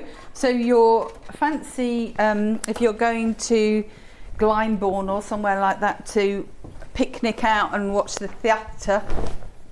Yeah, Concerts indeed. and stuff. There Get you go. that out of your picnic basket. Everyone's going, whoa, where'd you get that from? You go, oh yeah, I just made it last night, actually. I love that. That's beautiful, isn't it? Looks Hi fab, both, doesn't it? loving the demo. I've never made a quilt and I have purchased both, so I hope it's beginner friendly from Tracy. Tracy, yes it is. And if you have any questions, just pop them on the fan page and Jules will answer you. Yep. Well, you can see you've watched the demo. It is just about cutting a few bits and sewing them together, isn't it? Yeah. And when it comes to the quilting, does Alison give any details on quilting? No, but you know what? Would You've you got do? lots of straight lines. Yeah, I like a bit of a straight line. You could just pretend to stitch in the ditch, which is stitching where you've stitched before. You could do that, or you could do lots of free motions. You could free motion a heart on the plain pieces where there isn't a heart. Well, she and says keep it in finish with simple stitch the ditch quilt and no one will ever know this has not been individually pieced. Exactly. So you put your backing fabric right side down, spread it all out, and it's big and it's not too big. You can get that on your table. Then the wadding, spread that all on. Then put the top right side up, spread it all out. And the best thing for doing that is with your rotary cutting ruler. So what I do. So you'd have a sandwich like this. Yeah, and then what I do is I get my big ruler, and then if you wipe your ruler across like that, it gets rid of all the lumps and bumps, and you keep walking around your table, you have to go like that. Yeah. I mean, if you imagine you have to do that motion. You had that and there was a bit of wadding in between. We haven't got any wadding in between, but all you need to do is bob it on and do a bit of... Yeah. Go down that Lengthen your seam. machine stitch to 3.5. You do a kind of that sort of thing, or you could pick a stitch. I don't know if we can... Well, you could do like a zigzag stitch, couldn't you? Let's see what that comes out at. I don't know. But let's go. If you don't want to tack your layers together, use 505 spray. Or if you're lazy like me, just pin it all together. I never tack it, I just pin it. Oh, that's not and then very move the pins as I go. interesting one, that wasn't as interesting as I was intending it to be. But anyway, you can put different stitches down. That's like a back stitchy kind of thing. And just, you could go all around these. You could, if you wanted to, you could do what they call a hand-tied quilt, couldn't you? Oh yeah, that's true. So you could say the centre of your hearts, just do a hand tie, which is literally you pull up your thread from the bottom and you do kind of a loop on the top and tie it. And that's it. And that's it, basically. So yeah. But it really is, you know, and also I think you have to start with this sort of quilt, and then the only way really to learn these skills is to do them, really. Yeah, absolutely. Buy both, $29.99 bargain. And don't worry if it goes wrong, because you've got a seam ripper. Yeah. And also, it doesn't have to stick to that pattern because it is supposed to look random. That's the joy of it, isn't it? Well, I think my 2 rows, when I joined them together, I joined a 2 and a 2 together. And no, you can't even see it. It's fine. You know, it's no big deal, really. It still looks beautiful. I would say the key is the pressing. If every time you sew a seam, press it, that sets it, and then press it open or press it to one side, and that is what will give you the more professional finish, and that will make it easier to match up seams so that they look neat. But it's the pressing. I mean, all of these, I know I didn't press today, but I had pressed them at home. And it makes them match. Yeah, it does make a difference. So really, and as long as you've got an iron, that's fine then. Any isn't old it? iron. There's another song. Yeah. One left of what? Oh, the bright one or the pastel one? The bright one, there's one of these kits left and there are 20 in baskets. Ooh. So congratulations to that one person who's gone. Whoever that one was. But then do keep trying, because sometimes people do like take them out again. Strange. Yes. Or they swap over. Some I never understood flip back, that. Don't they? I'm not sure why.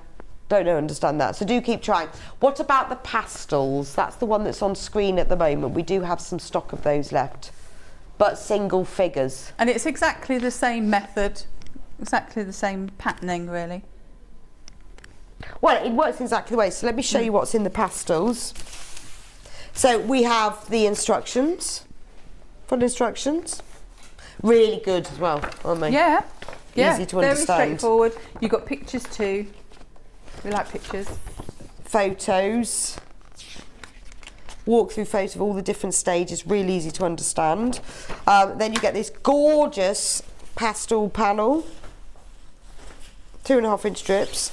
So you hold that end, Jules, then we can show the whole thing. There we go. I'll hold it up. So look at all the strips. It's funny, this one looks like it's zigzaggy. It's in blocks, yeah.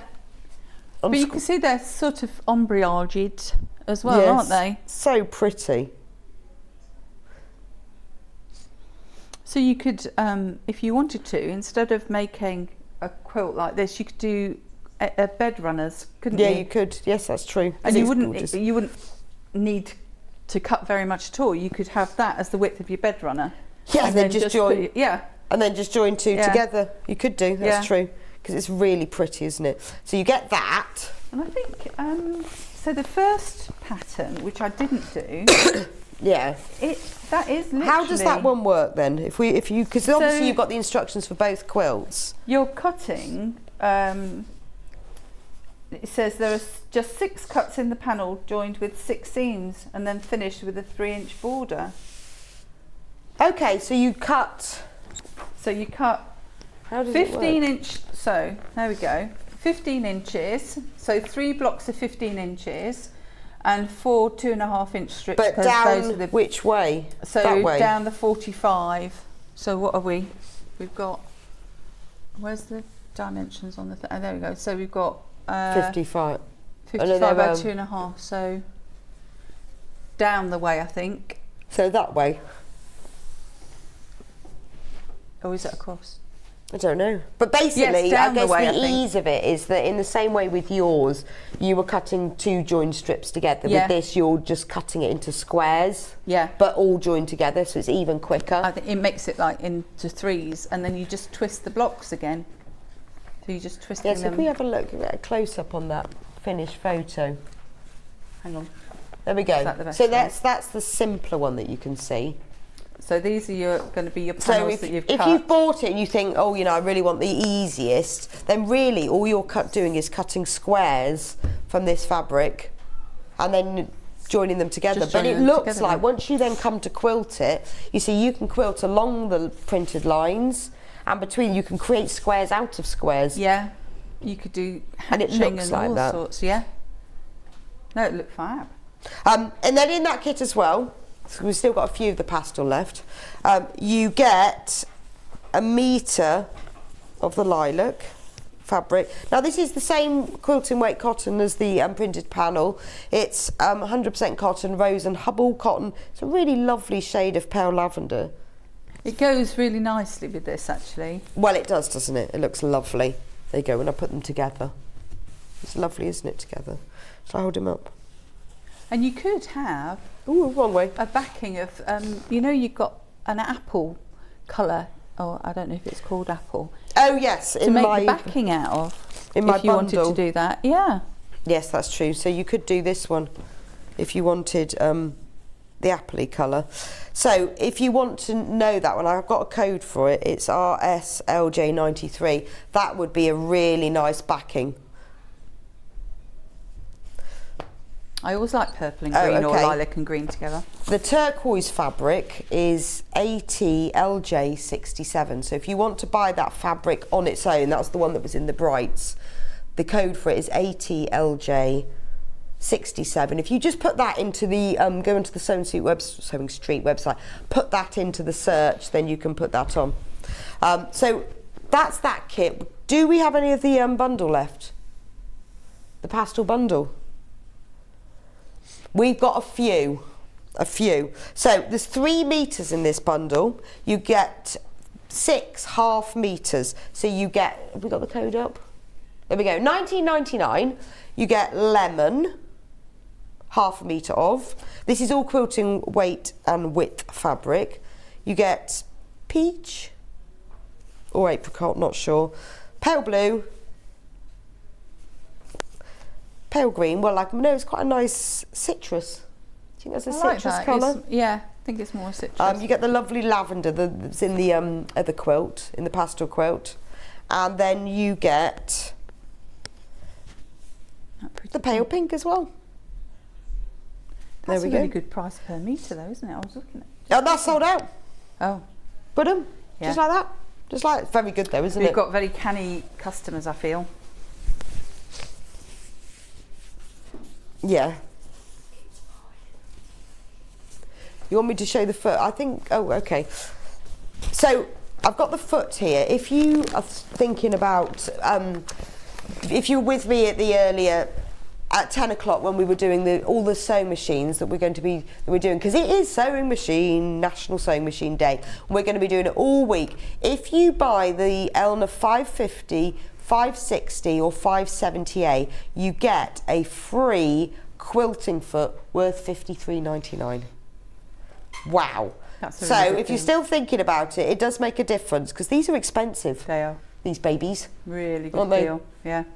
But you get a free one. They are essential for when you are quilting. It makes a big difference to get the top fabric through at the same speed and time as the bottom fabric, and it's only by having one of these feet that you can. Now they only this week do come free with the 550, the 560 or the 570A.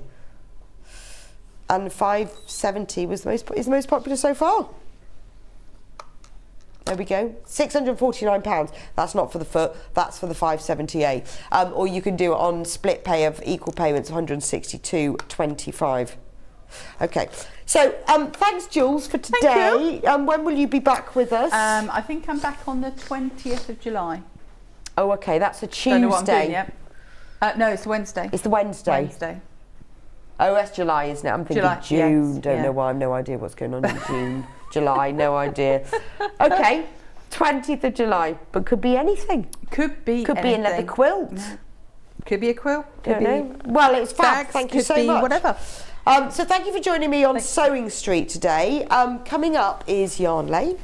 Sam is in the house because it's all about Sam Sabido's beautiful crochet top, and in fact I've come in, I've seen them all. They're all hanging up over here, so I'm going to just go and try them all on now to see which colour I like the best. So don't go anywhere. If you've never tried crochet before, you know it's all the rage. You know anyone who's anybody's got crochet on at the moment. It's in all the shops. These are absolutely perfect for the summer, obviously, but then I do like them as a mixed season top, because you can put a long sleeve top underneath. Yeah, they're really cute because they've all got hearts. They've got little hearts, really cute. Anyway, don't go anywhere. I will see you back in a few minutes' time when Sam will be bringing her brand new crochet top.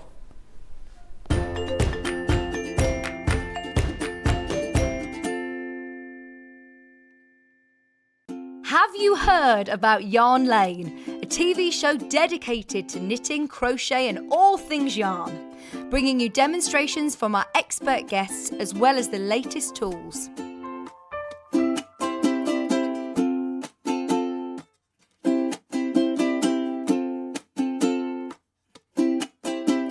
And find out what's coming up on the show by following us on Facebook and Instagram. Subscribe to our email newsletter or visit the programme guide on our website at www.yarnlane.com. Hi, I'm Becky. I'm the soft craft expert for Crafter's Companion. I come from London and I've been sewing pretty much all my life. I particularly enjoy doing embroidery. I'm really keen on that, but my background is dressmaking and also sort of patchwork and quilting. So I do an awful lot of sewing for all sorts of different things. I suppose once you start sewing, you start doing lots of other kinds of sewing. So particularly got into needlepoint during lockdown, but I suppose embroidery is probably my real passion. My mum was a costume designer, so we were always sort of surrounded by bits of fabric and material and ribbons and that kind of thing. And I was always making teddies and my dolls' clothes as a small child. So it was just something that was quite natural. And in fact, I've got so used to being able to sew, it's just become a natural sort of part of what I do. I'm always fiddling around with fabric, as my husband puts it, making something new, trying something out. Always measure twice, cut once. I'm a great one for not doing that, and I always regret it. And making sure that you've got an iron to hand is really important. I use a tiny little, sort of almost like a travel iron that I have right next to my desk when I'm working, so it doesn't take up too much space.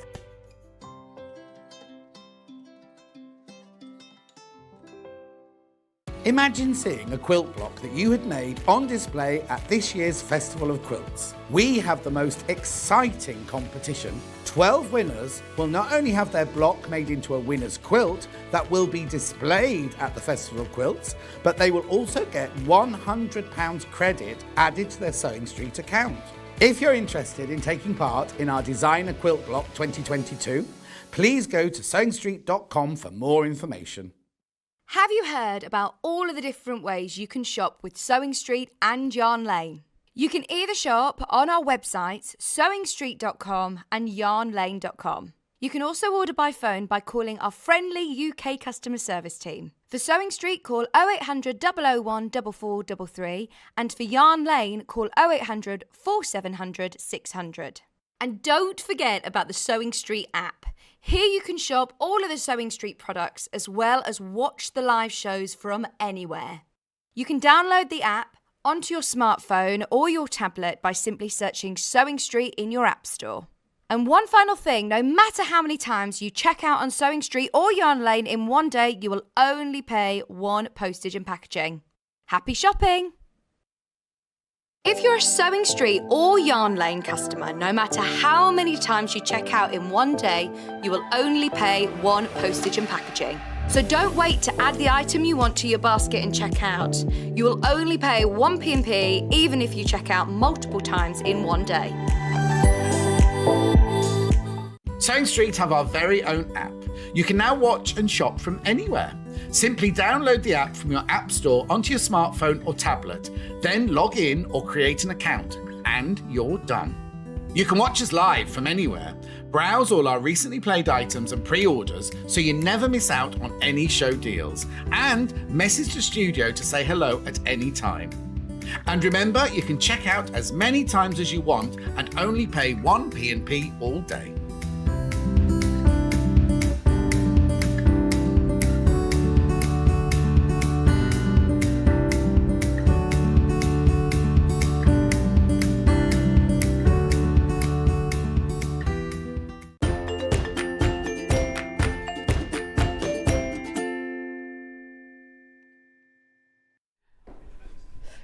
Welcome to Yarn Lane. Who likes my new top? Look at that.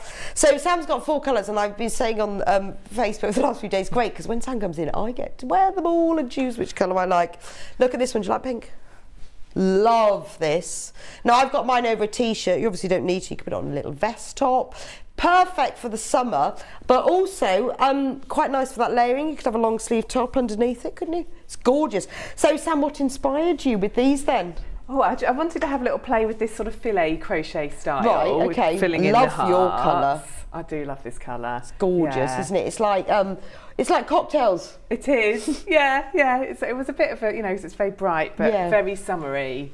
So I just wanted something that was a cover up, was a bit cooler but still cosy for the really summer evenings. And with hearts as well. Yeah, with nice hearts in them. So it's really fun to make. Is it? I mean, but it looks like something you'd buy, doesn't it? Yeah, I was thinking this morning, it's brilliant because it looks so technical, but it's actually, once you get going with the pattern, it's actually so fun and easy to make. I don't think I've done this before because it does look difficult, like netting. Yeah, it's like you do like a netting basis, so you do your trebles chain one, which obviously I'll show you later, and then you fill it in to make the pattern. So it's fab. Where you're doing the hearts, you're and filling it's in really the gaps. Soft as well. It is, yeah. So it's an acrylic, which gives it a really soft feel.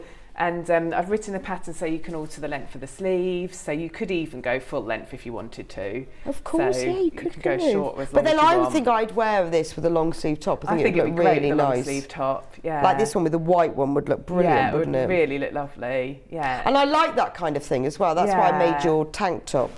The Friends one. The sweater vest. The sweater vest, or otherwise known as a tank top. Yeah, because I wear it with all sorts. I wear it with t-shirts. Really versatile. I wear it with long sleeve tops. Yeah, well that's it. So I wanted something that I've got it on over a maxi dress today, a sort of vest maxi dress, but you could wear it with jeans, over a vest, over a long sleeve top nice t-shirt. And it actually is fine under because my t-shirt's quite. Yeah, because I was just going to say you've got a pattern t-shirt on, but the hearts still stand out. I know it does, doesn't it? Yeah, it's absolutely gorgeous. I love it. So let's go through the 4 colours. So we'll do the pink one first because I'm wearing that one.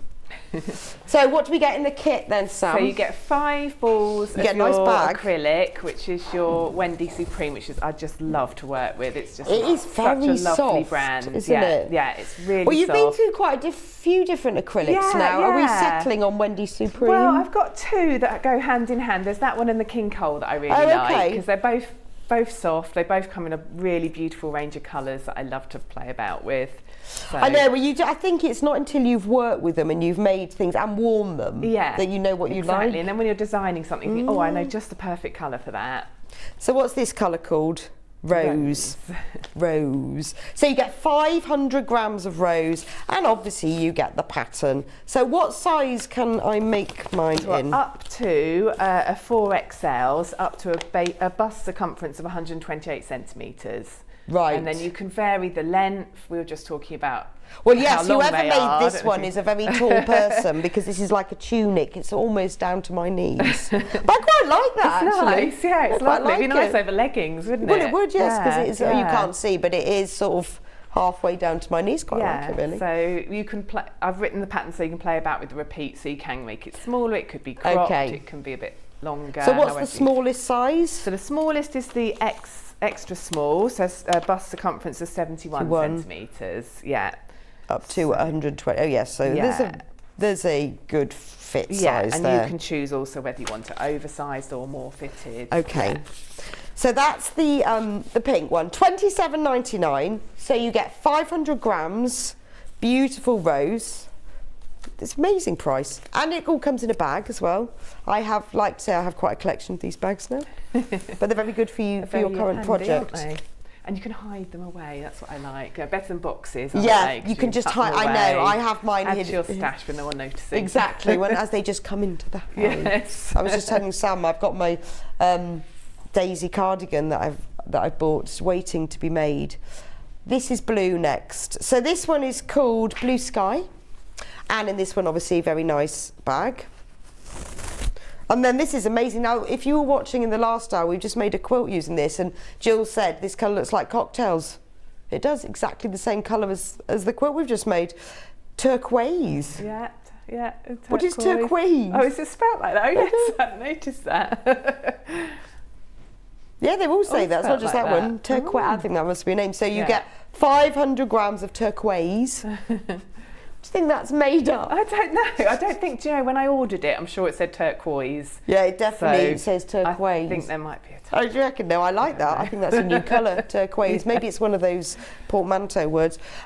Turquoise, and the full instructions as well, so that's all in there. Maybe I should just leave them out, that'd be simpler, wouldn't it? So that's that one. Right, should we go grey? Yeah. Right, I'm going to bring grey in so you can... Silver, yeah. Yeah, you can't say grey, can you? I'm a bit worried that... There we go. Right. Oh no, I can't see that one on yours. I need to... Shall I move up? No, it's just, I'm kind of halfway between screens. There you go. Okay. So, I love this one. That's so pretty. It's lovely, isn't it? It's a really lovely colour.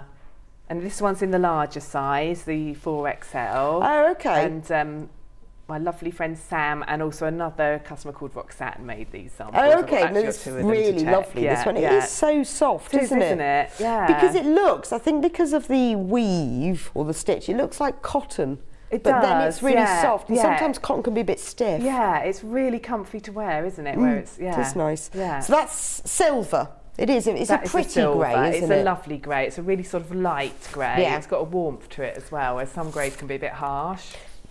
I know what you mean. It's almost like it's got a lilac in it. It hasn't, but it's got that warmth it's got to sort it. of slightly warmer feel. So you obviously exactly the same. You get the full pattern, then you get 500 grams of this 100% acrylic yarn, but it's very soft. But isn't that pretty? There's a lot of colours you can put with that as well, can't you? Navy really and black and and one, isn't it? All like sorts. A nice bright colour underneath it, or red.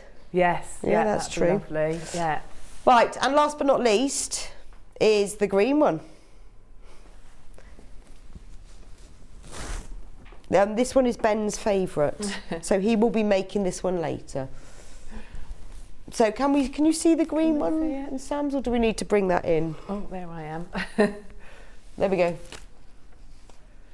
The pattern is in UK terms. Sorry, it was just a question. Why am I doing that? Someone's just asked, is it UK or US? It's UK. So this one is called Green Meadow. I like this, eucalyptus.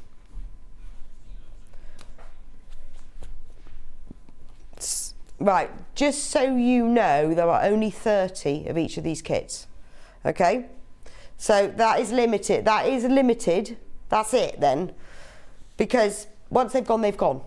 So you do need to get them in your basket and you do need to check out. So the green one, which is called Green Meadow, which Sam has got behind her, that's pretty as well, isn't it? It's very difficult to choose. Very difficult. They're all lovely, aren't they? You never really know. What was the vote on Facebook? Turquoise was really popular. Was it? Yeah, and then the green. Oh, okay. Yeah. I know, I do like, I think the pink's my favourite. So there you go, those are all the 4 colours. I can show them to you again as we go along, so if you've got any questions about it, do ask. And actually I might take the pink one out of the bag because then it'll match all the others. You need a 4mm hook, which we have here. Got a 4mm hook. Or a different hook to suit your tension. Yes. Should your tension be wrong? Yeah. 4mm if you're an average person. Yeah. Yeah. So whatever you normally use for a double knit yarn. So you'll need that. Yeah. You will need a thread counter. Not a thread counter. Why did I say that? A stitch counter, row counter even. You will need a row. They're really useful. Very helpful, yeah. Really useful. I always used to use a piece of paper. But these are so much quicker. Yeah, they're really useful, aren't they? So row counter. No, that's not that, Ben. Oh, he's new today, you see, Ben. So, I mean, he's only just getting there. He has the chance of getting there yarn late. There are row counter, £2.99. And it comes in 2 sizes. Now, obviously, if you're a knitter, you can put it on the end of your knitting needle. If you're crochet, you cannot put it on the end of your crochet, it gets in the way.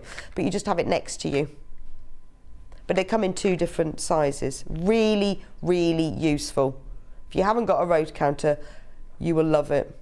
Got it? Right, and finally, before we start, we have stitch markers, which you will need. Really helps with counting or not having to bother.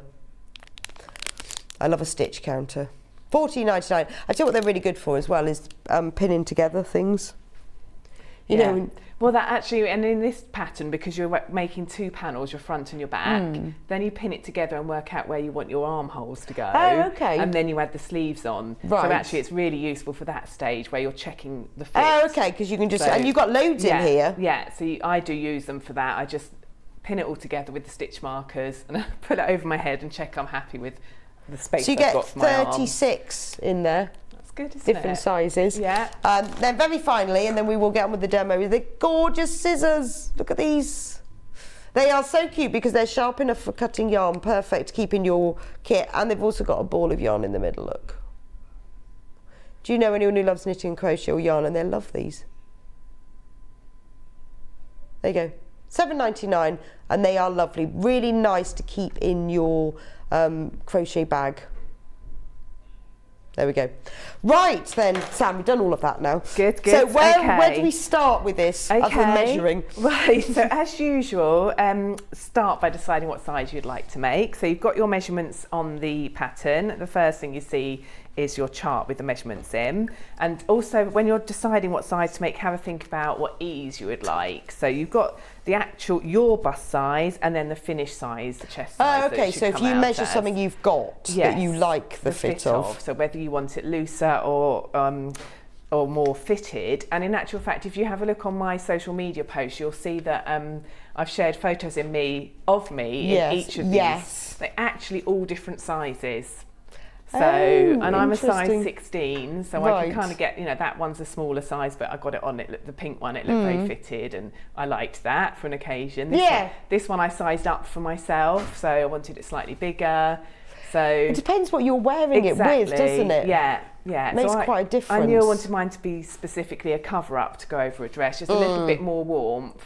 So I get too hot to have a jumper or a thick cardigan in the summer. Okay. So I wanted something that was kind of a compromise. Oh, question from Valerie. Can you let me know the best way to sew crochet together, especially granny squares? Well, there's a question. Yeah, well, I'll see if I get time. Definitely, I can show you because you crochet these together. Oh, so okay. Yeah, so hopefully be able to do that. Towards the end. The question is whether you sew them together or crochet them together. Well, yes, that's true. Sort of that is preference. true. But if I don't get around to it today, I have actually finally done a YouTube channel, so I will put something on there. So yes, hopefully, Valerie, Sam will get around to that later. So keep watching. But she's going to start with the crocheting and then moving on to the construction. Yeah. Okay, so you decide on the fit, and there's as with all my patterns, it's really versatile, it's really adjustable, so you can go longer or shorter on the repeat, you can have it loose around the arms or tighter, and then when it comes to doing the cuffs, I've put an option of whether you want a decrease or a straight sleeve, so you can see my sleeves are actually quite loose and I've kept it straight, but written into the pattern I've explained how you can bring that in if you'd like to. And as I said, it could even be a longer sleeve. I'd like that I idea. think I might have to make myself one with a longer sleeve. Making me think of 1980s vest top. Yeah, exactly. Oh, yeah, it can be a 1980s vest brought top. in a bit. And also with the neckline, I've left mine quite wide, but you can bring that in as well. So, okay. Yeah, because mine's a bit. Yeah, yours is a bit closer fitting, isn't it? And I think you can so. see that on the green one as well. So you've got all of that flexibility as you go along. Yeah, exactly.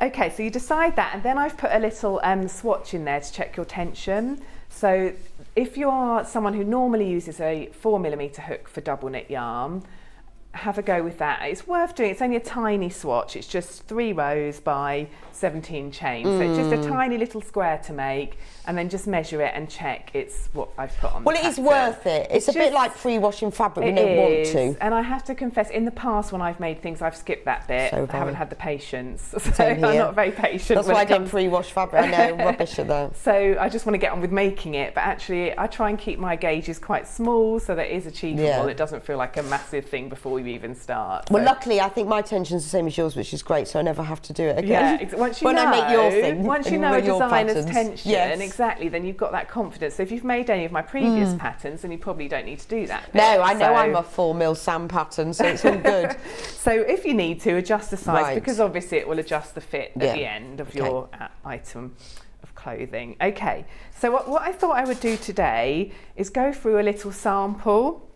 So I've made one to show you. So if you order the kit and in the meantime you'd like to have a go at the technique, I'm going to talk you through how to make a little... This is not the swatch from the pattern. I've made it simpler for the pattern, but I thought I'd talk you through how to make a little... Oh, that's brilliant. Yes, I would definitely do that. And then when it gets here... Exactly. So you could even, if you want to have a go as I'm doing it today, you could. But, you know, if not afterwards, watch it back and think...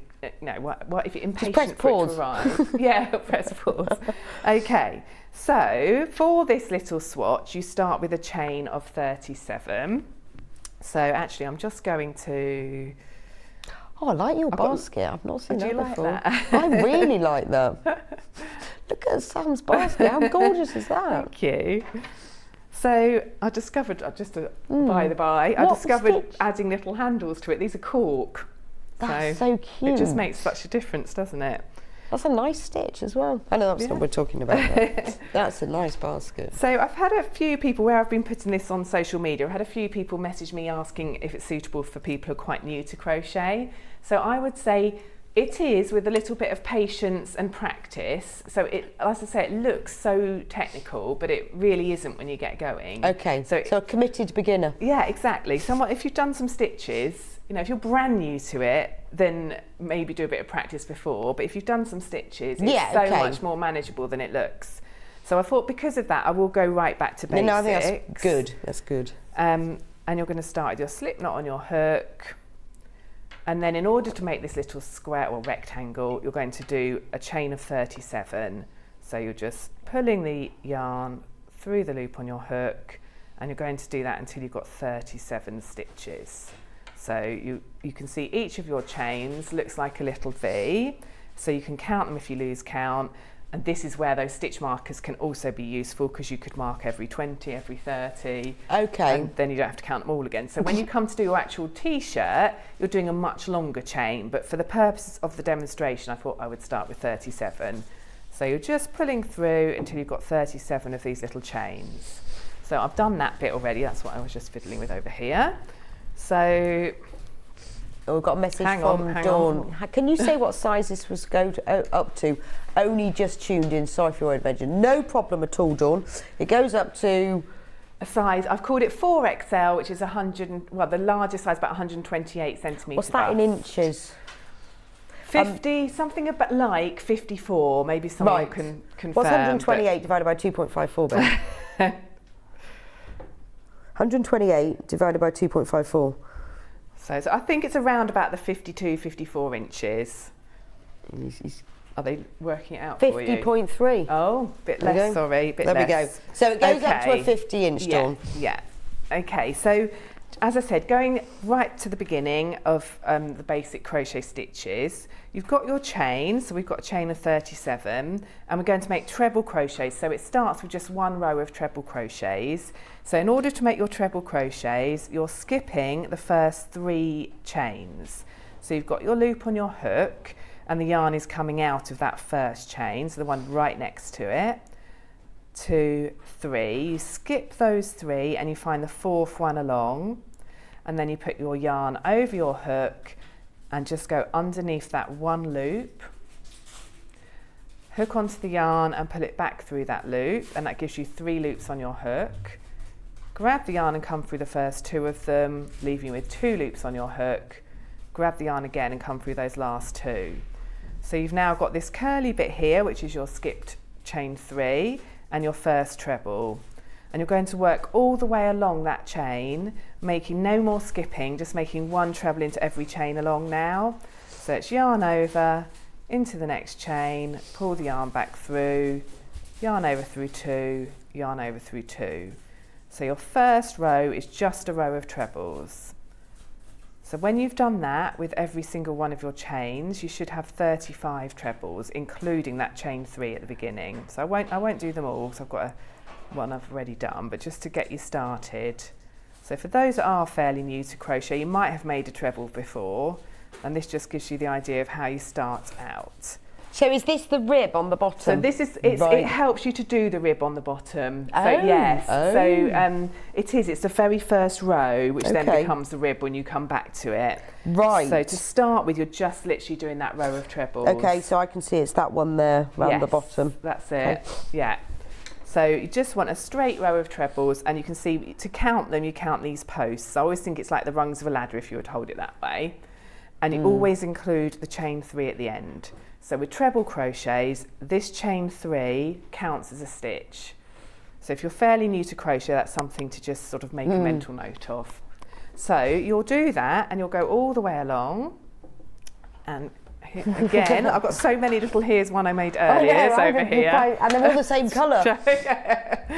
Okay, all tangled up. So you'll go all the way along, because you don't want to watch me making 35 trebles, and you'll have your little row of 35. Blue's the most popular so far. Is it? Yeah, what's number 2, Ben? Pink. Oh, okay. There you go, there we are. Yeah. Yeah. We need to do a quick costume change. Yeah, we do. Yeah, do a so quick, they can see the other ones on. on. See what the others look. Well, I know, it's just quite different when you put them on, isn't it? Yeah, it is nice seeing them on, isn't it? Do have a look at my social media, because they're on there. Pictures of me. Actually, I think they're on the website as well, pictures of me wearing them.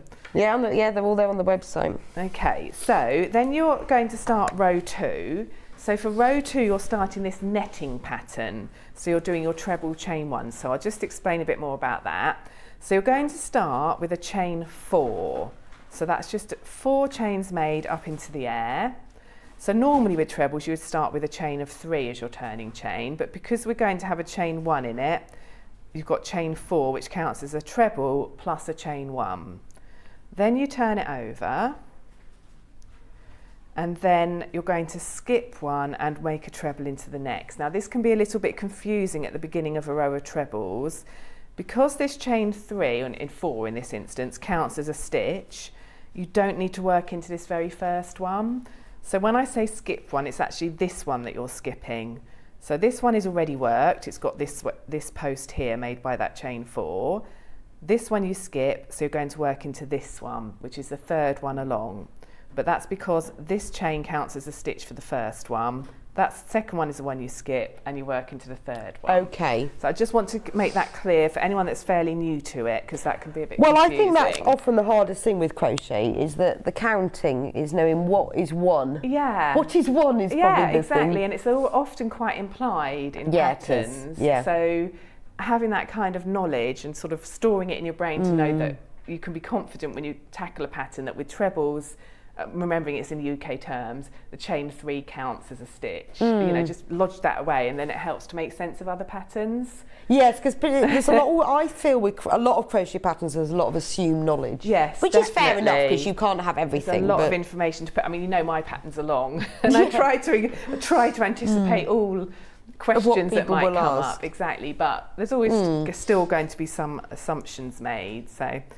Okay, so I'm skipping that one and I'm doing a treble into that one that I showed you, which is actually for this very first one, it looks like the third one along. And if I just lay it down like that, you can now see I've got the chain 3 and the chain 1 is sort of pulled over to help us skip this next one, and then a treble in there.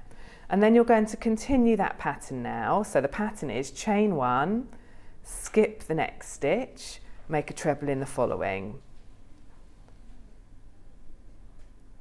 And then chain 1, skip the next, make a treble in the following. So it comes out a little bit like a lattice work, or it's quite a lacy way of working. Chain 1, skip 1, treble in the following. And you do that all the way along. Chaining 1, skipping 1.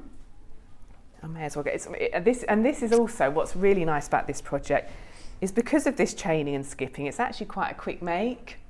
Because you're not filling in all of the stitches, so you whiz down the rows and you get to the end. Yeah, that's true. Yeah, because you're not doing every single stitch. No, it's actually much quicker than you might think. So you're doing your chain 1 and your treble. So I may as well go all the way along. So as I said, when you're making your actual t-shirt, you'll obviously have a longer chain to start with, and you'll get your repeats. So you'll do, when you come to make your hearts, you have 3 or 4 hearts popping up at different intervals. So yeah. But for the first row, it's all the same. It's always treble, chain 1. Well, I think that's quite nice, because you can get your head around that. Exactly. Before you start moving into hearts. Yes, exactly. So the first row is always, whichever size you're making, you're always starting with the treble, chain 1, skip 1. So you can see you get that kind of lattice look to it. And you can see also, see how it's pulling in a little bit? Yeah. Don't worry about that, because when we come to add the ribbing at the bottom, it will straighten it out again. Oh, okay. So that's how it looks now at the end of row 2. Now we're going to start work on the hearts. Right. So you've got it all written in detail in the pattern, but also there is this chart that you can have a look at. So for those that are really visual, you might find that chart very helpful. You'll need the written pattern as well for the number of repeats. Yeah, because it wouldn't make sense. It gives you the idea. Quite useful, once you've started this next row, it gives you an idea of how you're working it. So we'll come back to that. So we're going to start working on the heart pattern. So you're going to do chain 4, turn it over. And then it's nice and simple, because now when you do a chain 1, you're skipping a space, and then you're making a treble into the top of the next stitch. You see, you need to think even less. Yes, exactly. So treble. So the only thing you have to pay attention to is where you're making your heart picture. So you're going to do treble into the next stitch. So you're skipping over this. This chain 1 space here. Treble into the next stitch, and then chain 1. And then you're going to do that 7 times. That was 1, treble into the next stitch, chain 1, treble into the next stitch, chain 1. So you do that 7 times. I'm just swapping. There's some undressing going on behind me. So you do. Got a label in it, this one. I know, Terry Ann made that one. I want to try the and green one. My lovely friend Claire also made the pink one. I've got so many lovely people that help me make these things. Right, so once you've done your chain 4 in the air, and then you should have 7 posts. 1, 2, 3, 4, 5, 6, 7. Okay, and the pattern is treble, chain 1. So you can see I've got that treble, and then the chain 1 in the air there. So then you're going to start on the heart pattern. So for the actual filling in of the spaces, to actually make a picture, you do a treble in this stitch here, and now we're going to fill in this chain 1 space. So to fill it in, you're going to make a 2 treble cluster. So in order to do that, you do yarn over first, put your hook into that gap, pull the yarn back through, so that gives you your 3 loops on your hook, grab the yarn and come through the first 2 of them, and then that leaves you with 2 loops on your hook. Leave those there, and you're going to start another treble in the same space. So yarn over into that same space, pull the yarn back through, which gives you 4 loops, yarn over through 2, and when you've got those 3 loops left on your hook, you grab the yarn again and come through all 3. So you've made a little 2 treble cluster in that chain 1 gap, and that's how you fill the gaps in. And then you do a treble in the following stitch. And okay, I get it. Get it now. 1, and then you're going to do treble chain 1 all the way along to the end. Yeah, okay, I've got it. And that just fills it in. How did you work that out? That's really clever. A lot of trial and error as usual. You get an idea in your head and then... I know, but I'm thinking, how did you work out to fill that in? So the traditional... Yeah, do you like my green one? Green, green now, green. Quite like the green one. Now, this has got a lower neck, so it's quite interesting, isn't it? So it's a different size. It's a bigger size to the pink one. So but it's a lower neck as well, isn't it? But it's a nice colour, isn't it? Yeah. I think it'd look better with a white t-shirt rather than a blue t-shirt. So apologies for that, but lovely colour. You still see the hearts nicely. Yeah, it's lovely. Oh, it's got a little button on it as well. Yeah, that's Terry Ann. She does some really lovely finishing touches. And she's got a label in it saying made by and a label. Terry Ann. Yeah, noticed that. Yeah. Okay, so I've gone, so now you can see, I just finish off this row, so I've just paused there. So you've got your chain 4 here that you made at the beginning of the previous row. So now you're going to finish, you've done a chain 1 in the air, and you need to finish with a treble in the 3rd of these. So not in the 4th, because you want that 4th one to act as a chain 1. So yarn over and into that 3rd one, grab the yarn and pull back through. So you're not working the 4th one, the very top one, because that one becomes the chain 1 in that pattern. And so just to show you, that's the little bit we filled in. The very bottom of the heart, which in the picture is this one here. So I guess if you get that in the right place, then it's fine, isn't it? Exactly. So that's the important one. Yeah, if you get that established in the right place, then you can just use the picture if you want to. But it's actually quite easy to count. Yeah. Because it's got holes, it's a lot easier to count than normal stitches, isn't it? As I say, it looks so spectacular, but it's actually quite simple once you get going on the pattern. But you can count them easier. Yeah. I love it. Yeah. So I'm going to continue on with this one. So then you chain 4 and you turn it. And in the pattern, it tells you how many repeats of treble chain 1 to make. But if you want to be looking at this chart, you can see on the next row, you start filling in the block 1 chain 1 space before the previous one. Yes. So it's very visual. So as Rebecca says, once you set up that pattern, then you can just use what you're looking at, or it's written in detail in because the sort of spacings, like you say, you've got 2 or 3 of them across, so getting that bottom heart one. Yeah, exactly, it sets the pattern then. So as I say, it's written in the pattern also, but here's, as I say, it really depends on what kind of learning you are as well. Everyone's different. Some people just look at that chart and they'll be off. Others might want to read the instructions carefully. So you're going to do a treble and a chain 1. I'm just going to remind myself how many of those I need to do. So it's 5 times. So that was 1, 2. No, it's not. It's 6. Sorry, we've gone too far ahead in the pattern. 3, 4. 5. So I guess if you're new to crochet, it might be worth doing this first anyway. Yeah, I think this would be a really nice way of practicing it, exactly. So that's my 6 treble chain 1s. 1, 2, 3, 4, 5, 6. And then you do a treble, because I've done a chain 1 that takes me across that space there. So then you do a treble in the stitch. And then you can see I've got 1 space to go before I'm working on top of where I filled it in last time. So this is all written in the pattern for you to follow as instructions, but also if you're looking at that little chart, So it's yarn over, and I'm going to make a 2 treble cluster in that chain 1 space. So whenever you're filling in the chain 1 space, you're making your 2 treble cluster in there. There's only 10 of the blue ones left, so if you want one, you need to get it checked out. A lot of you are them in baskets. Brilliant. And I don't want you to miss out. And then you're going treble into the stitch, and then into the one where you've already made a cluster, you're putting a 2 treble cluster in there as well. So where you make your cluster, you get quite a big V at the top. So you're going to work a 2 treble cluster in there. So yarn over into that V, pull back through, gives you 3 loops, yarn over through 2 of them, leaving 2 on your hook, and again yarn over, back into that same stitch, pull back through, yarn over through 2, and then you've got your 3 loops, you grab the yarn and come through. And then you're going to go treble into there, and then you've got another chain 1 space to fill. So again, looking at the chart or reading the instructions, but looking at the chart, if I can just lay my hands on it. Here it is. So we've done this one, and now we need to fill in this chain 1 space, the other side of it, just to make a nice symmetrical heart. So another cluster in there, and then a treble in the next stitch, and then a chain 1, and you repeat that all the way along to the end.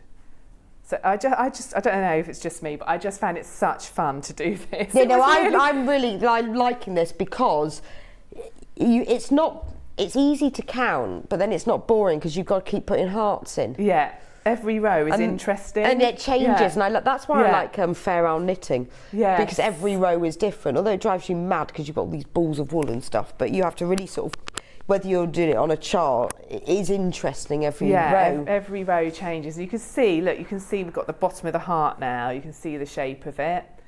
So you can't really go wrong once you've established a pattern because you can see it looks like it should. Could you do it by filling them in with colour? Would it work? I experimented with it, and it can be done. So it's a little bit harder, but it can be done. Yeah, it can be done. So you just use another colour for the actual heart. Oh, interesting. Yeah. So once you've cracked this, you see, you can make yourself another one. Have a go with that. And have a go. Yeah. So, well, if you get the kit, watch this space. I might update my website with some, or my Facebook with some the colours as well. How to do that. Yeah. I mean, I like the self colour. I think that's lovely. But it's just when you crochet and you start thinking. You do. What else could I do with this? It's extremely frustrating when you're for the designer because you're like, oh, I know it. Like, I really want a long sleeve one, and I just wish I haven't got enough hours in the day to do one. Yeah, that's the problem, isn't it? Yeah. Okay, so I've got to the end of that row, it's looking right, so then I'm going to continue on. So you chain 4.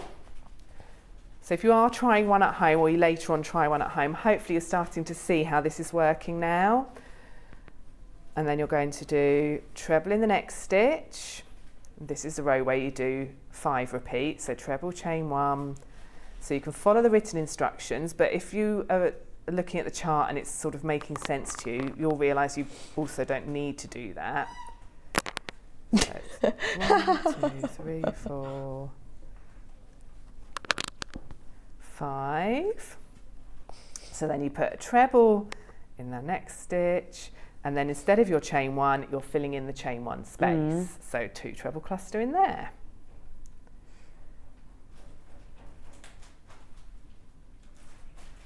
And then treble in the stitch. And then for this row, we've got all of the blocks are blue, so they're all filled in with 2 treble clusters and trebles. So where there's a cluster ahead of me, I put a cluster on top of that.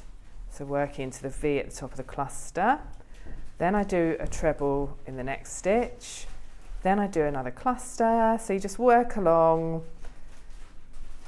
And a treble, another cluster. So it does get to the point, especially when you've done a good few rows of it, where you're not even really having to think about it in terms of reading the pattern.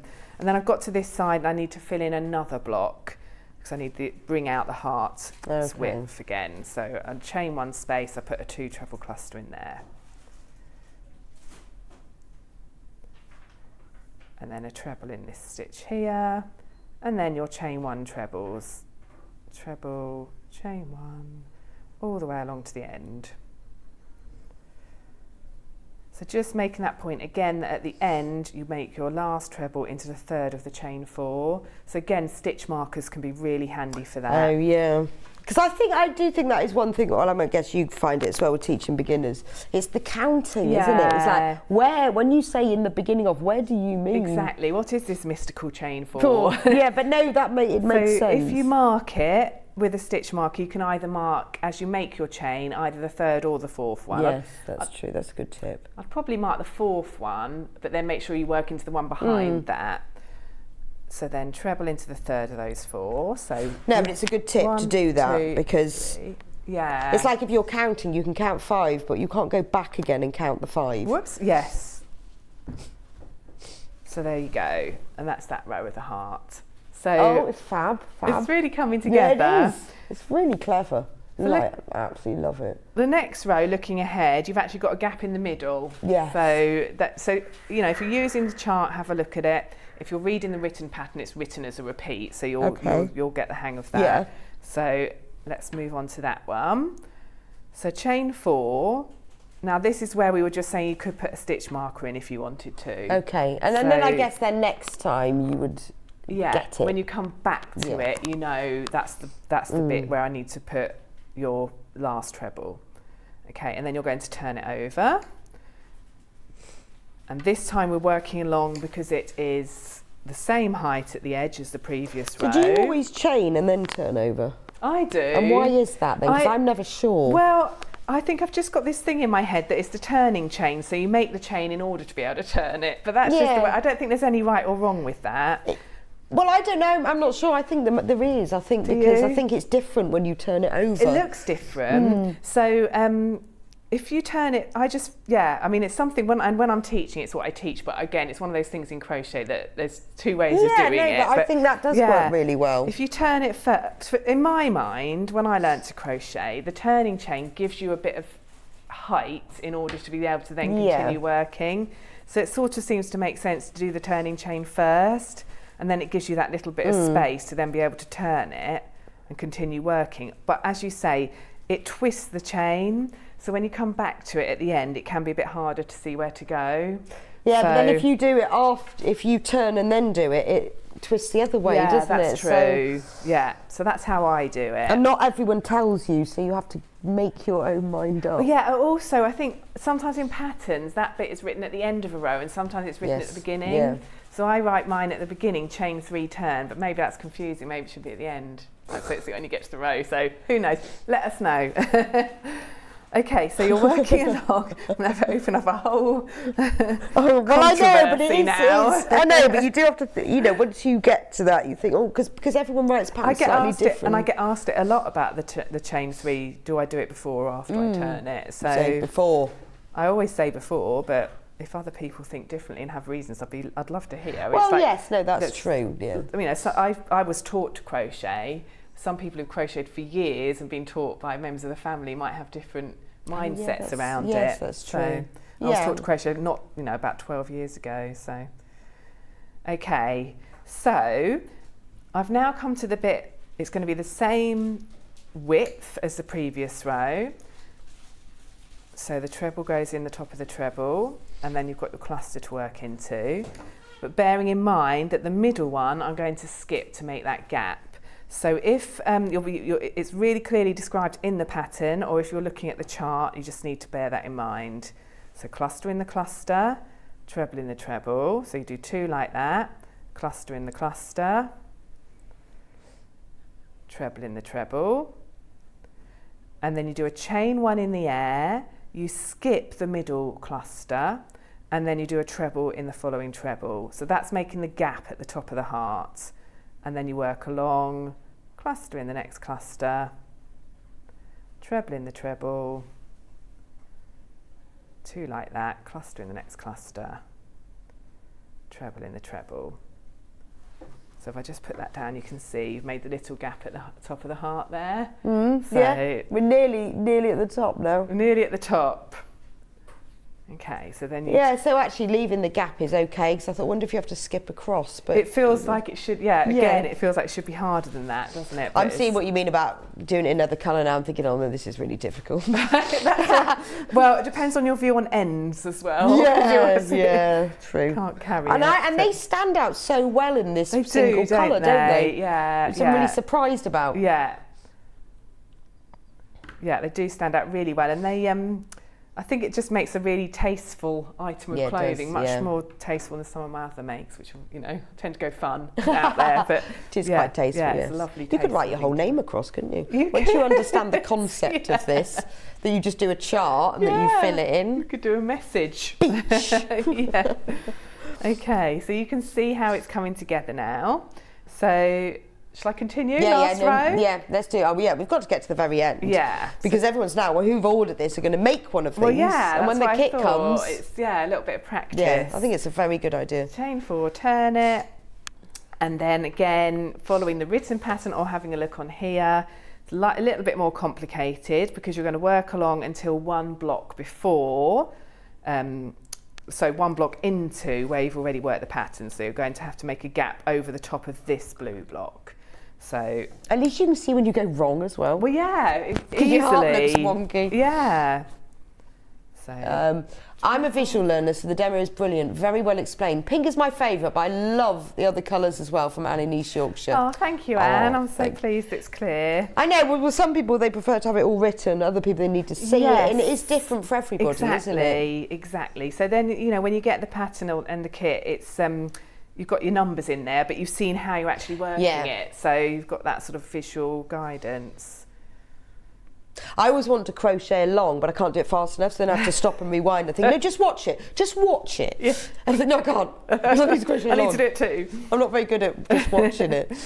Right, so I'm going to treble in here, and this is the bit where I need to make another space because I want to bring the heart in just for this top part here. So a chain 1, which makes the gap across the top, and then skipping over the cluster and making a treble in the treble. So I mentioned filet crochet at the beginning. I don't even know if that's how you say it, but it sounds better than fillet. I think it is filet because it's French. Yeah, but filet. It's filet crochet. This isn't strictly filet crochet, just in case there's anyone out there who thinks that's not how I did it. Oh, okay. So because I think with filet crochet you'd put trebles in rather than clusters, but I just wanted my hearts to stand out a little bit more. So but it's a similar principle. But it's the same treble with a gap is filet, is it? Yes, well it is, but you can do it two ways. You can either do a block of trebles and then the picture is made with the gaps with the treble chain 1, right, or the other way. Oh, okay. Yeah. So I mean a lot of the I've got loads and loads of vintage crochet books and there's a lot of patterns in there, you know, the lace work, things like exactly curtains, what you mean. Yes. Oh, I know. Are made with pictures in them. They're just beautiful. So yeah, it's very similar, and they're trebles. And normally what they do are just a treble and not a cluster. Not a cluster. But then it doesn't fill it up as much. It's just, I just felt like when I was playing about with it filled it up a little bit more. Yeah, I wanted that definition. It's your version of filet. Yeah, exactly. Okay, so I'm now, sorry, I was in the middle of doing that row as well. I've probably confused you. So I've done the chain 1 and skipped 1, and now I've got a cluster. So just one block that's a cluster and a treble here. So this is just this one block here where it's a cluster and a treble. Okay, and then your chain 1 and your treble in the next one. So that takes you across the middle as well. And then again, just one block where you've got your cluster and a treble. And then a chain 1. And then a treble, and then just continue along. So you continue along with that treble, chain 1, treble, all the way to the end. Just whiz along there, and then hopefully you'll be able to see, if I lay it down, the finished heart. Brilliant, there it is, done. There it is, yeah. So obviously when you're doing the t-shirt, you're doing 2 panels with several of those repeats in. Yes. And then you can choose how many repeats you do up to the top to make it longer or shorter. But the sleeves aren't sewn in, are they? No, the sleeves are added on, so there's a slight decrease. I'm looking at that thinking, where's the seam? Yeah, no, it's added into it.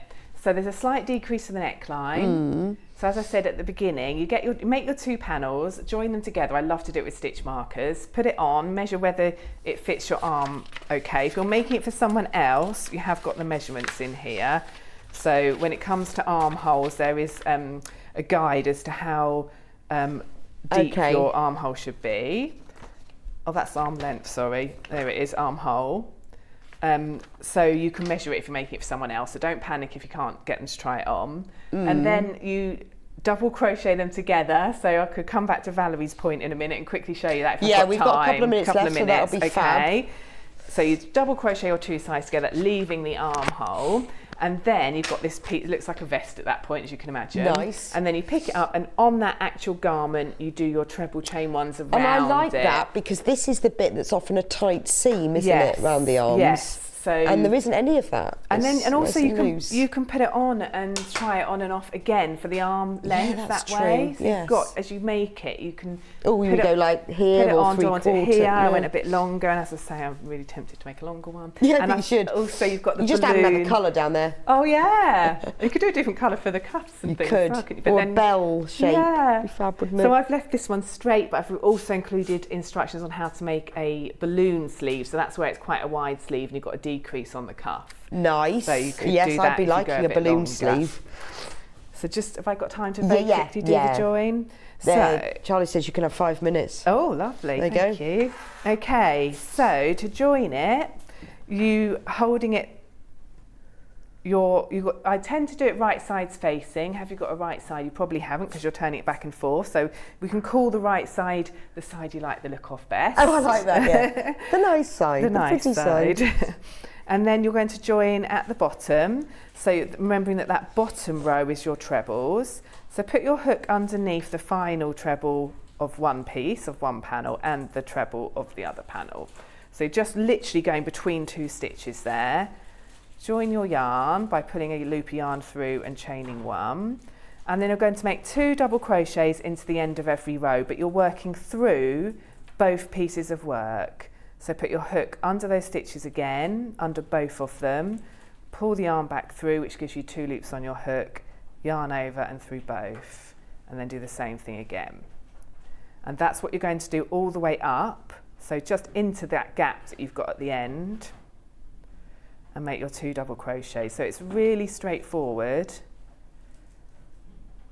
And as Rebecca said, you can sew together, but actually when you're working into these chain 1 spaces here, which are the gap at the end of the row, this is a really nice secure way to do it. Well, it's easy to match up as well, isn't it? So make sure you've got the corresponding rows, don't lose track of that. Speaks from experience. Yes. And then you go all the way up to the armpit, leave the armpit unworked, obviously, fasten it off. And then that's the inside. Ben goes, always leave the armpit unworked. And then you can see this is the outside. So it's pretty much an invisible join. Yeah, but I guess because you're matching these lovely lines. Yeah, exactly. It looks really neat. Yeah. It's easier I think it's easier than so. I like it. It just, to me, it's quicker. So yes. So that's how you do that. And then also you'll obviously join the shoulders. And then you'll turn it the right side out, and with it the right side out, you'll work the sleeves around and around. So that's fabulous. Well, I'm just going to run through the kits one more time. So the blue one, we do have a few left of, but not many. Remember, 500 grams, this gorgeous turquoise yarn with the full pattern, goes up to a size 51-inch bust. Then the one I'm wearing, the green one. Remember, you get the lovely cotton bag with it as well. Don't forget that. So you get the kit bag. So you get 500 grams of the lovely green. You get the full pattern, but they all come in a lovely cotton drawstring bag, which is very important. Then the pink one, which is a really pretty rose pink, isn't it? Remember, you get 500 grams of the pink yarn. Gorgeous. That one's hanging up behind Sam. You can see that in a minute. And then the silver one. Tricky, I know. isn't it? It's really hard. Yeah, I like them all. I'd wear them. I know. Well, then it's a nightmare choosing. I know when we used to choose them, and you give me a choice of like 8. And I go, I don't know. Right, I don't know. It's really hard. Especially when there was more than one colour in a kit. Yeah, exactly. And you're trying to visualise it. Even worse. So, yeah. And often I think the one that you think that will suit you doesn't always as well, does it? Yeah, no, that's it. I mean, you can see the pictures of me in all of them. I know, and I think you look lovely in all of them. Yeah, no, I'm not saying I look lovely in them all. No, but you did, but they suited you. I was pleased with them all. I happily wear any of them. They really suited you. Yeah. So when are you back with us then, Sam? In 2 weeks, actually. Are you? Yes, 2 weeks' time, 27th. 27th. So that's not next Monday, but the Monday after. That's right. No, I won't be here that day. Oh. Glastonbury. Oh, of course. Okay. Yeah, I'll be packing up my tent that day. There Sounds great. Yeah, so that's one Monday I won't be here. Oh, that's nice. What are you doing in 2 weeks then? Oh, well. Is it something exciting? It is something exciting. Right. Yeah. Watch this space. Okay, I was telling Sam about my crochet trousers earlier. I wish they were those. I'm going to show you those at all, honestly. Never ever crochet yourself a pair of trousers. It's the most ridiculous thing. Anyway, lovely to see you, Sam, and I will see you hopefully soon. So thank you so much for joining me on Sewing Street and Yarn Lane today. I will be back with you tomorrow because I'm doing Monday and Tuesday this week. And hopefully Ben will be back again tomorrow if he hasn't been sacked for his discounts, and congratulations to all of you who made the most of Ben's discounts, and hopefully you'll be allowed back tomorrow. But on air tomorrow at 8 o'clock we've got new fabrics, loads of new fabrics, which is going to be fab. At 9 o'clock we have got the one-stop apron dress with Catherine Wright. 10 o'clock is all about the sewing room tools. 11 o'clock, the Enchanted Fabric Collection with Catherine Wright, and at 12 o'clock it's the Dukey Sewing Machines, because remember, it is National Sewing Machine Day, but we're extending it to National Sewing Machine Week. So as we did the Elna one today, we're going to be doing Janome tomorrow. It's very exciting. Coming up on Hobby Maker next, at 1 o'clock, we've got brand new Nature's Garden Sunflower Collection with Crafter's Companion. At 2 o'clock is new personalised stamps with Crafty Roo. At 3 o'clock it's Gemini Junior with Crafter's Companion. And 4 o'clock, Crafty Roo, Monthly Make and More. And at 5 o'clock, more from Crafter's Companion. So don't go anywhere, you can just join Hobby Maker at 1 o'clock. But thank you so much for joining me today. It's been a pleasure, I had a lovely time. And I will see you back here bright and early, 8 o'clock tomorrow morning.